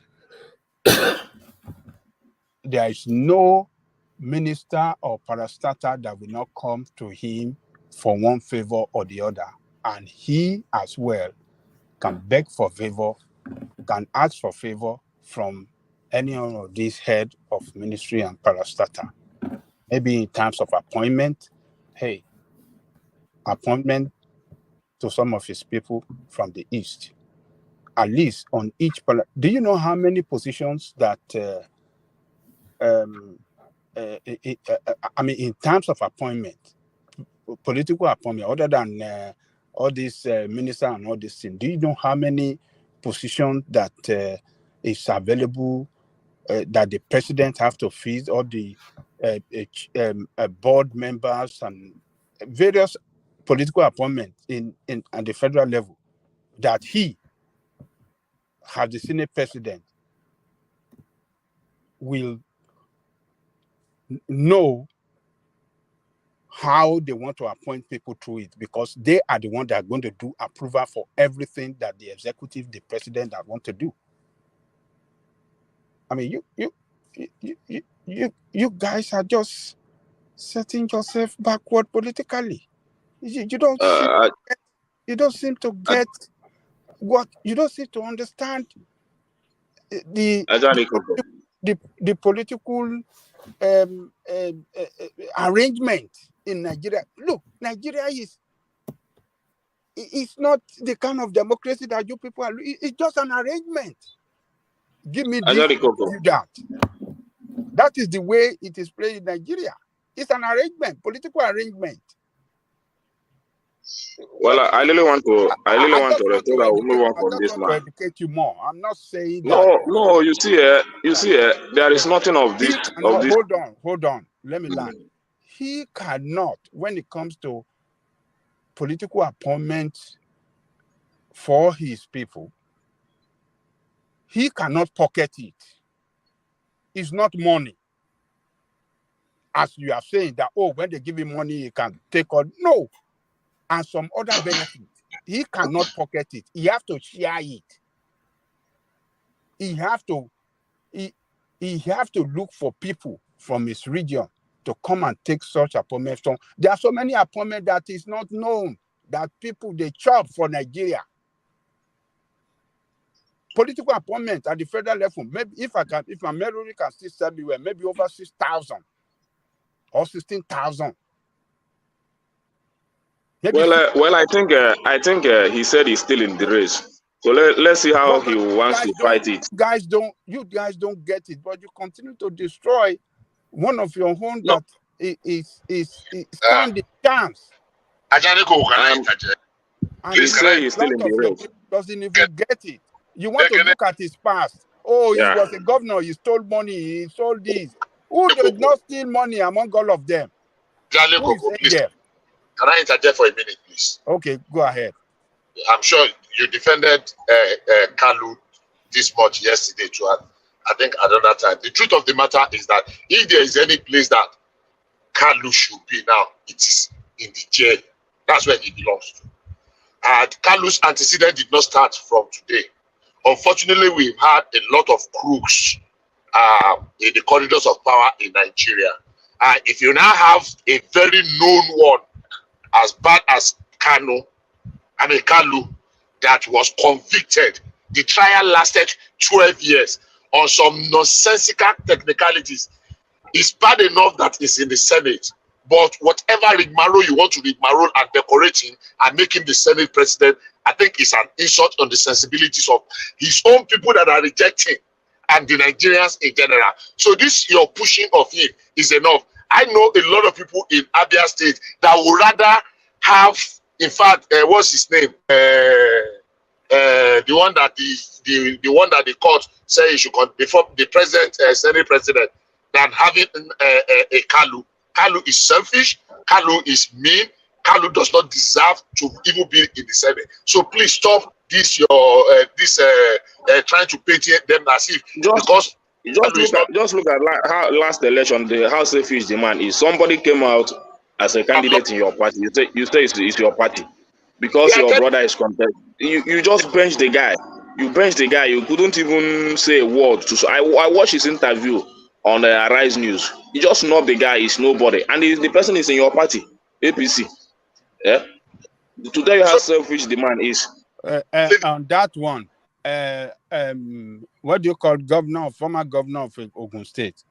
Ogundile Amosua, what is his name? He worked against his party. He worked against his party in 2015, 2019, and 2023 governorship. He has been consistent in that, not only in this election. What are you guys talking about working against his party? No, his own, he has been consistent. He has been consistent. It's not once, it's not twice. Who has been consistent? Who? Otedola. And the same. He has been consistent in that. How many times have you heard of APC in his state? I am telling you. And it's not that they don't have candidates. Once he win that Senate, nothing he cares about again. Listen, he is not the first person that work against his party. A lot of them in APC have worked against their party and nothing happened to them. So on that one, put that one by. Mr. Adeleke, let me just tell you, I'm giving you specific. Mention specific name in the Amosua. What is his name? The former governor. He openly worked against his party, governorship candidate, and so that one by the side. And this one that what do you call it? Bishop is talking about. Somebody is corrupt, is supposed to be in jail. Who is not supposed to be in jail among all of them? I'm not saying who is not supposed to be in jail. Have a conversation. What are we talking about? What you have in Nigeria, you don't have the right people. You don't have people with credibility. Hold on, let me land now. You don't have people with that integrity. People with credibility in the position of power. In overall, you don't have them. You have people that are criminal and looters. So there is no way you want to. It's just because this one was caught. You don't have all of them who are looters and criminals. So don't exempt anyone. Don't give credit to it. Even this Akpabio you are talking about that they are following now. Is it not a thief? Don't you know how he messed up what do you call that agency that he just left? You don't know how much one man. Were we not here that we treated how this guy was looting money during the COVID period? Did you forget one man? He was asking them to go and cash $1 million and bring it to his hotel room during the COVID when the country was locked down. This what is his name? The one they are sponsoring for Senate President. Akpabio. I mean, you people should just stop this Mr. Off the mic. Others. When they were screening him on Senate ground, can we have off the mic? Can we have a conversation? Let somebody when somebody can I quickly interject? Let somebody finish speaking before you interject. Be patient. Let somebody finish speaking before you interject. You know. You interjected me and you did not even let me land my thoughts. Okay, no, Bishop, let's not go there. Give us your thoughts and then round up that space, so give us your thoughts, Bishop. Just give us your thoughts. Yeah, give us your thoughts, yeah. No, that's a false accusation. I said you don't want me to talk. I was speaking, he interjected, and give us your thoughts. Let's not. We don't want it to go in that direction. Just give us your contribution, and then let's hear from it. Let's get back to Ekene. Wrong accusation. That's not right. Oh. I need you please let me land. Let me finish my thought. Because carry on. Give us your thoughts now. Good. You are saying everybody is corrupt. That is the mantra in Nigeria. We have this catch 'em, chief mentality. Oh, everybody is corrupt except ourselves that are talking. Have they been convicted of any crime? The answer is no. Was Kalu convicted? Yes. The facts corroborated what I'm saying. On technicalities that the judge that delivered it because he has been promoted, and we are saying he was convicted. He did not say he was not convicted. So if you are saying everybody is corrupt, even if you bring Jesus Christ today, we will say he's corrupt. So this this argument of everybody is corrupt, so that argument does not hold water. Not anywhere. The truth of the matter is that even people that are his own people there are saying at whatever cost, we don't want Kalu. I spoke with people. I work in Aba continuously for years. I have a business I established there. And it's still there. At least a farm. So people still talk to you, say, who is he going to represent? The same thing Ekene is talking here. So if people there have considered, and you are taking the placard as if it's not a personal thing, it's in the interest of the generality of Nigerians. Oh, there are two evil. Kalu is evil. The other guy is evil. Okay. They said that they prefer the other guy. And what did Kalu do that he deserved to be rewarded with the Senate presidency? What did he do? He was the first person that started sabotaging Bola Tinubu. He was the one. Everybody knew that the direction was to shift the presidency to the south. He was the first person. He granted an interview with you that was promoting Ahmed Lawal. He was the first person that was promoting Ahmed Lawal. Then when they came down, if there's anybody that could have given APC some good score in Abia State, it was Kalu. But he deliberately sabotaged his party. And we are not saying that Amosu did not sabotage, but Amosu is not asking to be the Senate president. Kalu is asking to be the Senate president. He wants to have the blockers of the president in his hand so that he can squeeze it as he wish at all times. And even his people are saying no, and you are insisting yes. All right. Okay. All right. Round on that space, Ekene. Yeah, round on that space. So I am. One man, can I go after Ekene? After Ekene, can you come to me, please? Because I have somewhere going to later. No, I have to go to I have to go to Justified, who has been waiting, and yeah. Okay. Yeah. So I think I don't have any explanation to give in that Kalu case. The issue is that it's not only me. If wherever you see an Igbo man, just ask him, do you want Kalu as a Senate president? Just wait for the answer and what he will tell you. Nobody wants him as a Senate president, as an Igbo people. So that is a generality of everybody's thought. So if Ajani Koko, if you like him, maybe he's still in the race. He said it. So let's see how he will work it out. He said he's still in the race. So let's see how he will work it out. So, but for us, I see him going nowhere, and we don't prefer him to be the Senate president. So that's my take on that. All right, brilliant. And New York City mayor to visit Nigeria to sign twin agreement with ABUJA. What's your take on that? Well, for me, I'm one of the people that don't like these white people. I don't know the reason. I don't know. I don't like all these Igbo people coming to our space like that. And for me, it's not an interesting story to me. It might be to other people, but for me, it's not an interesting story to me because I love my. In fact, if we can come together and develop this country, I'll be the happiest man on this earth. So it's just that everybody is leaving the country, including you, one man. Everybody is just leaving the country. You people are just there talking about Nigeria. Let's come together and build this country and forget about this man. This white man. The man is not Oyinbo now. The man is not Oyinbo. He's a Juju like us now. Whatever he is. You see, when you come to this Nigeria, we have a lot of talent. So that we don't even need all these people. What we need is just to develop the talent. Then they will come and be begging us. I know what I'm saying. So we have a lot of talent here. It's just that you are not here, you are not seeing it. Even there is new development in our market now that many guys are catching out. Under 6 months, guys are buying cars, building houses. It's a new development even in that Alaba market.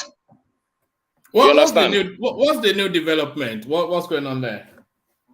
So it's just all these electronics television screen.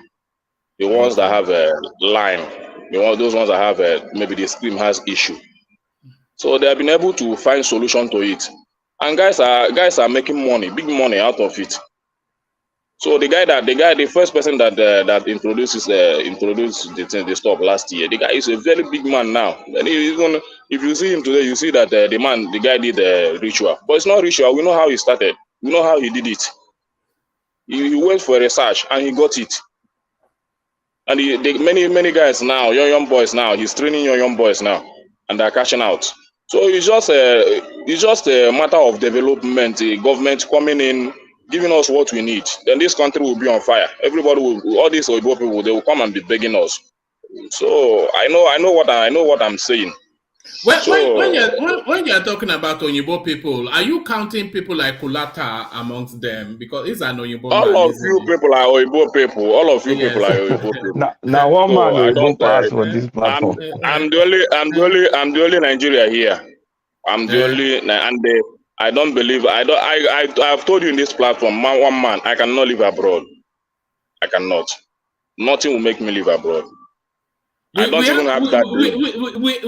We have quite a lot of African shops now. If you are worried about your food, you don't have to change your diet. You don't have to start eating chips.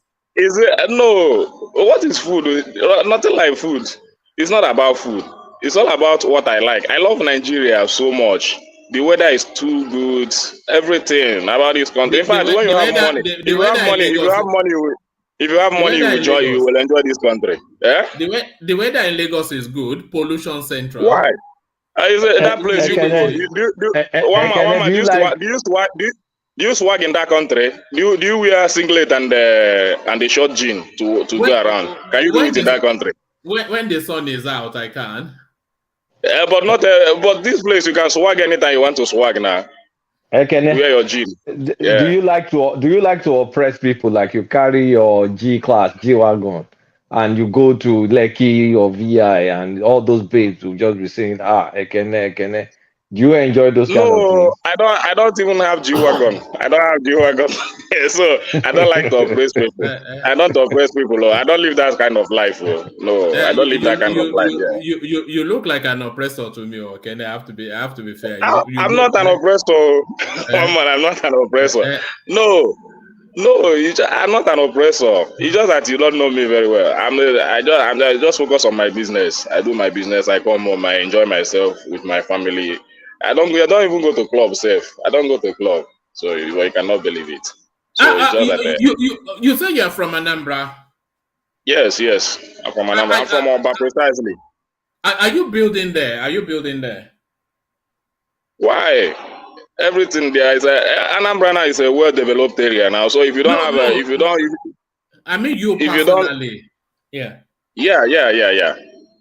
So everything now, at that place now, if you don't develop your own on time, you cannot even get a land again. So that place now is well occupied, especially my town, Oba. So if you know Obi Kubana, we are from the same place. Obi Kubana is from your place now. James. Yeah, the same place. His mother is my principal. Is my former principal because what did you make of that burial that he was killing 150 cows and throwing money all over? Was that vulgar?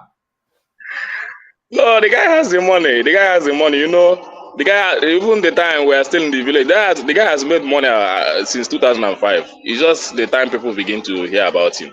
The guy has already made money since 2005. So it's just when people, it's not that burial.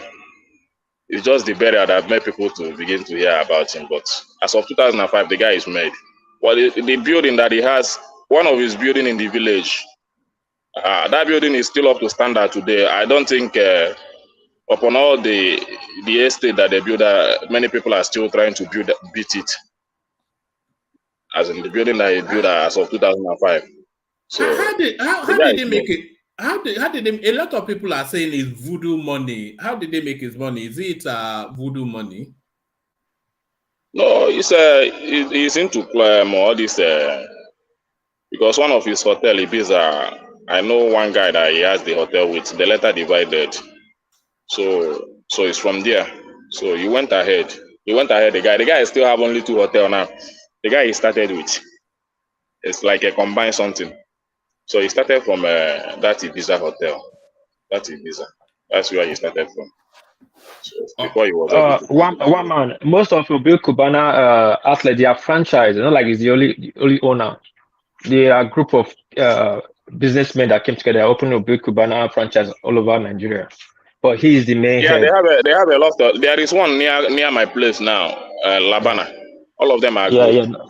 Before they are like people e-money is in that group. What is the e-money and that? Yeah, this in that group. What does that e-money guy do? What does he do for a living? E-money. We know now. You know now, Kulata, so don't have to go there. Honestly, if I knew, I won't ask. I'm genuinely curious. When I say you know, then you just leave the case down. Okay. But they do this franchise. They do this franchise with Obi Kubana and entertainment. That's genuinely something they are doing. More money. ABUJA. So many guys, like 7 guys from Japan, my brother's friend, they are in that group of company now. They are franchise. They bring drinks, like Glenvich or whatever. They have the sole license distribution, distributor, let's say from Scotland to bring it to Nigeria. They have a lot of license to bring some drinks, some whiskey to Nigeria. And the one of the thing I love about those guys, they never live abroad. They all made it in this country. No. I told you that 6 is from Japan. You're telling me they don't live abroad. Oh, they're more money and this thing from Japan. Even if they go there, they don't live there. That's what I'm trying to make. That's my point. I said they have lived like 6 and lived there for like almost 30 years. My son brother's friend, my friend. ABUJA is my friend. Maybe some of them, but the one I know, Big Kubana, don't live abroad. That's what I'm trying to say. So I know many of them that have money in this country that never travel abroad. So I know many of them. All right, brilliant. Can I give us very brief thoughts on the fuel subsidy, and then we're going to justify it. So the removal of the fuel subsidy. Your thoughts? Well, the subsidy has to go. That's it has to go. But the issue I'm having is that you know, if they don't handle it well, it will create problem for the new government. So they have to, the new government, they have to apply because the NLC now are beginning to pop up because some problem. So it's not just to remove it; it's how to make sure that because they are giving Tinubu, they say that the minimum wage will be 100,000, or he will repair the refineries or make sure that refineries are. These are the two conditions they gave him before he will be able to remove it. So, but Tinubu is not here yet because I know that this country there are a lot of damage in terms of the economy, which you cannot just expect the man to just come and give you 100,000 naira minimum wage. It's not possible. The man has to go there first and study the system before he will come up with a bargain. So, but the subsidy need to go. A lot of corruption. There is a lot of corruption in that system. And the people that are holding that space, they don't want to leave it. They don't want to leave it. They still want to continue to derail the country in that area. So I just pray that God will give that the man the wisdom to handle it and have the political way to do it. If we will be able to achieve it, we all live with it and get adapted to it. Then the country, I believe, if he does that, you have enough money to put this country in a better condition. So that's my take. All right, brilliant. All right, brilliant. Well put. Thank you, Ekene. So, Ekene, let's go on from you and go on to Justified and take his thoughts on the talking point. So, Justified, we kicked it off with everyone on the Adeleke space. Good news for his household, but is it good news for Osun State? Justified. Well, thank you so much, Woman, for having me, and thank you, everyone, on this platform. Well, politics is really a grassroots, how will I put it, grassroots base. Adeleke, this family is known in Osun, though I'm not from Osun, but from what we heard, this family is very known. Even outside politics, they have been philanthropic to the people. I know they've sent people to school, people come to their house, give them this, especially Davido's father. So this family is well grounded in Osun State. If you look at the election, I think there was an election that he contested that they won him with just 500 votes, about 500 and something, with the coalition of Omishore and APC. They managed, and we all know what happened in that election. We knew how voters were intimidated, but we can't go further on that. But this family is grounded in Osun, and we could see the whole last election. He won the whole Senate seat. That was a total hands down. Everybody saw it. Tinubu saw it. This man won the whole Senate in Osun, even the House of Assembly, House of Rep. He won the majority. So I think we should give it to this family. Even when they invited him to come to APC, then when he contested the senator, he won hands down. So let's give it to this family. The people love him. And let's respect the verdict of the courts. But for me, I think political permutation for me is going to be 1-1. I'm not talking law, but I'm just saying political permutation. One for Osun PDP and one for federal APC. That's what's going to likely happen. And this family is really low. I think we should. Do you buy into my conspiracy theory then that this Adeleke rather victory is sort of a sweetener for the hard land that is going to be the presidential space? Are they throwing them a bone in order to take the meat? That's what I said. Political permutation is 1-1. One in Osun PDP and one in the federal APC. So when the judgment of the presidential election comes out after the whole hula baloo, I don't know how many months, they will just say, guys, just accept it in good faith.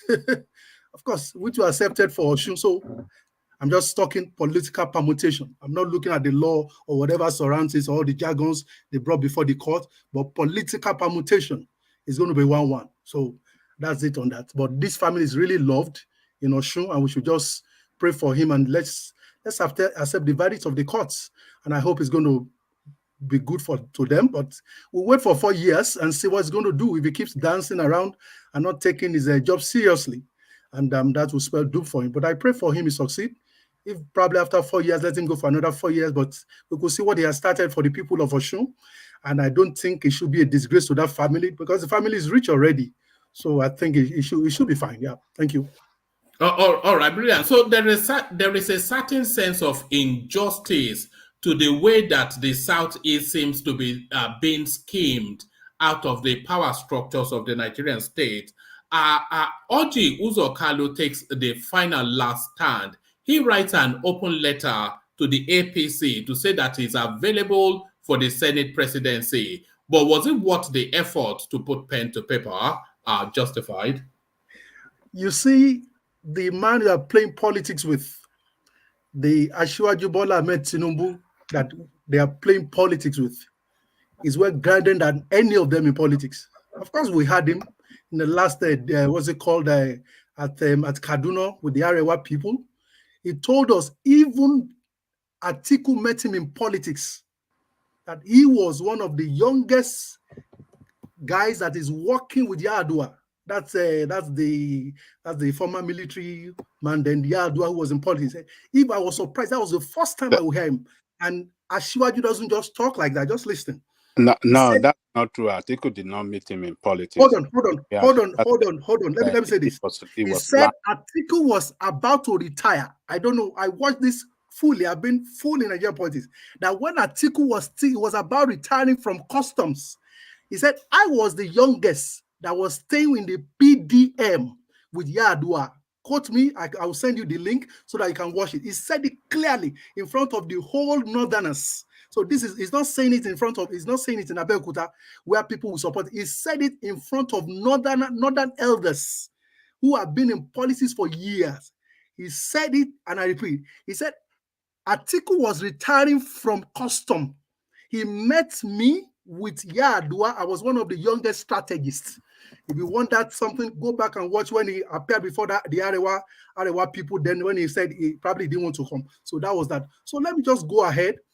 Asiwaju Bola Ahmed Tinubu is a man that rewards loyalty.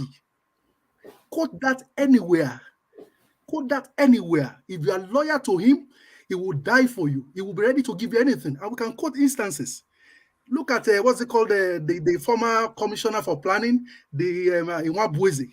He's a very loyal man. He's an Igbo man. Where is he today? Asiwaju doesn't forget loyalty. He brought him to be Director General of Budget and Planning. How many do you want to count?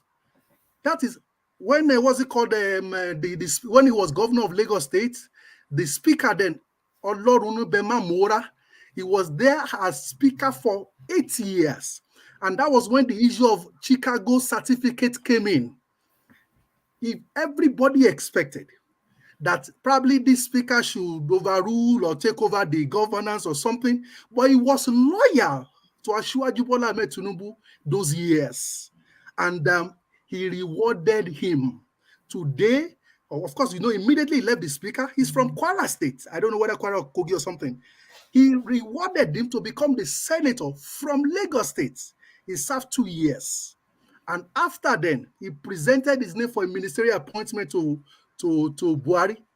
Buhari did not appoint him for more than 3-4 years because they offered him to be, I think, one secretary in ABUJA Municipal Council. He said it by himself. He said, I'm too big for that. How could I? I was the assistant director general to Buhari campaign in Nigeria then. So they gave me a secretary of a municipal. I was too big for that. Not quite the days or weeks after that he had that interview, I watched it, they now gave him this Minister for State for Health. So what I'm trying to say is that Asiwaju rewards loyalty. He's close to ORJI Kalu, very close to him. They have family ties. Of course, we have ORJI Kalu that said his children live with Remi Tinubu for more than 2 years in Bodilon. And you can see the ties. But the man you are playing with, he will be smiling with you. He could eat with you. But what's going to do when you are disloyal? You are going to see the results. And we all had ORJI Kalu before the primaries. He said it clearly. I was just wondering, how could Kalu say this? He said, Asiwaju or Shibaju The race has shifted beyond them. We are now facing Lawa. I'm supporting Lawa. He said all that in the whole space. And this is what they know, that this is where he stands. But later again, it changed again. But let me just support what what's it called? Ajanle Koko said.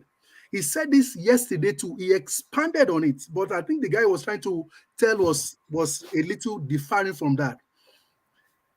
If Ashiwaju and the powers and the caucus want ORJI Kalu, nothing will stop it. Let's forget the issue of any corruption. His people doesn't like him, or his people. If this is the man they want for the Senate president, nothing will stop it. What is the difference between ORJI Kalu and on Apabio? Everybody has corrupt cases, and Adeleke Kuku said it. If you are the cleanliness man in Nigeria, which a bishop are rejected, if you are very clean, go and take a political appointment. Try and be a governor of a state. Let just immediately after your 4 years, tell everybody you are the saint, that you have anointing on your head. If they ask an auditor to probe you, they won't say you stole. What they will say is that you misappropriated $25 or $100 billion. That's what they will just say. And let Nigeria hear that you misappropriated. They don't want to know whether you put it in your pocket, whether you buy a house in America, or what they will be saying is you are a thief. So what I'm saying is that bring any Nigerian politician out. How is misappropriating different from stealing? Is it not a fancy way of saying stealing? Well, auditor could put that. Nobody will say you steal, because of course probably it might not be in your account, probably in the course of your dispensing fund, you didn't really follow through due process. That's why we could say it is misappropriated. So what I'm saying is that when you say a government misappropriated the 200 billion, of course, you know he didn't put that in his pocket, so it must have probably in the course of due process. So what I'm saying, as Adeleke Koko said, that there is hardly will you, if you're a politician, if you probe you, that's Nigeria. In Nigerian space today, let me give you an example, which you know.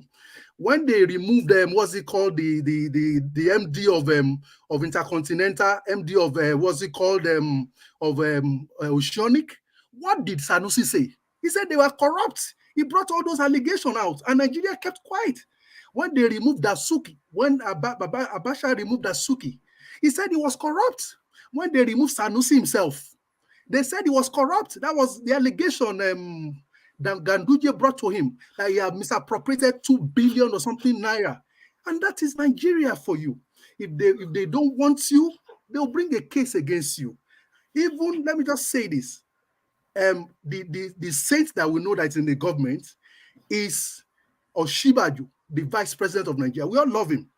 We can attribute him to be a saint. But today, if they are to probe his office, honestly, it will go depressed. Nigeria will now say, so that is the country we are in. If they probe him as the vice president, they won't say it's still. They'll just say there's a misappropriation. He was the one that gave all the whole market money. So that's Nigeria. I support what's it called, Ajanle Koko on that. We all know that. So for Kanu, if they make him the Senate president today, there's no corruption anymore. If they want him, the Hausas wanted Obasanjo. We Yoruba rejected him in 1999, but he became the president. So if they want this man, there are lots of things that will accrue to the Southeast, regardless of people. Ohaneze will love him. The old Southeastern will love him because he will bring lots of development. A Senate president, Adeleke Koko said it clearly, the advantage of having a Senate president in the East. But unfortunately, this man is not loyal. And I assure you can never work with somebody who's disloyal. And they brought out all those cases. He scored 40,000 as a Senate president, as a senator, and I assure you scored 8,000. He was not in any way available in the campaign. And he said he wants to be a Senate president. And they saw him when he was having private discussion with Atiku. So such a man, you can't work with Asiwaju Bola Ahmed Tinubu. I think he missed it. That's what I saw there. It's just because of his disloyalty. And if you are disloyal, I'm sorry. And again, as a politician in Nigeria, you'll be careful of your words. What that destroy politicians. And number one, We all know what's it called, Aregbe Shola. What destroys him today is the word of his mouth. He said it clearly that is Ashwaju thinks he's a god, and people so look at today. He can't even move close to Ashwaju. We've seen everything. It's not, and Aregbe Shola was the closest to Bola Ahmed Tinubu. He was the closest to him in those years. But today, they are far apart because he gave a disruptive word. The same thing with what's it called, the Port Harcourt man, Amechi. Look at what he said. So the word of a politician, you'll be very, very conscious, especially when you are brought to the fore to say something. Be careful. That's why most of our politicians change their words. Immediately they grant an interview. Say, no, I didn't say that. That's not what I meant. They changed my word. They changed my story. But for Kanu, I think if they need him, they will bring him to the. Don't be surprised if they impeach Akpabio. If they bring him in, you might not be surprised. But for the corruption issue, that won't stop him if they really want him. But the problem is just not loyal. That's just what I say on this space. Yeah. Oh, all right, brilliant. It should certainly. It has reasons to feel a sense of being betrayed. Watch this. Where is Mama? Mama is the video. Come and receive your guest now. Mama is coming. Mama, I know the traditional one. Yoruba. That is Speaker of the House of Reps. How are you, ma? I'm fine. I know. Yes, how are you? I know. So yeah, Tinubu led him on somewhat. But let me take you to this space. Otedola dismisses friendship with Elumelu, says UB is betrayed, backstabbed him. So thoughts on that? Well, anybody reading anything about these people, it's just going to be a waste of time. You don't join in their fight, and that's it. It's just when two politicians are fighting and you join in the fight, you're just wasting your time. Even all that discussion is just academic exercise we just discussing. It goes nowhere with these people. Otedola and Elumelu. If you have to know the source of their wealth, if not because they monopolize the system, they are monopolies. They monopolize the Nigerian system. That was what they had, what they have. You know, Otedola bought in shares of close to about 250 billion. I was a little close in the oil industry. I know when it was given the right to be bringing diesel to be getting diesel from the federal government, there was no account. It was just in bringing the diesel. Only God knows even if they account for it. I know people who work with him because they know what their guy was doing. They made money. I know people who work with him. They made money. There was no accountability. So all these people can't be in their space. They just by May 29th, during the swearing of the president, let me assure you that you're going to see two of them. Probably after the swearing, there'll be a cocktail, there'll be a party, whatever. You see them, you see these ones, and they will embrace themselves again. And you are fighting over them and say, oh, this is Elumelu, and say we are friends. No, we can't fight. Ooh, how would they fight when somebody is buying the shares of about 250 billion, buying Ferrari for his children of our household? So it's just us that we are the ones suffering because the wealth is not evenly distributed. It's just in the hands of few. And I don't know where they are taking it to. So he had a fight too with Dangote those years, but what came out of it? They settled it. So we can't just be in the space and so we can't just join in their fight. Let's just leave them. They'll sort out themselves. All right. I never met Peter Obi for reconciliation. Rather, he apologized several times for misconduct of his followers. So this is Wole Soyinka adding flesh to what is known. Honestly, it's quite unfortunate. For I don't know, I've played politics back. I was in politics in 1993. So, and if you want to play politics, there are some rules. There are some rudiments if you want to really join politics. So there's some things you need to know. I'm sorry. Obi is a quiet man, is a gentleman, but he doesn't understand the game. Whether he pretends, I don't know. And the only people that could really totally give him the support, I appreciate that they are the youths. And probably if somebody wants to be parochial, this is from my east, my side, or from my region. But in terms of understanding the politics, He doesn't understand that politics. That's why hardly would you see any strong Easterner who is a politician. I say it again. You can mention 10 names of politicians in the East that say they are supporting Obi. Strong politician, Kenuna, all of them, they are not really openly showing it because, of course, they understand the whole games that this man doesn't understand. He's not really politician, but they're just doing it underneath because they understand he doesn't understand this game. I remember one of my daughter who told me here that, Daddy, who are you supporting? I said, this person I'm supporting. I said, why? He said, it's Obi, it's Obi. He said, what do you know about Obi? He said, no, I don't know anything. I just saw it on social media. All of us are just saying Obi, Obi. He doesn't understand. But one day I just sat down and said, this is the man they hate. This is why they hate him. Of course, the youth won't like him, but these are the things he has done and this and this. When he said, they said, oh, I never knew. So that's the challenge. That some people are not ready to listen to history. And there's a Yoruba proverb that says, Omotoba baiton, Umabaronba. So you need to listen to history. But unfortunately, Obi is a gentleman. He's a wonderful man. If we have him as a president, honestly, there's no doubt about it.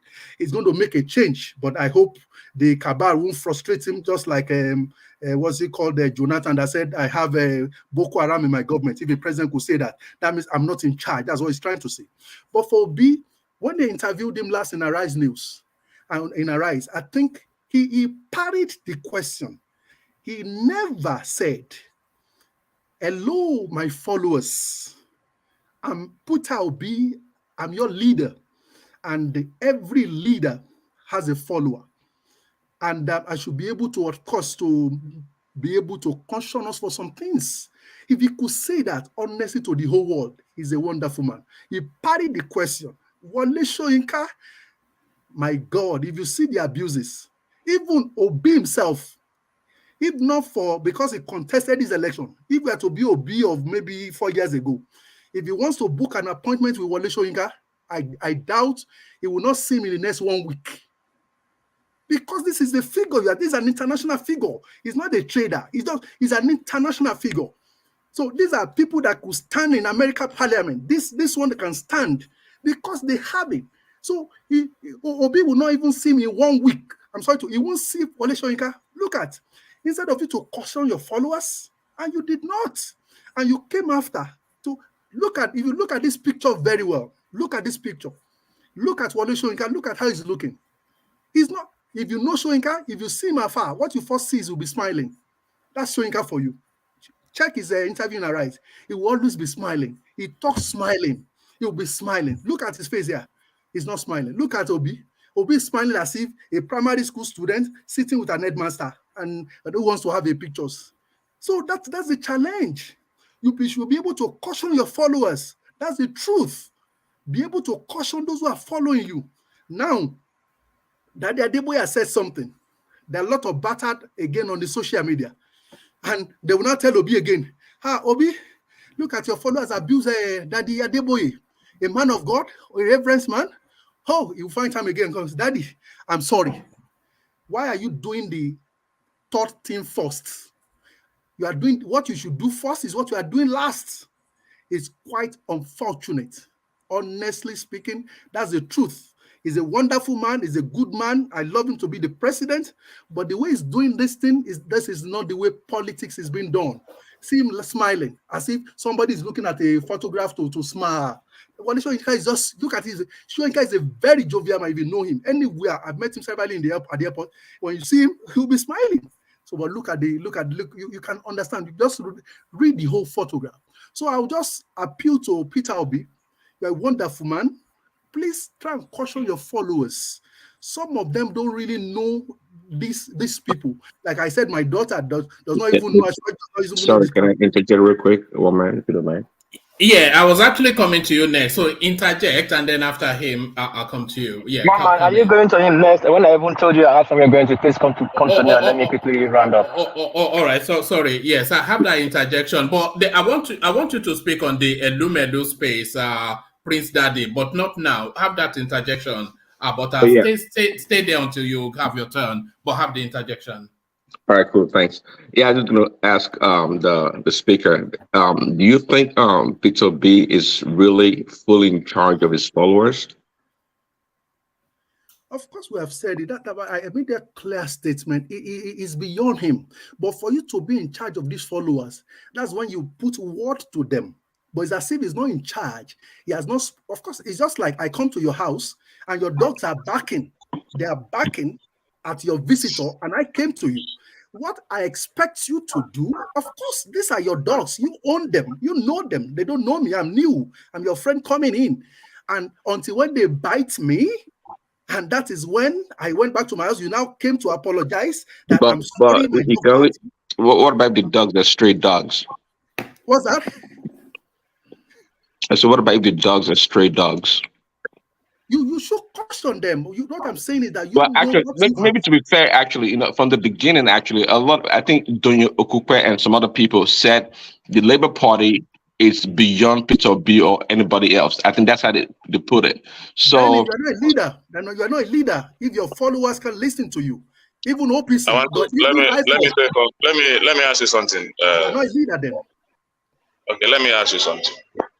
Please, have you not read out some tweets or many places that the translation? I can't hear you, please. Haven't you read out a statement or about maybe 2 or 3 statements that Obi has cautioned his followers because of his complaint? In the Twitter or where? Because this same thing you've asked, I've been on this platform for some days now. The same thing somebody said, that he doesn't caution his follower. The same question you asked, this same question, and it was prolonged. That have you not heard? Obi's he grants interview in social media that we could see. There is nowhere that Obi has even said anything. Even the one that he said. There's nowhere that they will play it back. If he says anything, don't bring, and maybe they type something on Twitter. You said that same time when somebody said something like that. But I've never had him to say, my followers, or justify. even 5 minutes. He has not. He has not. I've not seen that. Well, I want to tell you that he has justify. done that. He has done that several times. But the issue is this. I'm not, if you see the youth these days, see, I'm not happy what is happening in the country, especially with especially me as an Igbo man. The way things are happening between Igbo and somehow not happy. I'm not happy about it at all. The way they talk about it. Whenever I come or lodge into that conversation, I'll just feel somehow angry about it. But it's because of the politics. So the issue is this: what is happening in the country? I've said it several times. It's very difficult to control the minds of millions of people. So what is going on is we, the intelligent ones, supposed to more organized to put out a better message on how to make the country better. You understand? We are all one, and I believe that one day this country will be good. This country will move on. That's a good one. Thank you so much. That's a good So one. the issue of Obi, I'm not defending him, but I've seen many of his tweets where he have been able to make that statement to say, my followers, do it like this, do it like this. Let us not abuse. Let us base on. Let us do this and let us. And he has done it several times. So I don't know how he is going to do it again to appease them. Do you know that Obi is embracing? Obi is an embracing person. He's welcoming. I love his character. Of course, he knew what the mistake was, and he came to me showing very wonderful. Let me tell you, after this swearing, let them say the swearing where Asiwaju Bola Ahmed Tinubu becomes the president, the whole court cases is done. Don't how will I put it? I'll tell you, Obi will be the first person to meet Asiwaju Bola Ahmed Tinubu, congratulate him, embrace him, visit him, have pictures with him, and all the stuff. I know he's a welcoming person. He's good in that, very, very good. So I'm not really castigating or something. This is a wonderful man. Honestly, I love him. But unfortunately, the system of politics in Nigeria, I think if I'm to appraise him, I will give him 40%. He still doesn't understand the politics of Nigeria. Let me tell you something. Hold this for free. If the time has come for the Southeast to produce the president of the Federal Republic of Nigeria, I hope you know, Nigeria is not decided by the East nor Southwest alone. It's decided by the majority of the cabals in the North. Obi will not be presented. They will list 10 names of Eastern politicians that have good relationship with the Northerners and cut across. If you choose 1 to 10, hold that for free. I've been in politics for years. Obi's name will not appear in 1 to 10. It won't appear in 1 to 10 because he's a good man and he doesn't have good network, good handshake. He has across the whole Nigeria. So that's just to let you know that. Yep. All right, brilliant. Well put. So, give us a very brief thought on the Kogi state. Let me bring the headline up, and then after that I'll go on to War Peace. Igala paramount ruler refuses to endorse our PDP's Denomelaye. So a brief thought on that. Well, definitely, that's just a brief thought. I wouldn't say anything.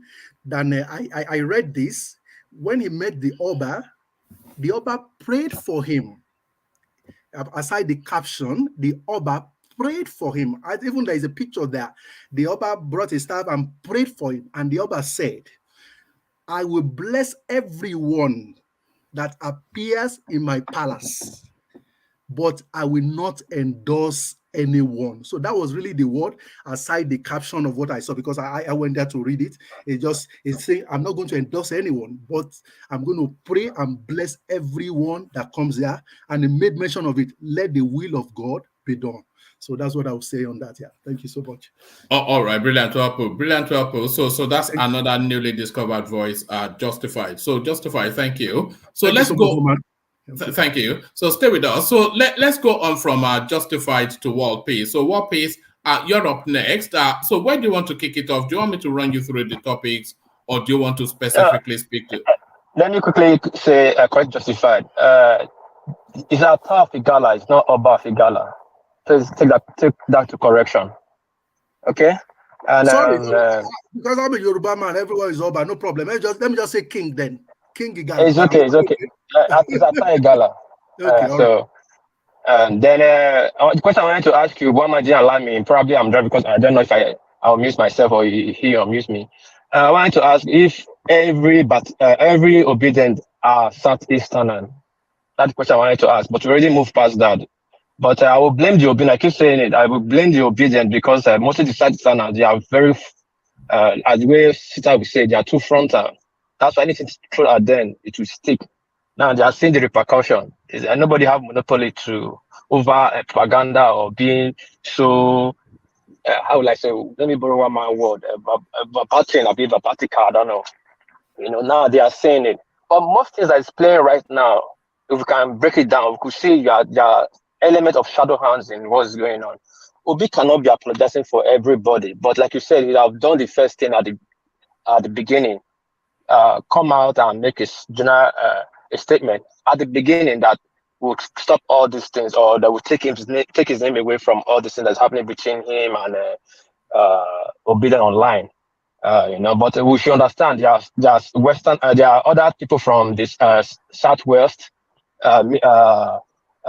middle belts that do not have voice, that they could not say what they're going to say. They are hardly under the umbrella of Obedient to unleash a lot of menace. So we should understand this, and it's going to take everybody in Nigeria to control this issue. But again, the Batify are even worse. I've never seen Tinubu issuing a statement to Bayanonuga coming out doing adburst on TV every day. So sometimes when people are judging Christopher Obi, sometimes it's becoming too much. Let's slow down. The election is over, and let's see how the country will move forward. And I've said that. Let me go to that mayor of New York. I tend to agree with you, Niger, with him on that. Though I don't agree on the fuel price. It's not now the mayor of New York. Suddenly, you remember that we have Abuja that they want to partner with.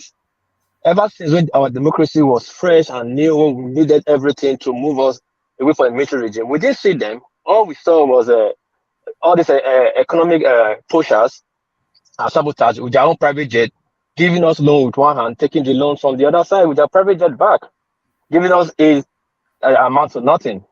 Yeah, it's good on paper on the face of the world that America is coming to, New York is coming to sign number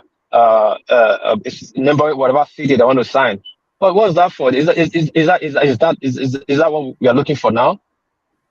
We're supposed to be hearing, New York is going to sign with ABUJA how to build a new, how to develop on our harbor, or America, New York have a lot of ship dock. I think the most in the world. You know, if they are going to that space to teach us how to improve our maritime space, that is a good thing to create employment. Is Abuja not landlocked? Where is the maritime? No, I'm not talking about Abuja alone. I'm just saying if we are hearing something like that, they're coming to sign how to develop our maritime space. It's a good thing. But they always bring what we amount to nothing for us. Give them something, but give them nothing. That's what the Europeans always do to us. They give us something that amounts to nothing. Now, all these things we are saying is because of the Russia and China war. Now, America and Europe, England, they want to sit up now to hold Nigeria down. There's a reason I asked Fatai, I think last 2 months now, about a month or two, like, how do you see this China and Russia, this that is going on, the policy? It's affecting Nigeria more. Nigeria is a stake they must hold. America must hold back to Nigeria, and China and Russia wants to take it. They're already taking Chad and Burkina Faso and Mali from them, from the French. Now you see them putting Tinubu on a hot seat that Tinubu must stand with the European power, aka America. If he doesn't do that, he will be gone from that position in a minute, because China and Russia are bent to take Nigeria from them. But we'll leave that for another discussion. That of Atai Gala, I don't think that our traditional law should be taken side. Though this guy that just spoke now expand on it, that he prayed for both of them. We should stop dragging our traditional rulers into all this political nonsense, and we should pray. Traditional rulers should be seen neutral. And when all these candidates come to him, he should pray for both of them, any of them, and they go their own way. I don't understand. You endorse me, you have to endorse me. The enemy of this endorse you. It's a wrong politics. It's good for succession when we want it to be good, and it's bad for succession when we feel it's not for us. It's very wrong. I condemn that, and they should remove our traditional ruler from that. And that of Adeleke, congratulations to Adeleke that he won. But I've said it before that Adeleke is going to win this court case, because the good politicians will sacrifice Adeleke to keep the presidency. Those are smart to understand what I'm saying. Because if they want to take Adeleke away from there, they'll take the victory from him. But to keep the presidency, they have to sacrifice Adeleke. And it's a good thing. We will not be looking for negative in Nigeria. He won't let Osun move forward. Osun has nothing to offer, and has a lot of minerals. If Adeleke can develop that space, it's a good thing. And one man, take me to that talking point before I go to that. The last one is this gas thing. I don't want to flame the house up. Can you ask me on that talking point so I can quickly run? Go to ORJI Kalu. Yeah. ORJI Kalu is a nice guy, but Bishop seems to, how will I use English? Seems not to amaze me. The way I seem not to amaze the super brain on this platform. Because Bishop always speaks against anything. He feels anything coming to Tinubu is a threat. And he wants to defend and demolish the substance of, like, let's say substance or whatever. Like he just said, none of them has been convicted of crime. Even though he was let go on technicalities or whatever they say, he was let go. Let go. Just spelling let go in one way. LETGO. Let go. He was let go. They let him go. Even in other cases, other people they let go. They let them go. Meaning they're not convicted. The Tinubu, Atiku, and Obi were all let go. Nobody has ever convicted them in Nigerian court. So what he's not saying, when it comes now that when Tinubu was using ORJI Kalu at the beginning of the campaign, this bishop was rating ORJI Kalu one of the power brokers in the south, at APC win south. Now when it comes to now, he wants to become a Senate president. Now he's not a corrupt man. Why are we dying in all these people's war? Why are we always bringing ourselves down? Why are we the crap in the basket. We always pull ourselves down. The Akpabio, is it a sense? Is it not Akpabio we're watching here that on the Senate floor, when they were saying off the mic, one of his goons, one of his ministry head, they're telling off the mic, off the mic. When Akpabio was speaking, they didn't tell the Senate didn't tell him to shut off the mic because the counts of corruption, the count of one of corruption was about to be open. Is it not Akpabio that they said so many billions is missing in his ministry? So why are we not saying it's even a shame that Akpabio is going to be our Senate president? But like I said, if Akpabio is the one that will work with Tinubu for him to so that he can carry out his agenda and agenda to move forward, so be it. Is okay. He's a Senate president. That's not really a big deal. Tinubu needs somebody to pass his bills for him, like just the way this Mala that is there now in the House of the Senate that is passing Buhari all the bills that's in a mess. You understand? So I don't see anything in it. We should not fight over it and die over that war. That's how I see that of ORJI Kalu and probably one man. All right, and finally to the all can I at least respond to that? At least you mentioned my name. Yeah, sure you can. I'm just under your name. You can. Good. Number one, I mean your allegation was wrong. I always rushing to defend Tinubu. That is absolutely not correct. That is not correct, and that's not fair. You are never gone against Tinubu in this platform. Never. Go and play your this thing. All your attraction when it comes to Tinubu, you must always find a way to land your thought on that's you are still doubling that. That's a blatant lie. But I'm not going to go on you on that. And you misquoted what I said. Just listen. You misquoted what I said. I presented facts. One, I was not defending Tinubu. Number two, I interjected Adeleke that was finding, and that was not the first time he was talking about Kalu and the decision of the Southeast. I had a conversation with two persons on Sunday on Kalu that are living in Aba. One is a chief, very, very much older than even Kalu himself, but that's private. And the position was not different. So what I don't understand is why is Adeleke pushing so hard, and we're wasting so much time on that topic. And I heard my own view. The people you mentioned were they convicted? Kalu was in jail for 6 months. He was not let go because he was not guilty. He was let go because they said some technical whatever at the Supreme Court. The one you were making about, I'm not saying Akpabio is not corrupt. He's not my man. I never liked him. But what you were saying about him is a lie. The one off the mic, it was when they were doing the what do you call it? The interim person they brought when they were doing what's this audit? What's the name of this audit that they did then? Forensic audit. The forensics audit. So please, when we say things, I have so much respect for facts, and I don't just do what I don't know. And that's why a lot of time when people talk and pick some figures that is flying on the air, all these figure of things that are not scientifically backed, but because somebody has just thrown them, people keep back. I don't follow facts I don't follow figures. I do my little research on figures. So what I said about Kalu was not because I want to defend Tinubu.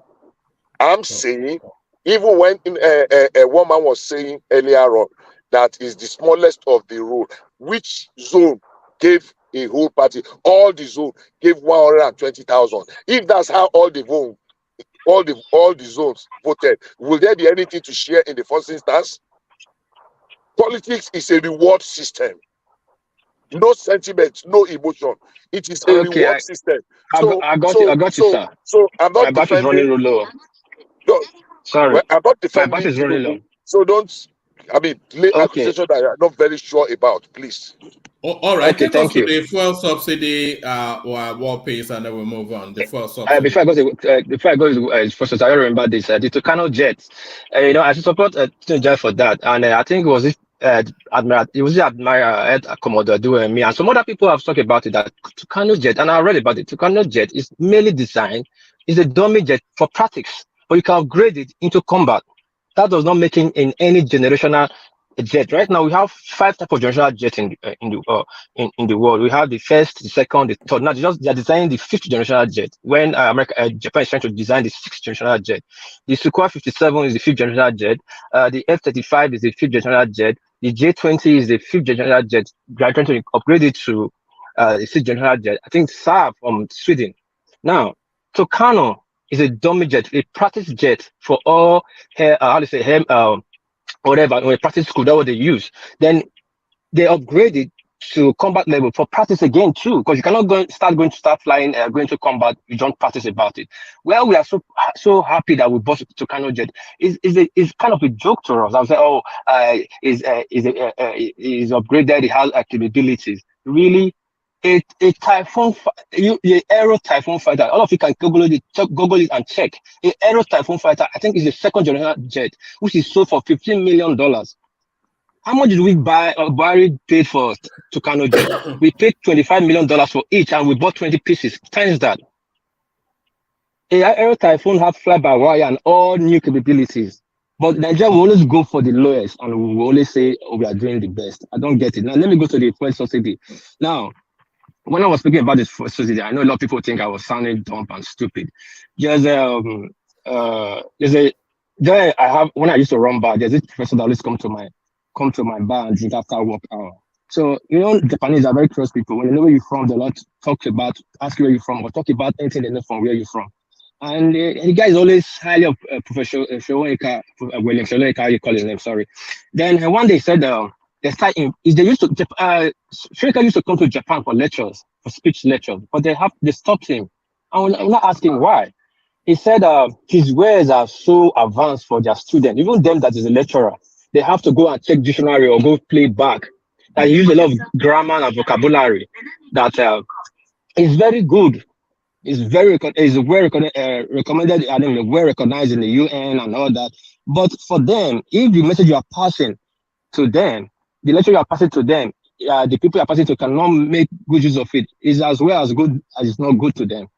That's why they stop bringing in. They start bringing lesser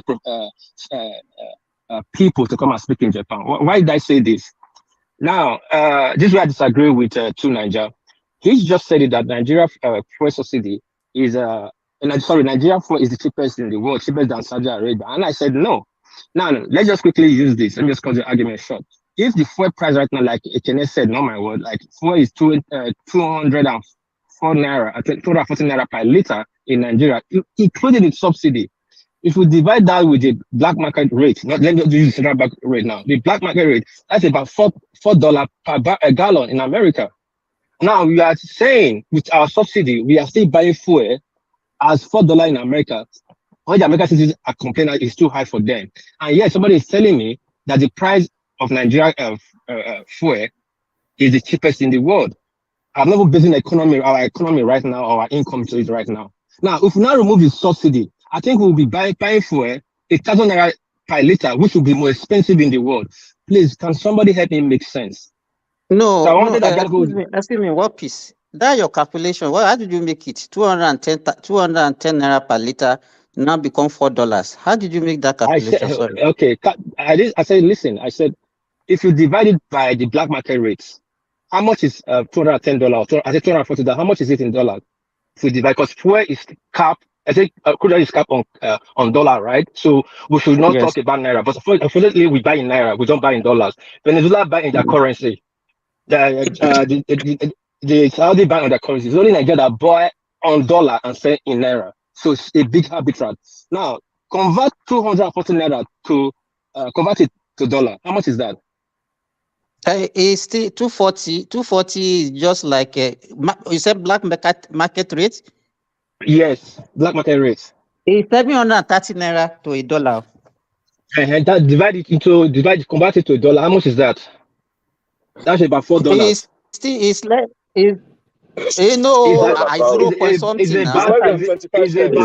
like 30 cents or 35 cents. Okay, 30 cents. Okay, like 30 cents. Sorry, I get carried away. About 35. Sorry. Yeah, my bad. About 35 cents per. That is to $1 now. That's $1, right? You understand? That is about because $1 is 700 and it will go be 74 naira, right? So we hello? 730 naira. You are confusing us slightly, but bring it home. Sorry, yeah. Sorry, a dollar is a 74 naira. It's just by $1 to a naira. But if we use the 730, not 74, not 74. What piece? 730 naira. Yeah, sorry, 730 naira. Yeah, sorry. But if we use central bank rate, which is 410, that means we are paying half. No, 530. 530. It's not 410 again. It's not 410 again. It's Central not bank. Yes. When they increase it? Just continue. Take us to the point you want us to. Okay. Okay, sorry. Now we have 30 something cent per gallon, but we are buying, and base our economy. We not base our economy on that right now. Per liter, not per gallon. Per liter, America call it gallon in America. We call it liter in Nigeria. So 4 liter, now 4 liter. No, low is not the same thing. Our 4 liter is a gallon. Don't confuse. They are not the same. I tried. What I'm saying, the way America described their pump price, or they say gallon. They say gallon, but like we I'm use not telling you the kilometers. equivalent. A liter is 4 liter. A gallon is 4 liters. Yeah. Okay, I get you. Yeah, I get you. I get you. Okay, let's make a general statement. Now, if we now remove subsidy from what we have now, let's try to hold on. You've not laid any premise to land where you are now. You've not laid the premise. I have not landed though. No. Okay, just carry on. But you've not laid the premise. One man.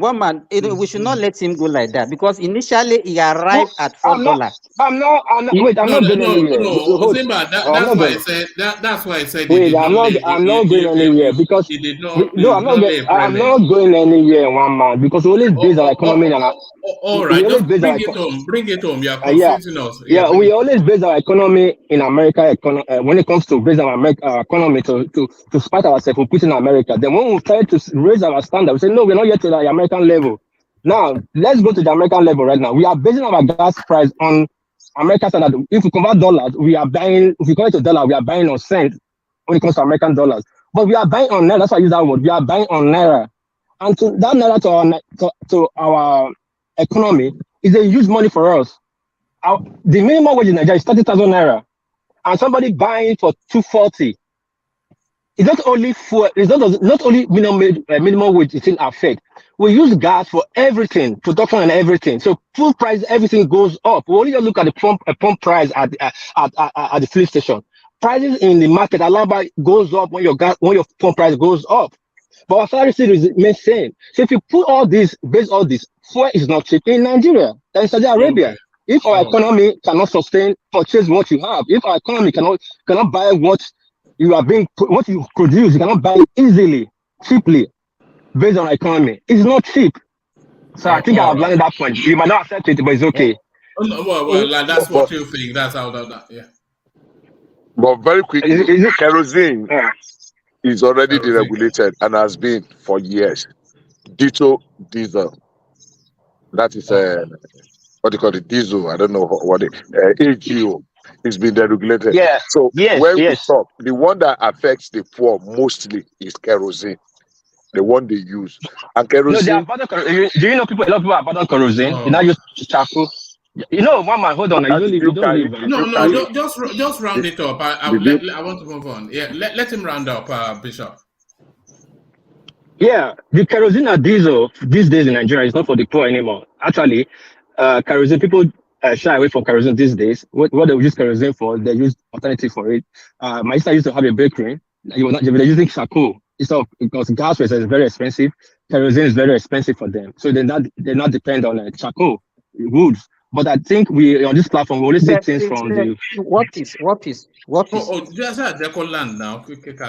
No, I just want to which one do you think will affect the price of commodity between petrol and diesel more? Both all of them is affecting. Man, now the fuel is our last hope right now. And is the reason it's gonna be. So see, I said fuel is our last hope. Because the industry, what did they use? The transportation of commodities, what type of fuel do they use? They use both of them. 3 of them. No, don't just say there is more They don't of use diesel. they don't use kerosene to transport It's more of commodity now. diesel. Hold on We now. are They use telling kerosene you. hold on now. Hold on. Let me hold on. Relax. Let me just tell you the vehicles that use kerosene, diesel, and fuel. Now, when you say vehicle transportation, you use transportation. That's why I'm not saying vehicle transportation. Most of these boats, you think it's only a truck they used to bring food to Nigeria, or there is a truck they used to carry food in Nigeria. You don't know they use that at Nigeria. They use boats carry food from Benue and bring it down south. But you guys don't know. They use kerosene. Those boats use kerosene. Most of the big heavy duty trucks use diesel. There are semi-light trucks that use fuel, which they use mostly with chain. I don't like you just say something. You said why do we use maritime transportation? You said River Niger, from where to where? But you don't know. So I'm just telling you, so you go and do your research. Don't just jump on me. That's my area. Don't say things that are not right. No. The transportation Hold on. from where to where? We don't need to argue. Don't need to argue. So let's just round up. Let me round up. Just round up. I might look stupid, but go and do your research and know whether they use maritime in Nigeria to move in their local way. Just in Lagos, they do fishing under the bridge. They go to Ghana every day. Nigerian fishing is a very big space, and they use boats, local boats, and they use boat engine. They use kerosene. They don't use fuel. Most boats don't use fuel. They use kerosene. But let's just drop that and let's just drop that. Engine boats don't use kerosene. They don't use kerosene. Don't be They don't use. That is my view. I am a mariner. I am a mariner. They don't use kerosene. Hold on. That's not your field. That's what I said. Hold on, Bishop. You don't just shout. That they know me. That's what I said. I can say go to Bugatti. That's what I sell. That's my company. I sell engines from Yamaha to Toyota. I say any of them to Suzuki. I sell every day. So don't talk to Suzuki. Listen. They have the type of both engine. One piece. Bring it home in a couple more sentences, and then we move on. Wait, man. You people like to generalize something.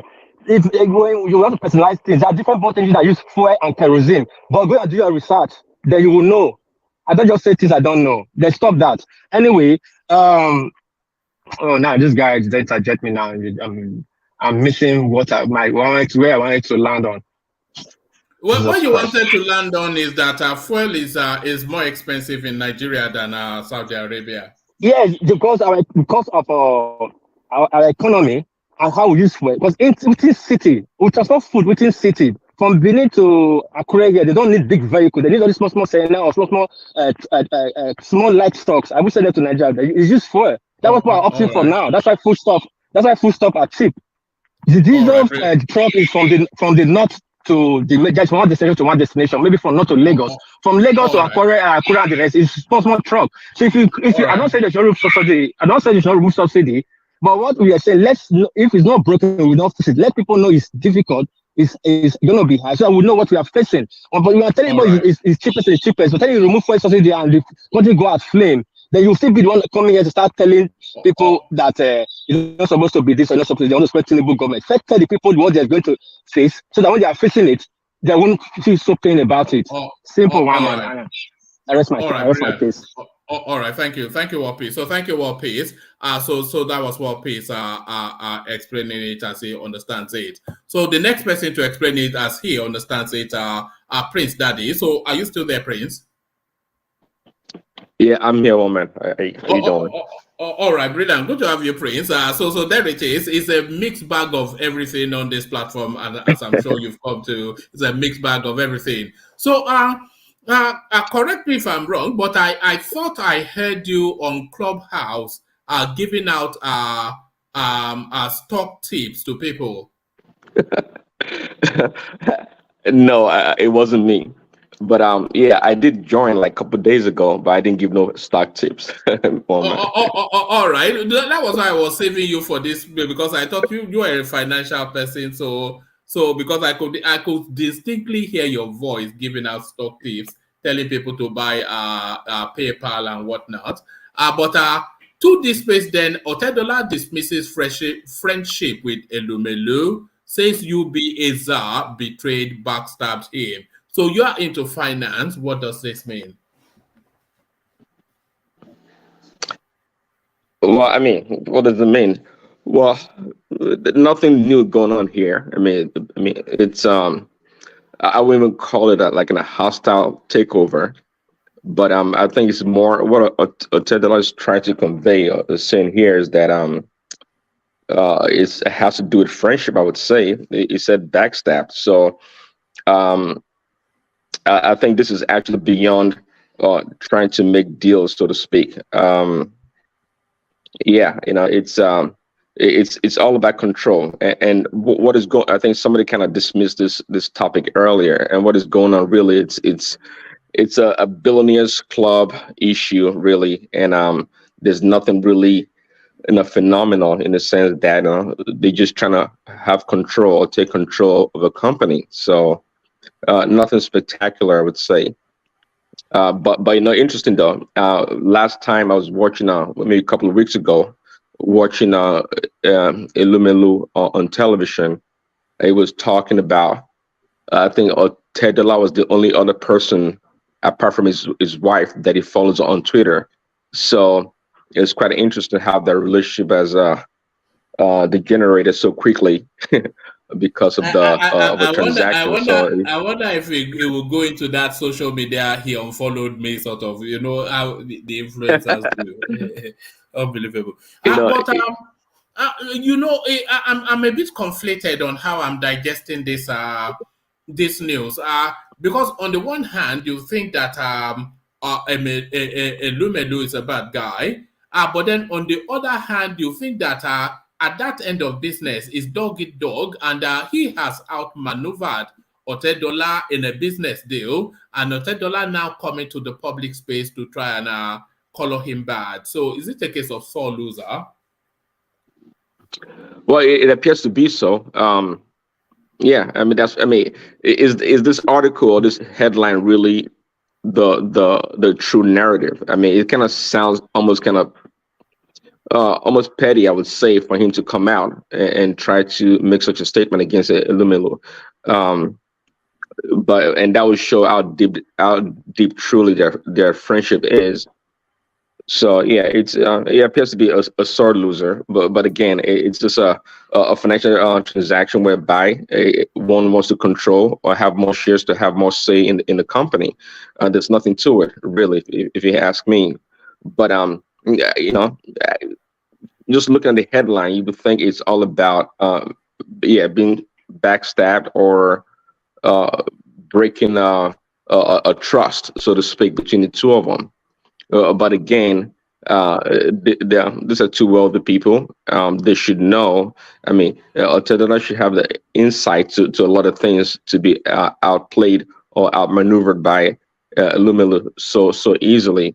But it appears again that Elumelu is an insider in this transaction in a lot of ways, and is able to quickly displace Otedola if he wanted to. And I think that's what has happened.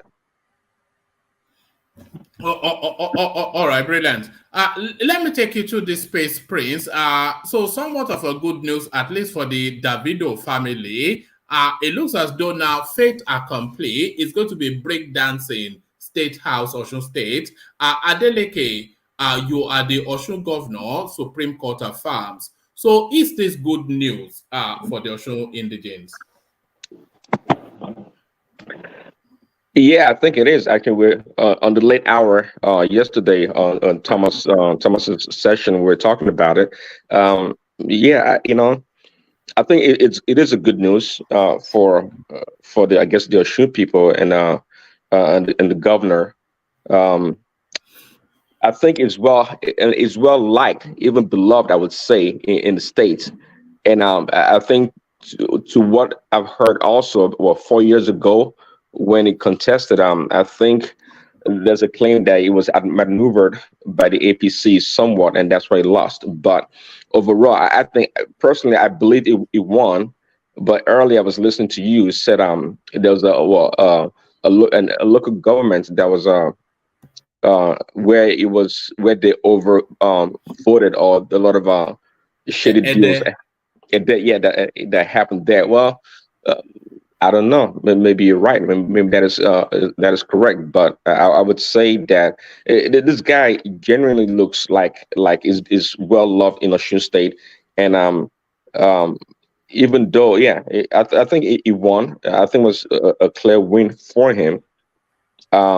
He looks like a good guy. Yeah, he dances a lot, but I think unlike those, they were trying to make a comparison with Dino Melaye. I think is not in the same category with Dino. I think it's okay for him to dance, but I think he is quite a smart person. Actually, I've heard him speak on television. He knows what he talks about. Is quite brilliant, I would say. I'm not saying Dino's not, but Dino's shenanigans are just over the top in many ways. I don't really care for him. That is Dino. But this guy, Adeleke right here, I think is a good guy. I think the Osun people would enjoy his leadership. And just like somebody said earlier, also, it comes from a family of a dynasty in the state. I think his brother or his father also was a governor for the state. So, and they're wealthy. So to him, I don't think it's going there to siphon the money from the people, but I think he's actually committed to doing a good job. I kind of see somewhat of a Tinubu in him, quite frankly. I think he wants to do good for his people, really, and I think he has the capacity to do so. And my conspiracy theory that they've gifted the opposition this victory in order to take the bigger slice at the presidential space. Are you buying any of that?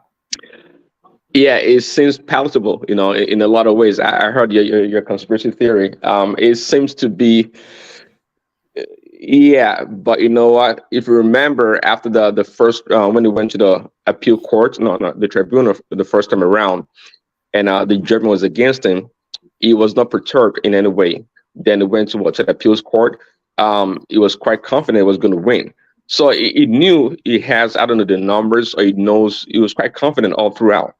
So I see what you're saying with your theory, but I don't think so. I think yeah, it was a clear winner of the election, and but again, if anything, actually, it kind of solidifies the Supreme Court's decision to uphold, I guess, INEC's electoral conclusion to an election. So that's what I would say. So yeah, this is the case whereby the Supreme Court is affirming INEC's decision in an election. So which in turn kind of works out for Tinubu also, on the presidential level. So yeah, your theory, it's good, but to me, I don't think it quite meets that standard all the way. All right. So unconscionable, the idea of not having the Southeast at the top echelons of power, but that is looking at like the reality of the incoming administration. The last throw of the dice are Senate Chief Whip Kalu, right ruling party APC, insist on Senate President despite party's choice of Akpabio. So now the last stand are the last of the Mohicans, the last of the red caps. So what are you then making then of this open letter of ORJI Kalu to the party that is interested? Was it worth the effort to put pen to paper? Yeah, why not? I mean, if he feels it deserves, or if he feels he should be nominated to become the Senate president, why not? If he doesn't speak, who's going to speak for him? Quite. I mean, frankly, people like we always call his name, the guy from the East earlier, Ekene, right? Ekene says all the time that they don't care for him in the East. So if his own people, so to speak, are kind of turning him down or denying him, who's going to speak for him? I think his letter is okay, but again, looking at what transpired before the Tinubu's nomination, him supporting Ahmed Lawan, right? That didn't bode well for him this time around for Tinubu to return a favor. And so he kind of dogged on Tinubu somewhat, and he can't turn around now to want to curry favor at this point in time. Politics is a game of interest, as I say, and loyalty is a big thing in politics. And I think Tinubu is very keen on that, as should anyone be if you are in politics, but there are only a handful of people that can be loyal to you. This guy, he doesn't look like a loyal person. You're not loyal to a person when things are good only. It goes both ways, when it's good and bad. That's why, I think it was last week also, we're talking about, hey, there's another, I can't remember his name, but there's a senator from the East that supported Akpabio when Tinubu went to River State to commission some stuff with Rike.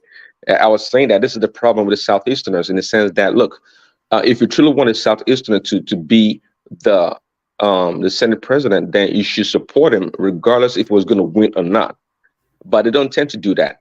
And someone was saying, well, it's self-interest. And I like, well, it's more like selfishness. It's not like self-interest, because self-interest, it looks beyond one's self, really, because it's the interest that you gain from, but also extend to the people around you or your community. Selfishness is all about me.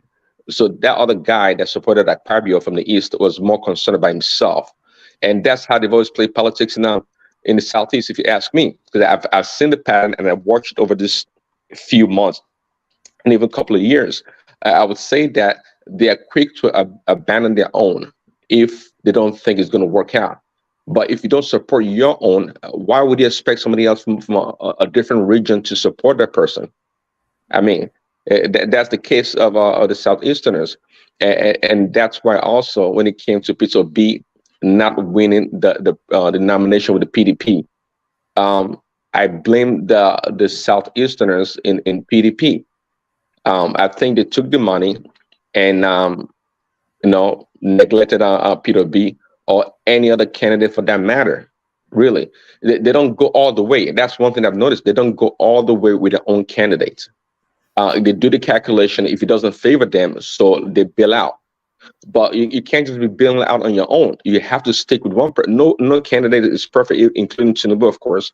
Nobody's perfect. So, but if you find a candidate that you think, oh, this person is going to work for us, let's support that candidate, push that candidate forward, and let's go from there. Wherever the chip falls, let it be.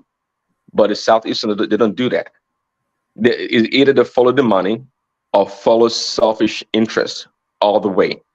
And in the Nigerian space, politics is not going to work. It's not going to work because 2 or 3 regions have to align for somebody to get to the top. Not only they don't appeal to other parts of the country like the North, because we saw Peter B's poor showing or lack of ability or the skills to garner a lot of support deep into the North. He didn't have that because they don't spend time to build that relationship. It takes time for someone to just show up and wants to be the president. I think someone was alluding to that earlier. I said it before. To me, I think this is Tinubu's 3rd election. Absolutely 3rd election. 3rd presidential election, which of course he won the 3 of them. The first 2, he campaigned vigorously and for Buhari, and the second time around, I think he campaigned as much as he did for his this time too, because he knew that for Buhari has to win so he can have the opportunity to come in, and it kind of worked out for him. So Tinubu is always putting the time. If he's putting the time, the resources, and dedication to his craft, and it plays a long-term game. Not the Southeasterners. They play short-term games, and it's quite obvious. Prince, does it concern you somewhat that the Southeast has been skimmed out of the power structure for the incoming administration, and does that forebode dark tidings for Tinubu? Does it, because they're a big and an important power block within the Nigerian dynamic, but they've been skimmed out of the power structure? Is that no reason for concern? Well, you would think it should be naturally, given the Nigerian composition of the state. But again, you can't please anyone, you have to do what we call your four square. If you can win 2 or 3 of the squares, then you're ahead. It's quite clear. The Southeasterners, they've always put the eggs in one basket, which is PDP, right? And it behooves me why over these years they've never been able to emerge as the leader or a candidate in PDP. And that's, I don't know what kind of a magic Atiku has, because he's always confident that it was always going to get a ticket for the PDP. But whereas we have, well-established, smart, intelligent Southeastern politicians, but somehow they don't get it. They just acquiesce to Atiku. So you can't come overnight. They'll go. Peter Obi runs to Labour. He didn't build Labour. He just ran to Labour to become their candidate, and wants to become the president. They always shoot themselves in the foot. Why they do it, I don't know. Well, if you ask me, I think they always go for the money, because they don't think they have the ability to go all the way. And I mean, and as a people, I think they should be able to right now, they should start working on the candidate, as they should have done previously over the years, to build a candidate that they can all have a consensus on, to nominate and push forward. But they don't do that. If they don't do that, then why did they come forward to want to blame others and make a demand Emilio Khan turn to be the Senate president? No, to me, again, to your question, it doesn't concern me, and I think they know deep down in their heart, they don't have that. They can't be too concerned if they don't get nothing in this first term of Tinubu, because I don't think they deserve it. All right, brilliant. I'm almost trepidatious to ask you this one, but let me take you to this space. I never met Peter Obi for reconciliation. Rather, he apologized several times for the misconduct of his followers. So the icon of the Nigerian space, Wole Soyinka, clarifying matters. So what are you making of Soyinka's interview, the follow-on reaction from the obedience space, Peter Obi's interview with the Rice TV, which has now culminated in this apology? Yeah, yeah, and I was asking that in the last two callers that, is Peter Obi actually in charge of the obedient people, and can you really tame a stray dog? Peter Obi is not in charge. I mean, we're talking about people in the diaspora and everywhere around the world. He's not in charge of these people. Do you think he's in fear of them? Sorry, Prince. Do you think he's in fear of them? Do you think Peter Obi is held hostage by the obedient space? Do you think it's a hostage to a monster that he has created? No, he's not afraid of them. But let's be real. The support it gets from these people is what propelled him forward. He cannot go about and biting the thing that fits him. The obedience are strong supporters. Why do we expect him to castigate his supporters? No, he's not afraid of them, but he knows that they are the ones keeping the fire burning. They are the fuel to his mission. He knows that. Peter B is a smart dude. Peter B is smart. He knows. So he's more than happy to apologize one-on-one as often as it occurs. It's fine with him. But to go out there in the public, maybe after 29 sworn in of Ashwaju, then if you think he doesn't have anything to offer anymore, he might go on the national platform and maybe denounce or apologize or whatever he's going to do to his followers. But now he's playing the game. Yes, he's not a shrewd politician as Ashwaju. We know that, but Peter Obi has his crafty ways. Okay. He has his crafty ways, and he knows how to play the game somewhat, but is not really the best at it. And let's be fair, I don't think it's okay for us to tell him to castigate or put a leash on his followers. No, because what they may turn against him or is going to lose him. He doesn't want to do that. That's his base. He doesn't want to do that. So it's more than happy to apologize. It doesn't have that problem. I don't think he has that problem, quite frankly. All right, brilliant. Let me take you to this place, Prince. So this now, your home country to your historical country, New York City mayor to visit Nigeria to sign sister city agreement between New York City and Abuja. So what do you read into that, Prince? Yeah, I guess you explained, clearly earlier what a sister city does or serves. But somebody, I can't recollect the person's name earlier when you first started the show, brought in the angle of culture into the topic. But somebody was quickly to dismiss the person. And if you ask me, his visit is actually more relevant to cultural influence than economic influence. I don't think is a mayor. He doesn't have anything to offer, quite frankly. Okay, we have few students exchange here and there. How does that really boost the Nigerian economy? How does that bring in foreign investment to the country or any big project at all? He doesn't have that capital. He's just an official of the government in New York. As you know, businesses are done in the private sectors. Sure, the U.S. government can give a lot of money for projects, but this guy has nothing to offer the Nigerian state. And if you ask me again, I'll say actually New York. Sometimes, unless I'm mistaken, sometimes sister cities tend to have some kind of topology or geographical resemblance to the other sister city they're looking to forge relationship with. But I don't see any resemblance with Abuja and New York. If you ask me, I think New York and Lagos have a lot in common than Abuja in a lot of ways. But leave that aside. Culture is the influence that this guy is bringing.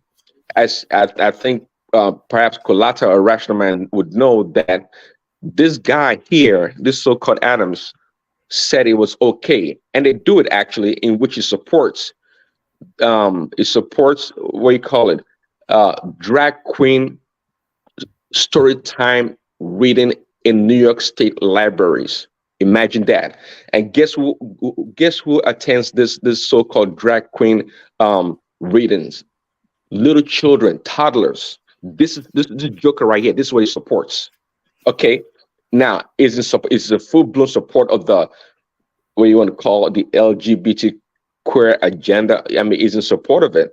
So if anything that he has influence that he can bring about, just like Kamala Harris was trying to do, was to bring about cultural influence to Abuja of all places. That's quite interesting. So, yeah, for what it's worth, Abuja is too conservative for all that LGBT. I don't think they are ready for that. That's what I'm saying. Well, and it's closer to the northerners than Lagos. So that's what I'm saying. That's all he has to offer. And if you look at his record, he stands strongly behind all this stuff. That's what it does. And in a state like Nigeria, in a country like Nigeria, I don't think we have a place for that right now. I mean, it's gonna upset a lot of people, religious people, especially in the northern part of Nigeria, even in the south. Okay, so that is in a nutshell. I think Madazita also may have mentioned it or noticed that. In a nutshell, that is what Adam has to offer. And Madazita also made a great point. It's okay. Right now in New York, they barely persecute criminal offenses. In fact, the DAs and all this, the police, they let them go. So New York is like, I think New York, Chicago, and Detroit is like, crime galore everywhere. They don't persecute them anymore. And this guy here is in charge. So what is this guy? I mean, well, sometimes this kind of a transaction that happens, you have to like, hey, who's pushing this stuff? Who's behind it? Really? What are they trying to get from it? I think that's what we should be looking at. But in a nutshell, this guy here has nothing good to offer us in Abuja. I don't see it. You know, I somewhat agree with you that there's more of a synergy between Lagos and New York than New York and Abuja. Because, in fact, probably the most similar to New York of all of the cities that I know is probably Lagos for the vibrancy, the energy, the impact, the confidence. It's just that seems a more natural fit. Oh yeah, I mean, years ago, I mean, walking in New York, I mean, people just speaking Yoruba left and right. I mean, you think you're in Lagos. I'm telling you, like, people from everywhere. You would think you are in Lagos, especially in Manhattan. You think in Lagos, Nigeria, if you go there. I mean, so it's got so much similarities to Lagos than Abuja would ever be, at least for now. So yeah. Well, all right, brilliant. El Rufai Soludo Sanusi insists on fuel subsidy removal. So a lot of people have said that if Tinubu for him to even stand the merest chance of an opportunity at success, the first thing he has to tackle is that fuel subsidy. But is rescue coming though via the Dangote refinery? So that's fuel subsidy space. Your thoughts on that? Yeah, three smart guys, Saludo, El Rufai, and I think you said Sanusi, right? Sanusi, yes. Yeah, the three of them, the CBN governor, former CBN governor, would know the effect economically of the fuel subsidy on the economy in the country. So I agree it should go, but now we know everyone is concerned about the consequential effects of removing the subsidy to the common people. But again, they had this $900 billion, and I think they can put it to work to try to ease the pain that people may suffer in the short term. But we talk about subsidy, and I think vaguely, I'm not even sure. Even the expert, they may not even know in detail the benefit of this so-called subsidy in the Nigerian state. We don't know. We don't know that much. But we know it depresses the price at the pump. But just like this subsidy business is like a lazy, when politicians don't have, when they're not creative, or when they're just being flat out lazy, this is kind of things they do. All the subsidies that we paid over these years, could we not have built multiple refineries as a result of these subsidies? Even if we borrow money over these years and build refineries and repay them, I think we would have been successful doing that. But it's just a lazy way to keep, to want to project that we're helping the poor people by giving money to the rich people. And who knows how these prices are manipulated or controlled? I mean, I know the price of a barrel of crude oil is standard pricing around the world. But there are so many things over this many years. As an oil producing nation, at one point in time, the sixth, perhaps the fifth producer in the world. During the Gulf War, '91, I think Nigeria was like the number one exporter of crude oil, and we made billions and billions of dollars because then I think Saudi Arabia and the Middle East were affected. We made a bunch of money. We didn't think about doing anything back then. So this subsidy, of course, we don't want the people at the bottom of the common people to suffer, but I think it has to go. It has to really go. It has to go. And if it has to go, or they can think about in the short term. They can think about ways, but we don't. That's the thing. I think at Kenya, somebody was explaining also in Europe that they have a way to capture the sale of fuel from the pump. So it's more a real-time figures on numbers that they have. I don't think we don't have that mechanism in Nigeria to do so. If we could, I think they can subsidize right there at the pump of sale to consumers, and maybe have a quota or cap on how many gallons or liters somebody can buy in a week. That'd be a much direct way to help the people. Okay, but just paying a bunch of billions of dollars or trillions of dollars to importers of this fuel and all this waste along the continuum, it's just too much. It has to go. It just has to go. I mean, from my looking from the outside, that's what I would say. And of course, this at the inside, as you know, Soludo, Sanusi, and Erufai, governors, CBN governors, I mean, they know better. They deal with these people. They deal with the people. They know what the pain is. They know what the benefits are. So I think I have to align with them and say, yes, remove the subsidy as soon as possible. But you don't want to disrupt Tinubu's presidency right away. And I think that's why Buhari the government has deferred the removal to later. So maybe, I don't know, 6 months into Tinubu's term, they may be able to do that, to remove the subsidy. And let's quit deceiving one another as helping the poor, whereas the poor are not really, nobody owns a car in Nigeria with $30,000, 30,000 naira, what you call it, salary. It's not possible. You can't even buy the fuel for that on that salary. So it's a class of people that are benefiting from it, and I think they can take the blow. Everybody can ration or find a way to substitute. I mean, a couple of weeks ago, or a month ago, whatever, we did suggest that, hey, the $900,000 million, they should try to improve the commercial transportation in each state. And I think it would be nice for each state to get equal amounts of the distribution of the funds, but I don't think that's fair. A place like Lagos County should get more than other states, and I think that would go a long way in helping the people. All right, brilliant, excellently put. So brilliant, excellently put. So well done. So let's go on from you, Prince Daddy, onto Ajanle Koko as we start to enter the final phase. Ajanle Koko, you're up next. Are you still there, or have you fallen asleep? Oh, there is Simba. I thought you. Huh? What do you say? No, I was coming to you because I thought we'd lost Simba, but let me come to you and then we go on to Simba after you. And then we wrap it up. So yeah. Please, I have to go to work. If you want to allow me to talk, just me. All right. Ajale Koko, should I go to Simba first? Yeah, go to him. All right, Simba. So let's go through it then. I think you were especially keen on the Osun State narrative. Governor Adeleke now, really Governor Adeleke for the next 4 years. You are from that space. Is that good news? Yes, I will agree with you. It's a good news. Well, because I've heard so many people talking about it, that it's well loved, it's brilliant, it has a very good family pedigree. Yes, I agree with some of these assertions.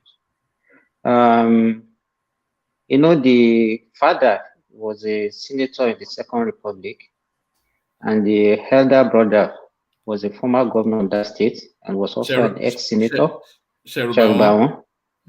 So it was the sudden demise of the elder brother that actually made him popular, Jackson.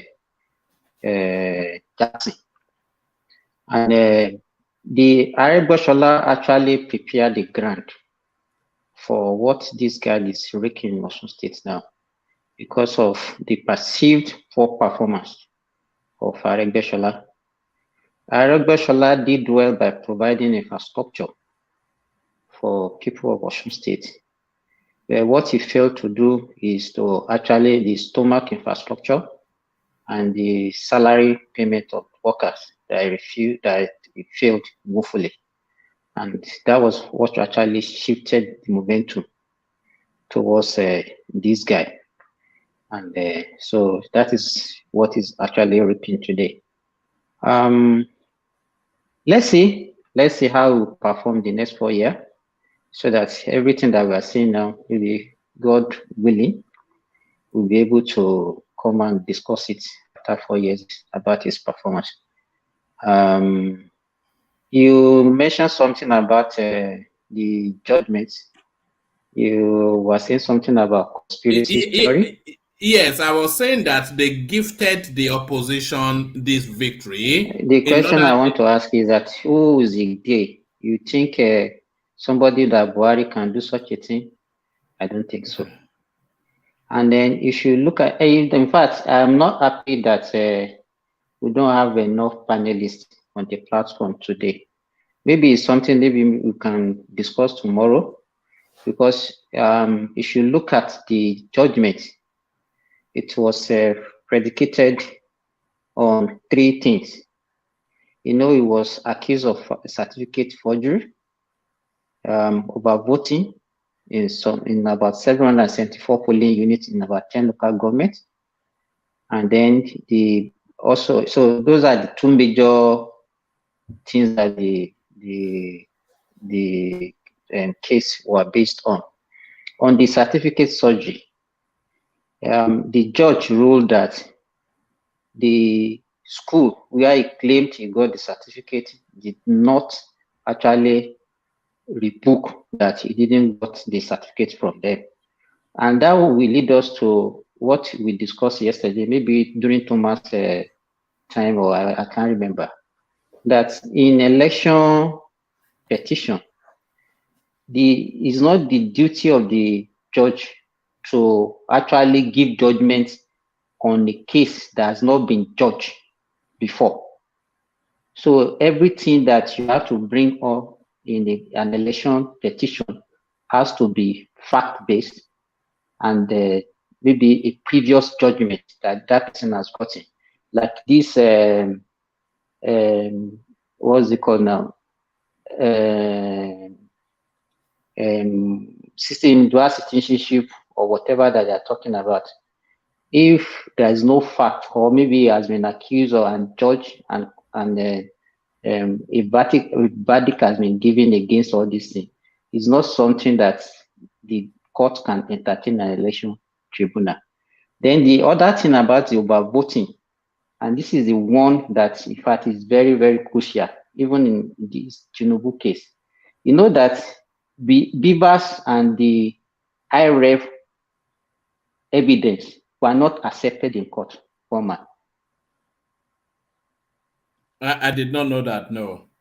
Yes, they were. The court said it's not in the Constitution and it's not in the Electoral Act.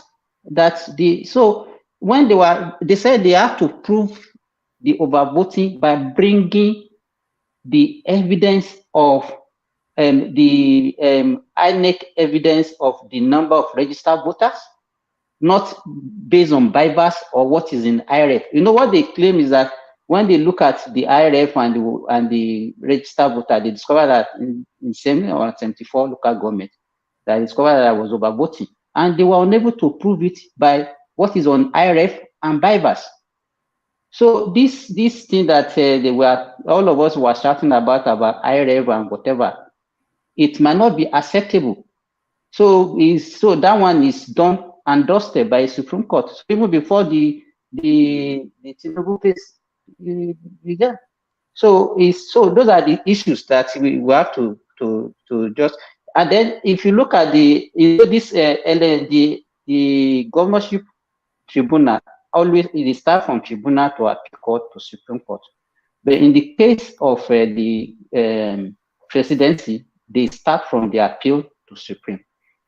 So what this one is saying, of course, the judgment of the appeal court was based on the judgment from the tribunal. And if you recall, one of the judge in the tribunal that gave judgment in favor of Otedola was actually, he didn't write his own judgment.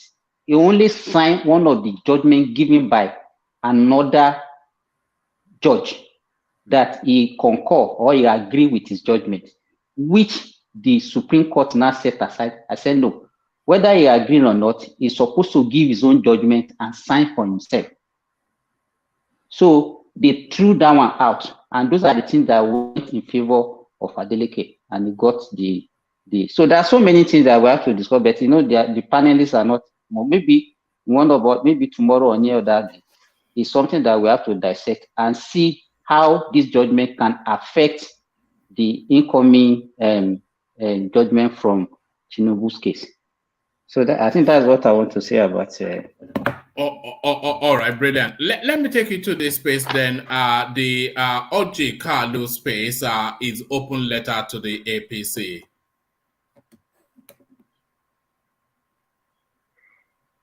Simba. Simba. Have we lost you? Are you gone? Can anyone still hear me? Hello? Yeah, did you hear me? Okay, I'm hearing you now. No, I said let's go to the ORJI Kalu space and his open letter to the APC. Okay. The ORJI Kalu case, I was listening to Senator Ali Ndume yesterday, and what he said was that because when they put the question to him on Arise TV, are you here? Can you hear me? Yes, we can. We're all listening. Carry on. Okay. The guy said that the anointed, that he heard that the party has anointed Akpabio, Senator Akpabio, and Ali Ndume corrected him. He said, because if you say the party anointed somebody, it means that they have already agreed totally, and it's like the guy it will be at all cost. He said no, that he will prefer to use the word the party preferred candidate for Akpabio. And then he went on by saying, okay, that he even heard that ORJI Kalu was having on his backing him now. And they replied him by saying, no, that he is now the campaign manager. Ali Ndume said he's now the campaign manager, and he was the most senior senator in the House now. That is the campaign manager for Akpabio. That he has 64 senators on his list that have signed to back Akpabio. And you now ask the guys, if you had 68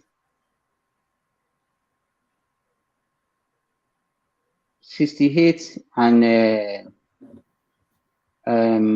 64, that will be amount to how much? That will be more than 109 senators. So that's who's telling like that he believes that the 64 that they're having and they are still campaigning that he will get more. So what I'm trying to say is that is not we cannot confirm totally that Akpabio will win this senatorial, the president as the Senate, president of the Senate, but it looks like Akpabio is still having upper hand. But I can't say categorically that it is done and dusted. But when you look at what is actually going, what is not in favor of this guy, they cannot get the backing of the party because of what we describe as the anti-party activity that has been doing. And then, when Adeleke was talking about Amosun, yes, he also engaged in such a thing, but it was not actually contesting for any other thing under the party. It's only when he is now coming out and the party whipped that one away and they supported him that we cannot be using him as a good example to actually prove our point for ORJI Kalu. Then if you look at in politics, you look at what has he really brought to APC. He had more than 40,000 votes for him on the same election, the same day, the same ballot, the same time. He got 40,000 and Tinubu got 8,000 in the entire state. And you could win by more than 40,000 votes. Is one of the senatorial districts in the state. It shows, it confirms what we are talking about, the anti-party activities he has been doing. And I wonder how he was able to convince his people to vote for him and not to vote for APC in the presidential election. That one I can't understand it. So to me, is not somebody that Tinubu can rely on. And we don't want any Saraki type of Senate president for now, because we need to do a lot of things to put that country on the right track. So that is what I can say on this one.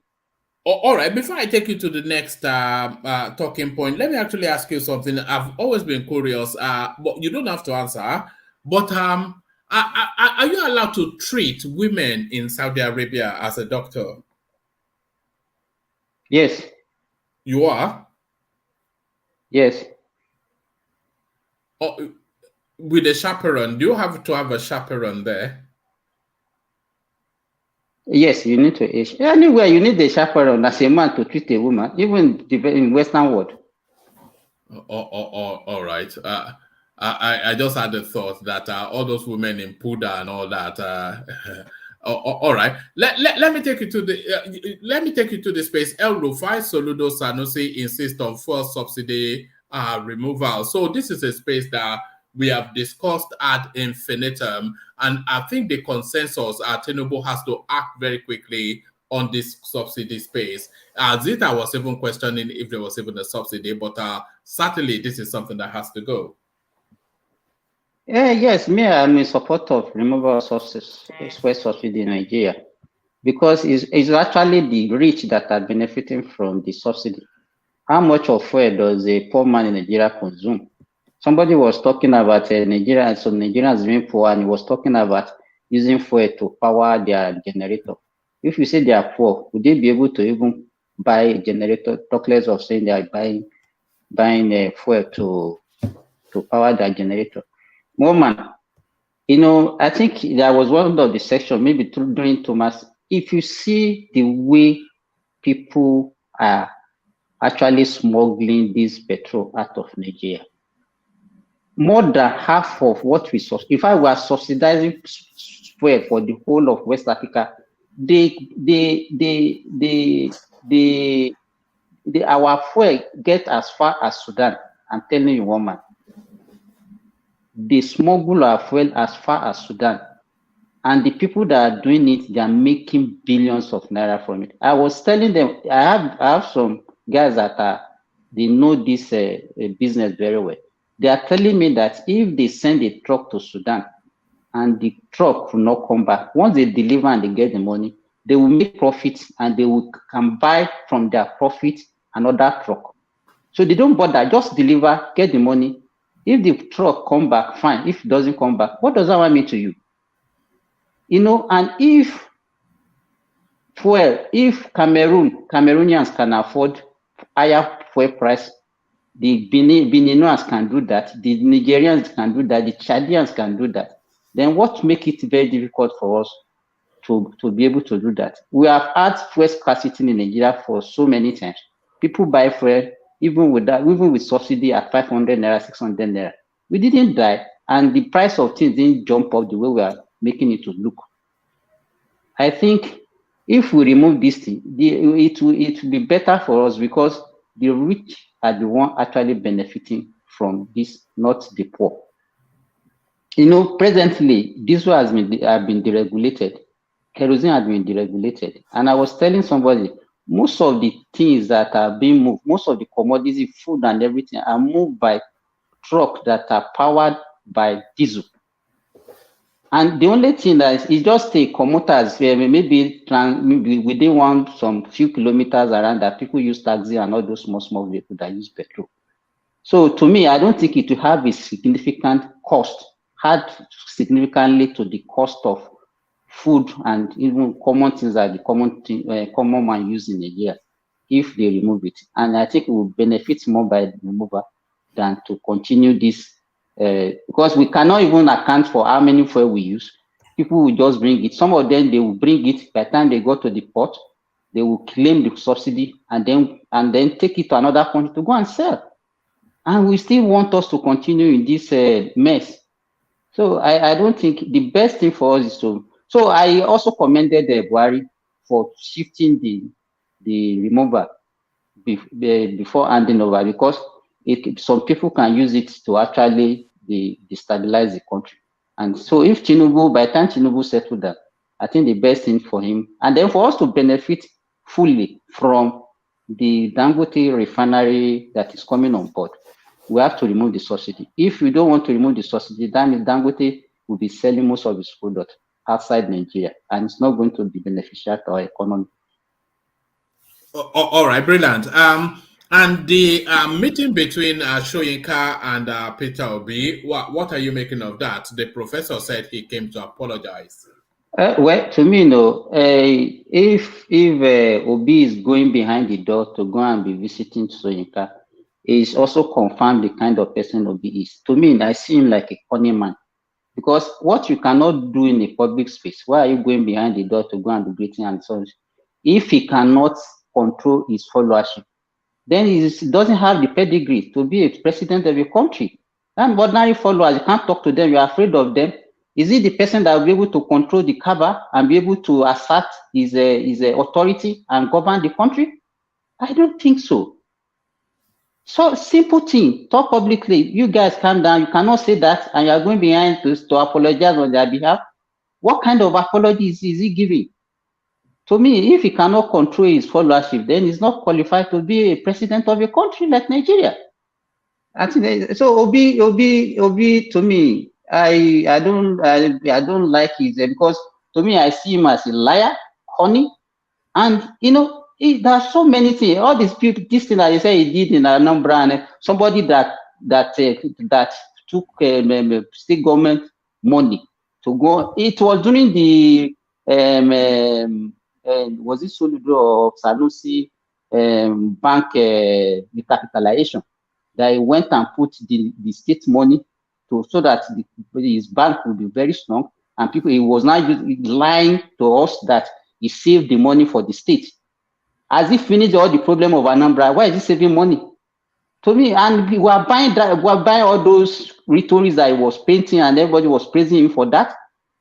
How many countries are saving money? Can you save money? Even America, they are borrowing money. So are you telling us that your state is so rich that you don't need the money again for you to go and save in the bank? I don't understand. And most of us will still believe such things. To me, it's not. I don't like his attitude. To me, he's too weak to become the president of that country. So that's what I want to say about that. All right, let me take you to this space. Senate Chief Whip ORJI Kalu writes APC insists on Senate President despite party's choice. So we have discussed that. Oh, have we discussed that? Have we discussed? So let me take you to the Elumelu space then. And it's oh my, I don't know much about that space. I cannot really comment much about what is going on between them. All right. I don't have a preview to what's actually happening. What Elumelu and Otedola, what are they fighting? What are they fighting for? Is this so important to Nigeria, the Nigeria economy, woman? No, but it's a topical item in the news, so that's why we're just discussing it. Okay. I thought it was kind of like I know just about to go back Central First Bank, so I was thinking it was something like that. Yeah, dragging. So I was trying to figure out what's going on. They are battling over Transcorp. Oh, okay. But Elumelu is always fronting for people, though. That one thing I know him for. I don't know if there's undertone to it. That Elumelu really have that capacity to take over Transcorp. But I know he fronts for a lot of billionaires in Nigeria. But what is Otedola looking for? You want to buy the full Nigeria to himself? Well, I don't know. But this guy, Otedola, he's a ambassador boy now.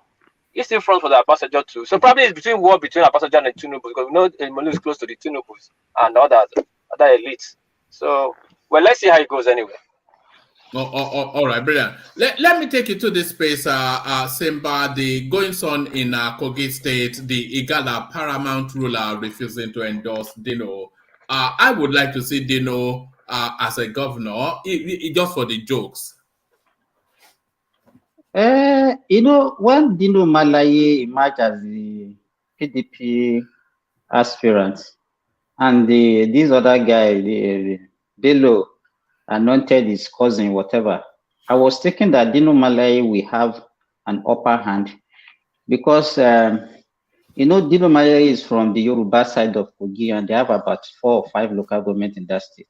The Galas are the most, they have the largest population in that state.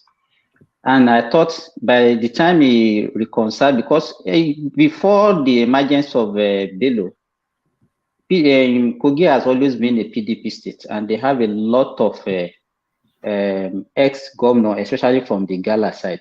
And I was thinking that by the time he gets their backing, he will be able to win the election. But the way things are going now, and he's not getting the backing of the Gala Paramount ruler, is just casting some doubt on the possibility of him winning the election.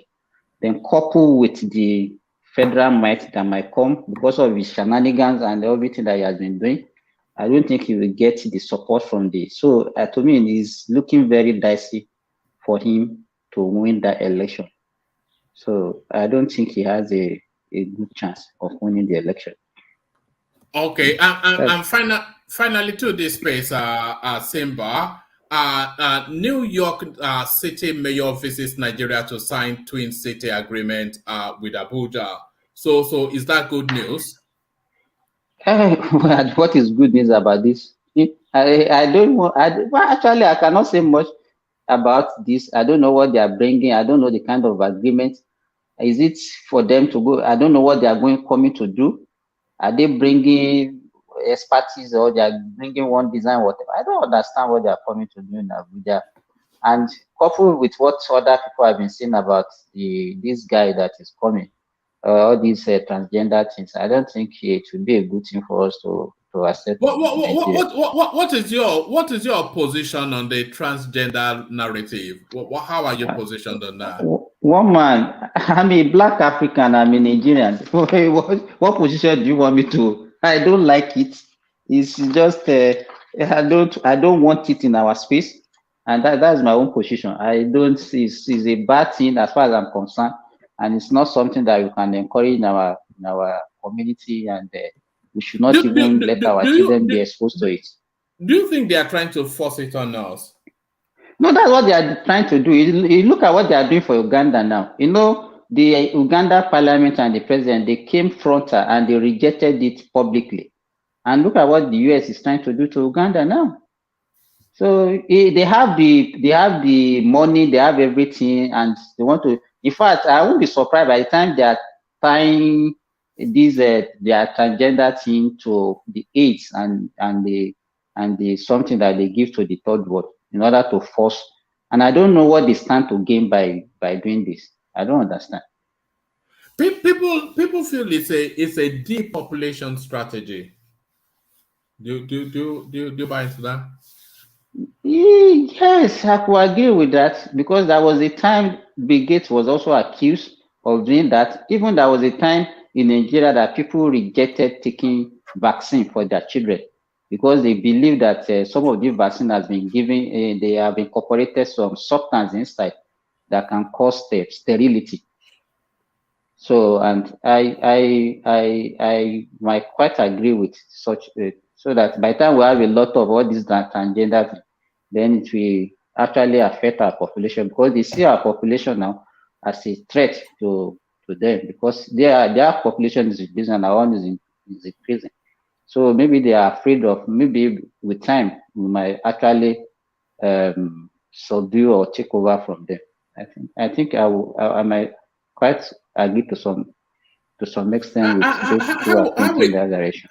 How is the Middle East positioned in all of that sort of space? Are they having conversations around it, or they just they don't acknowledge it at all? Is a no. You can't discuss such thing here. Though it's happening, but you cannot. It's not something that you see in the public space. All right, brilliant. All right, thank you. Was there anything else you wanted to add before I go on to Adeleke? I have, but I don't have the time. I have to resume work now. All right, brilliant. Thank you for staying. Next time I try and get you slightly quicker. So let's go on to Adeleke, who I could hear sleep in his voice when I went to him last. I wonder if he has submitted to sleep. Adeleke, are you still with us? So there it is. Let's just take a very quick commentary from Dewale, and then we round up. So Dewale, you've turned up at the last moment. Just give us a few words, and then we call it a wrap. Oh, okay. Good evening, everyone. Thank you, one man. I've not been listening. I was just joining you guys. I've been on the road all day. Thank you very much. I was traveling from one city to another. That's why I left late. So,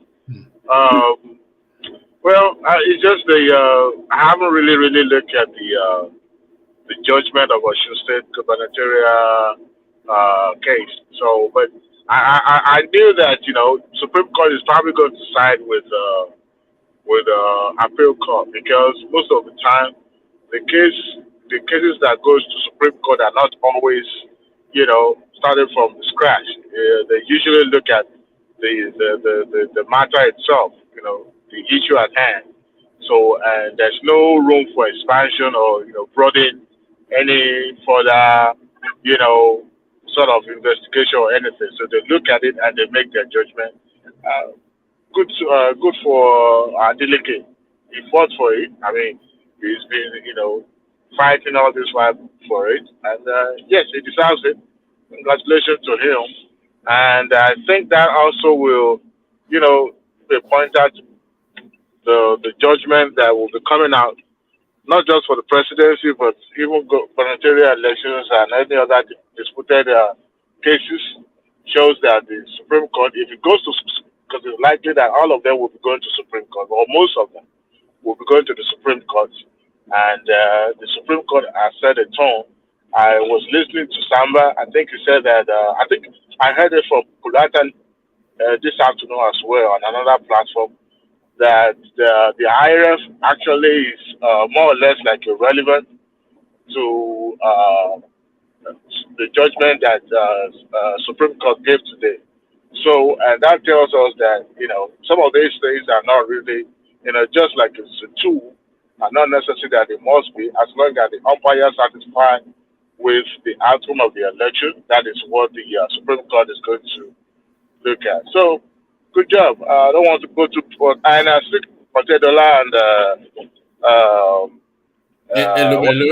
Elumelu. Yes, they are friends. But at the same time, when it comes to business and friendship, it's like water and oil. So they go in a separate way. But I think, like Elumelu said, sometimes we need this kind of healthy competition, among our investors, our local investors, because we need to plow back the money, even the stolen money from the politicians. They need to put it back into the system so that we can be able to grow wealth and create jobs for people. So, and I think it's good when people, because if Transcorp is not actually performing, because they did excellently well in the last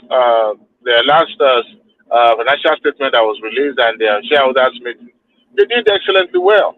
I think that was also actually prompted this rush to start putting money. So it's good, but at the same time, we need it in our economy. We need it because that's a good sign that economy is doing well. I mean, it's on the good on the good pedestal. So, and we have at least we can have at least 3 to 4 sectors of economy that people can be able to compete. I mean, investors can compete and put money into it.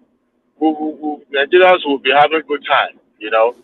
So whether it's a competition between them, it's good. It's good for us. It's good for the economy. It's good for Nigeria. I think that's how I can comment so that I won't stay too long. All right. And brief thoughts on ORJI Kalu writing an open letter to the APC, insisting that he's still in the contest to be the Senate president.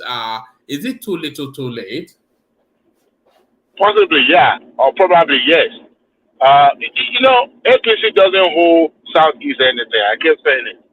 And ORJI Kalu, I was listening to Samuel earlier. If you look at the total numbers that was accredited to APC during the last presidential election, I mean, the same day the presidential election and the senatorial election were conducted. So APC didn't have much vote in the Abia state, but ORJI Kalu won the senatorial district. So I mean, if you look at the total number given to APC, you begin to wonder what happens. Does it mean that people voted for ORJI Kalu, and when it comes to the presidency, they decided to vote for another party? Because if that is the case, that means he had gone into an agreement or a deal with some people or other political parties in the state. But you know the way he was hobnobbing with Tinubu before the election shows that he knew where the pendulum is going to swing, and was trying to create this, optic that yes, I'm with you. And he did not even campaign for Tinubu, so now he wants to reap where it didn't sow. Remember, he was dashed. He was given this position that is occupying now. It was given. All right. So initially he said that he's not going to campaign for it. That if the party decided, if they deem it fit to give it to him, that he would take it. But now it shows that he's much desperate more than any other candidate. His letter doesn't make jack. If the party decided, because party has to go, it's not just about my friend or my party. It has to go to the area where they know that they're going to. It's about give and take, right? So you do well, you get compensated, and we're expecting more from you. But if you don't do well, you don't perform, then you get a soak bread, and that's what you're going to eat. And the way he lays his bed is good. I mean, I don't even see why it would be so neck deep in, it must be him. Because this guy has been, neck deep in the controversy, for a very long time. So I don't know why. If I were him, I would just, ask for whatever they can give me. But I don't think he has the votes too. I don't think he has the number. He doesn't. I was listening to Elumelu on the Arise News today. I mean, it was obvious that Pape wasn't his first choice. He himself contested for it. But now he's leading the pack to campaign for a party. So it's high time ORJI Kalu, told the party line, or else it will be completely, I don't know. They're going to do it the way they do the people in the past. Samba said that, ORJI Kalu knows that, he doesn't have a vote. That's one thing. So writing an open letter or closed letter won't make any difference, because if the party decided this is the way to go, who are the party? Talking about the chieftains of the party. The president-elect is going to inherit the party from Tinubu, from Buhari, and is going to be the leader. So you have to have someone in the House, National Assembly, that you can work with, that can give you the vote, that can galvanize and give you the vote and rally support. And when you don't have that, what is the point? What is the point of appointing him? So he knows it's just, he's chasing, riding a dead horse. It's not going anywhere. That's just it. All right. And finally, to this space, Dewale El Rufai Soludo Sanusi insists on fuel subsidy removal. So it looks as though there's absolutely no way that this would not be removed. So it's really a matter of when, Dewale. It's good that the president-elect has said that he's going to remove it. It's a promise that he has to keep. Now, once he remove it, I know it's not going to be easy at the beginning. But I think with the Dangote refinery about to be open fully for operation, we'll see how much input the refinery will have. But I was listening to the Simba's analysis earlier. Sometimes Yoruba will say, at least we need to know Otedola and Dorasi. Can't keep putting water in the basket.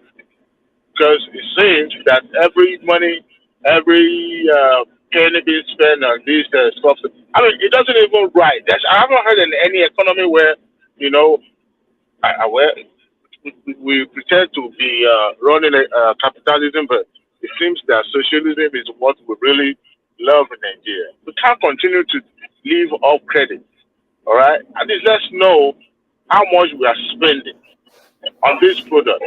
And I think, at the beginning it's not going to be easy, but people get used to things, and it gets better. We'll be able to plan better. The money we are spending on these subsidies is enough to put in education or put in any other sector. And you can see the result, even in agriculture. So, and whoever is, have a stake in pocketing this subsidy, in order not to create chaos in the country, we can find a way to make them part of the stakeholder and see how they can participate. Maybe they too can have their own, build their own refinery or sort of, maybe, because Nigeria deserves better. Kerosene, diesel, and all that has been deregulated. Why not petrol? Why not? It's even shameful that we have to input what we are producing. What will it cost us? We have illegal refineries everywhere in the creek. What will it cost us to produce these products? And yet, we have the raw material to refine it. Becomes a problem. So, yes, I support subsidy removal. However, as a matter of fact, this gradual removal it doesn't even make any sense.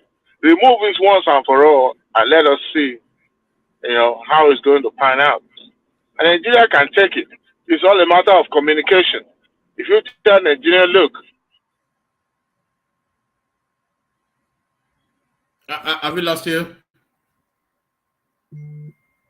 All right. I'm not sure if anyone can still hear me. Dewale? I can hear you. All right, brilliant. I think we've lost Dewale to the connection somewhere, but so that seems to be a good spot to wrap it up. So thank you, Justified. I think Adeleke Affirmed has gone to bed. Prince, the Prince has stayed the full duration. Simba on his way to work, and Dewale lost connection, I think, whilst driving. So we call it a wrap there. Just to quickly acknowledge the super chatters that have come in. Kulata came in. That's Alexander Gomez there, of course. The Ken now, I'm concluding now that's world peace. And so those were the names. They came in severally, but those were the names. And that's world peace again.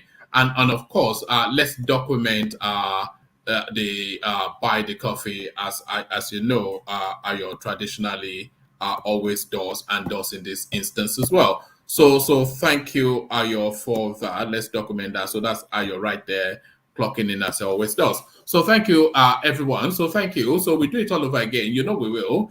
Just a few hours break. That's all I'm giving you. We'll reconvene to discuss all matters Nigerian. So I'll leave it there. Carry the conversation on within the comment section. But here, I say peace. Thank you, everyone. All right, bye. Thanks, sir. Cheers.